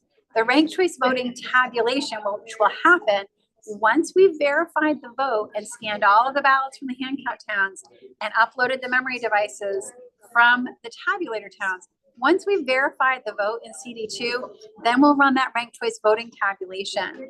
It will reallocate the second choices that were for Diane Miranda or for undeclared write-ins or blanks. And if those voters did in fact choose either Jared Golden or Austin Terrio as an alternative second choice, then those votes will get reallocated. Of course, Jared Golden and Austin Terrio will keep their existing vote totals. They don't lose any votes in this process. They only gain if some of those blanks or those write-ins chose Mr. Golden or Mr. Terrio as their second choice. And then they will receive those additional votes. And that's what will determine the final winner in this ranked choice voting contest. So we can see a lot of standing around. That's because we're wrapping it up. We're getting close to finished. I'll walk over and see what's happening at the back of the room.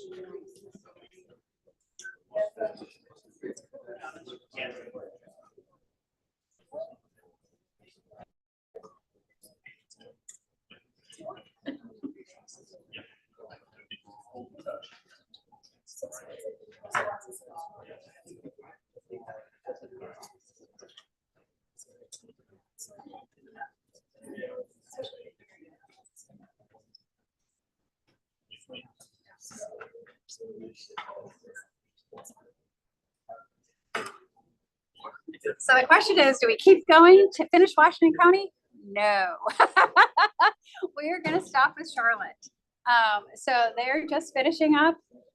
They're going to continue to scan these ballots. They wanted to know, did I want them to stop exactly at 6 p.m.? No. We're going to finish all the ballots that have been opened so we can return them to the secure boxes, and then we will conclude for the night. I know there's some tired observers here in the audience. I think there may be some tired election workers. Folks are eager to get home and get their dinner, but they are in fact going to finish scanning those Washington County ballots, but only through Charlotte. So that is going to happen this evening, and then we will continue the process. So are they calling Charlotte? No, they're on Bennington. Your old Bennington. Was Bennington? Bennington's right before Chapman, so we got Bennington. They were open.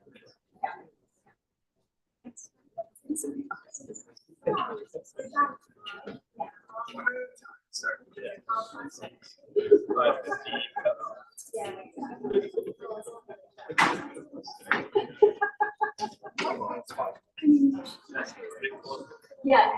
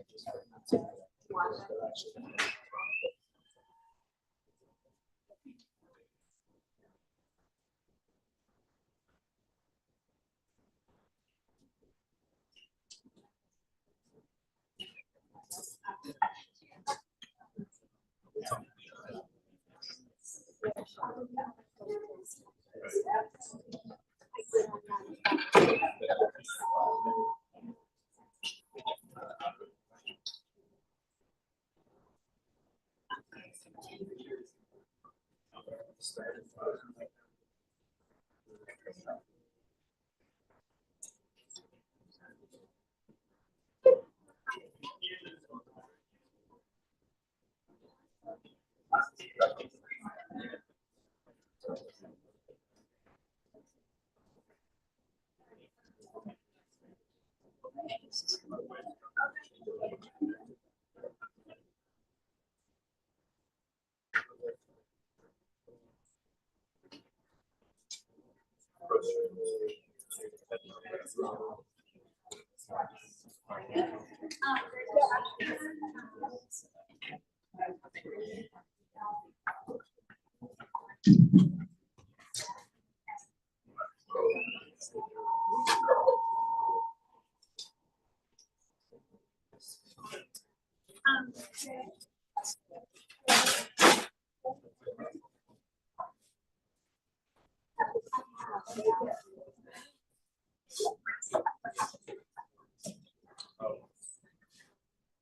can actually go with that here, follow up. It was probably about because we were going through Presque Isle. I'm sure.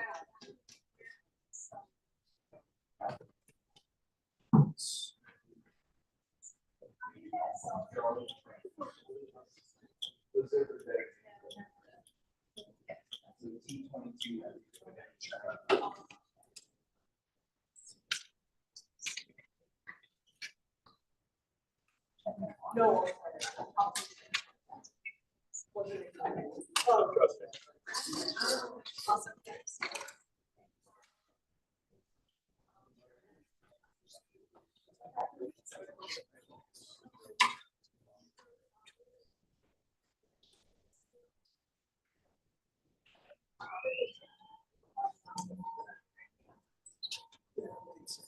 Yes.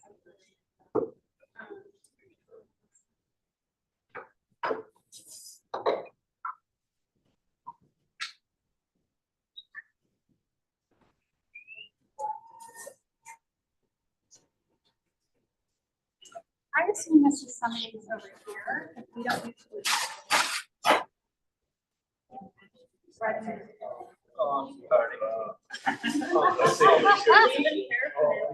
You put that on him so fast. So he's like, you don't give me something. I don't. Yeah, it's like, I don't give nothing branded. Okay, so we're just doing a walk around, cleaning up a little litter. And folks are getting close. Emma, what's up? Can you just talk to me? That was a paper jam. Oh, okay. Blank paper, jam paper. Only one paper jam. I said, Emma, what are you throwing in the trash? She said, a paper jam piece of paper. That's the only paper jam we have. We'll be very happy. So back to where we're at. We have, in fact, finished scanning Aroostook. Check. We have uploaded memory devices. Check. And we are on reconciliation of results. That will happen tomorrow when folks are fresh. Washington, we are beginning to scan. We have uploaded. Check. And then reconciliation.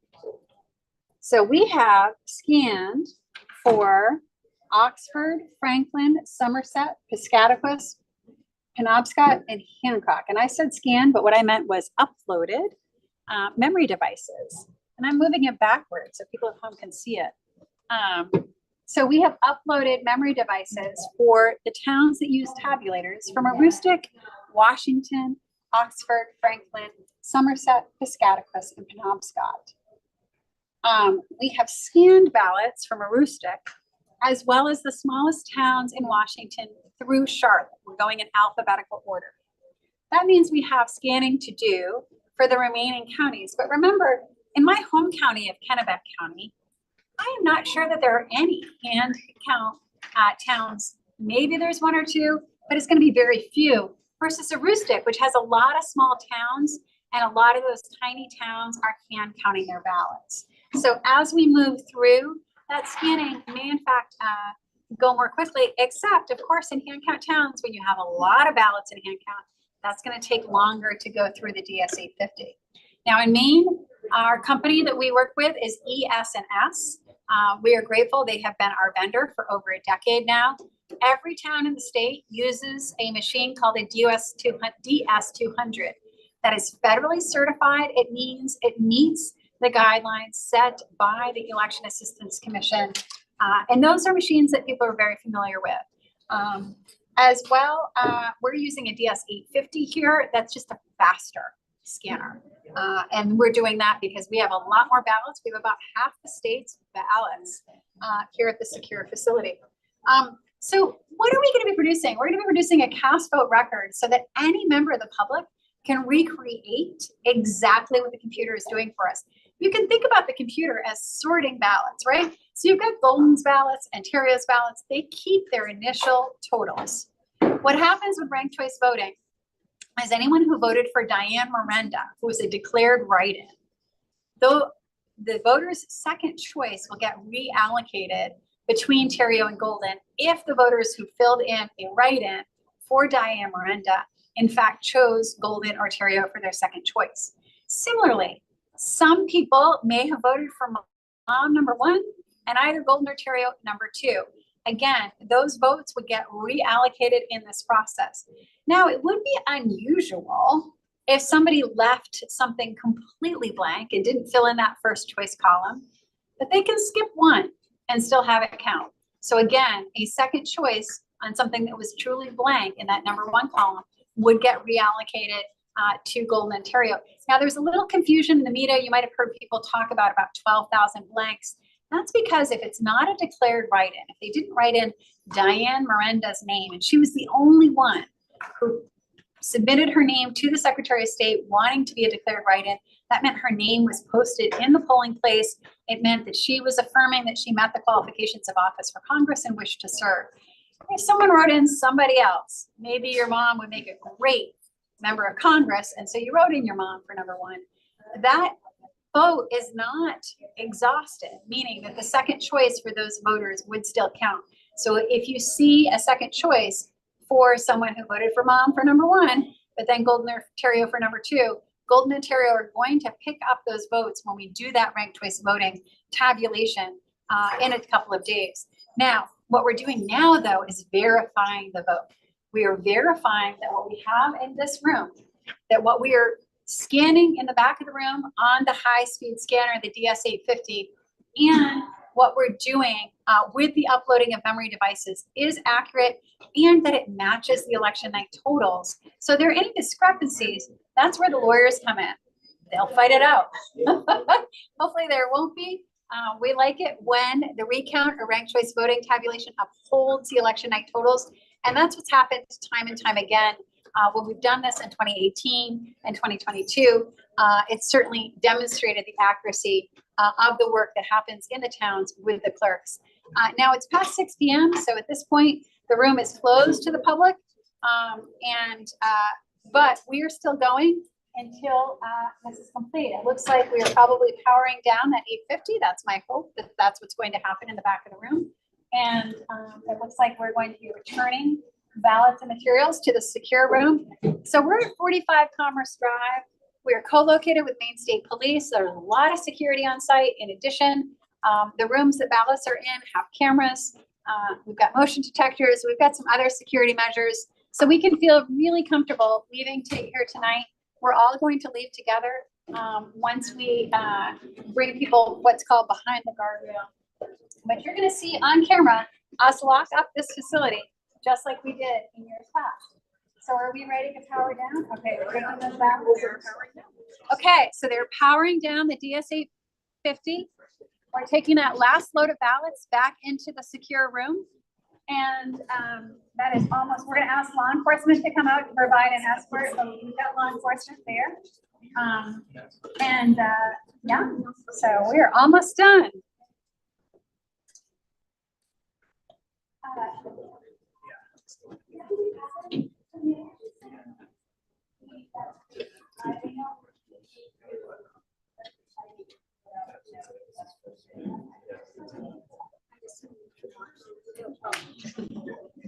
Yeah.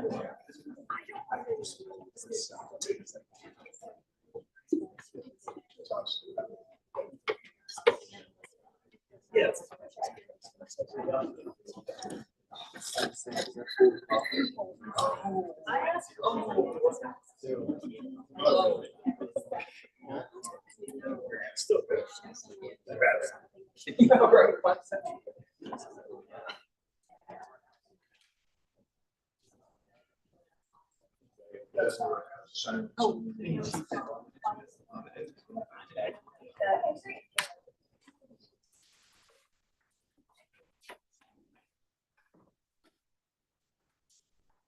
So anyone that works in security knows that we do backups. And so we will in fact be doing some backups of the DS-850 and of the computers where we uploaded memory devices. Those processes may take a little while. But we are going to stay here live in the room. Observers are welcome to stay or go, but we are going to be backing up the DS-850 and we're going to be backing up the Alphabetically, 1 second. yes.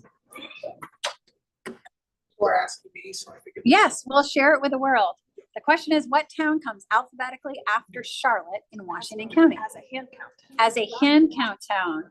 Oh, the hand count town makes it a little Yeah, trickier. People are asking what town Right. is starting. We'll find out. Probably faster just to ask that question. I guess. fine. Cherryfield, T10, SD Township.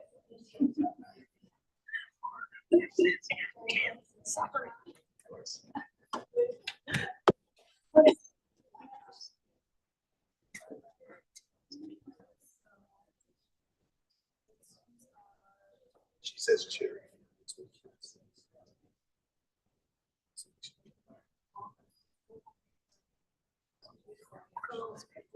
Sweet.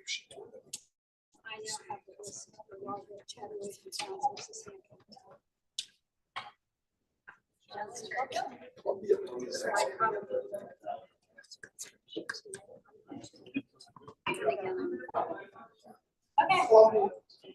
Cherryfield. We will start with Cherryfield in the morning. At least that is what we think we will be starting with. So, because we ended with Charlotte tonight. Yes, so Cherryfield is next on our list. In the back, Director Peckham, who is in charge of this operation, is powering down the DS-850. When we do that, that is a slow process because we are in fact creating a backup. We don't want to lose the work that we did today because nobody wants to watch that happen again, but it could. We've got all the ballots, and so if we need to scan them again, that's what we would do. Then people will see Director Peckham walk over and oversee the backup of the hardened computers. Those are never connected to the internet, but we will be downloading backups of that work because although it's a lot faster to upload memory devices, again, nobody wants to lose 5 hours of work. So what can I tell you about Maine elections? Maine traditionally has very strong turnout. Senator Angus King talks about when he was governor. In fact, he had a standing bet with the Minnesota governor. I hope I'm not breaking any secrets, Senator King, with Jesse Ventura about whether Maine or Minnesota would be #1 in voter turnout. And of course, that continues today. In 2020, Minnesota was #1, Colorado was #2, Maine was #3. Those are official figures from the Election Assistance Commission.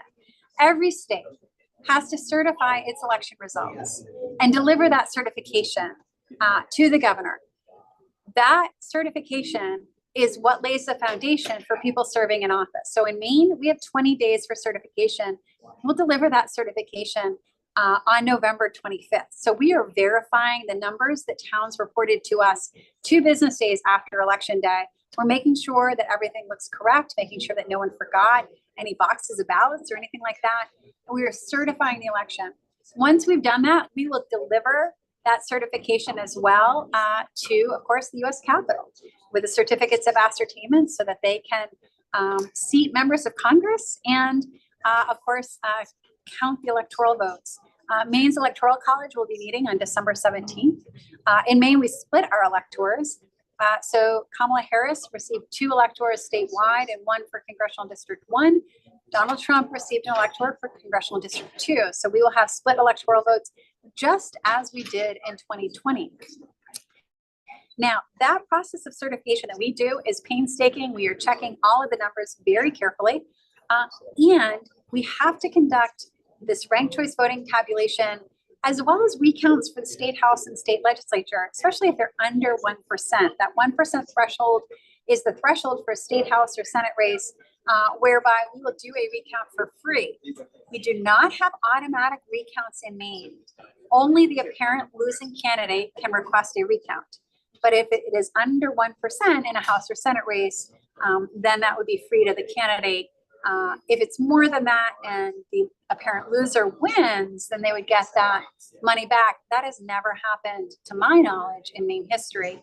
Usually those recounts uphold those election day results. Sometimes there's a disagreement over how a ballot should be counted when they're looking at those ballots by hand. Sometimes a hand interpretation can understand something a voter is trying to do that perhaps the machine couldn't read, but usually those totals are spot on.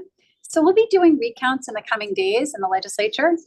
But for now, ranked choice voting tabulation comes first, and we are hopeful we'll complete it by the end of the week. That is the goal.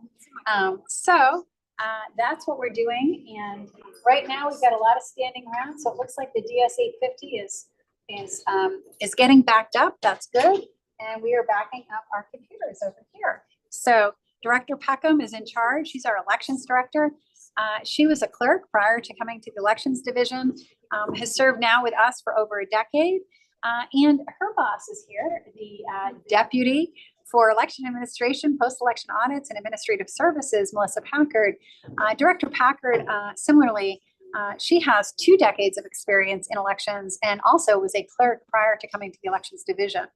So we've got a really experienced team, and now we're just waiting for all of the computers to do their backups. So none of the data from today is lost.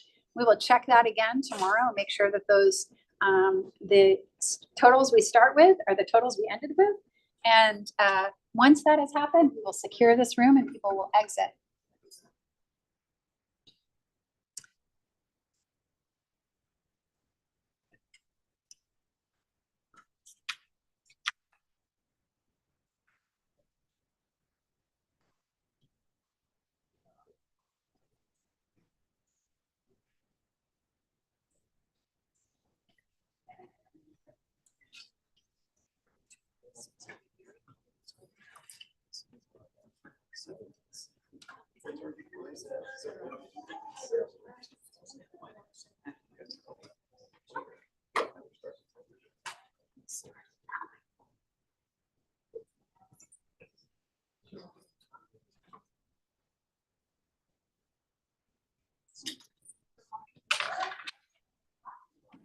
Oh, great.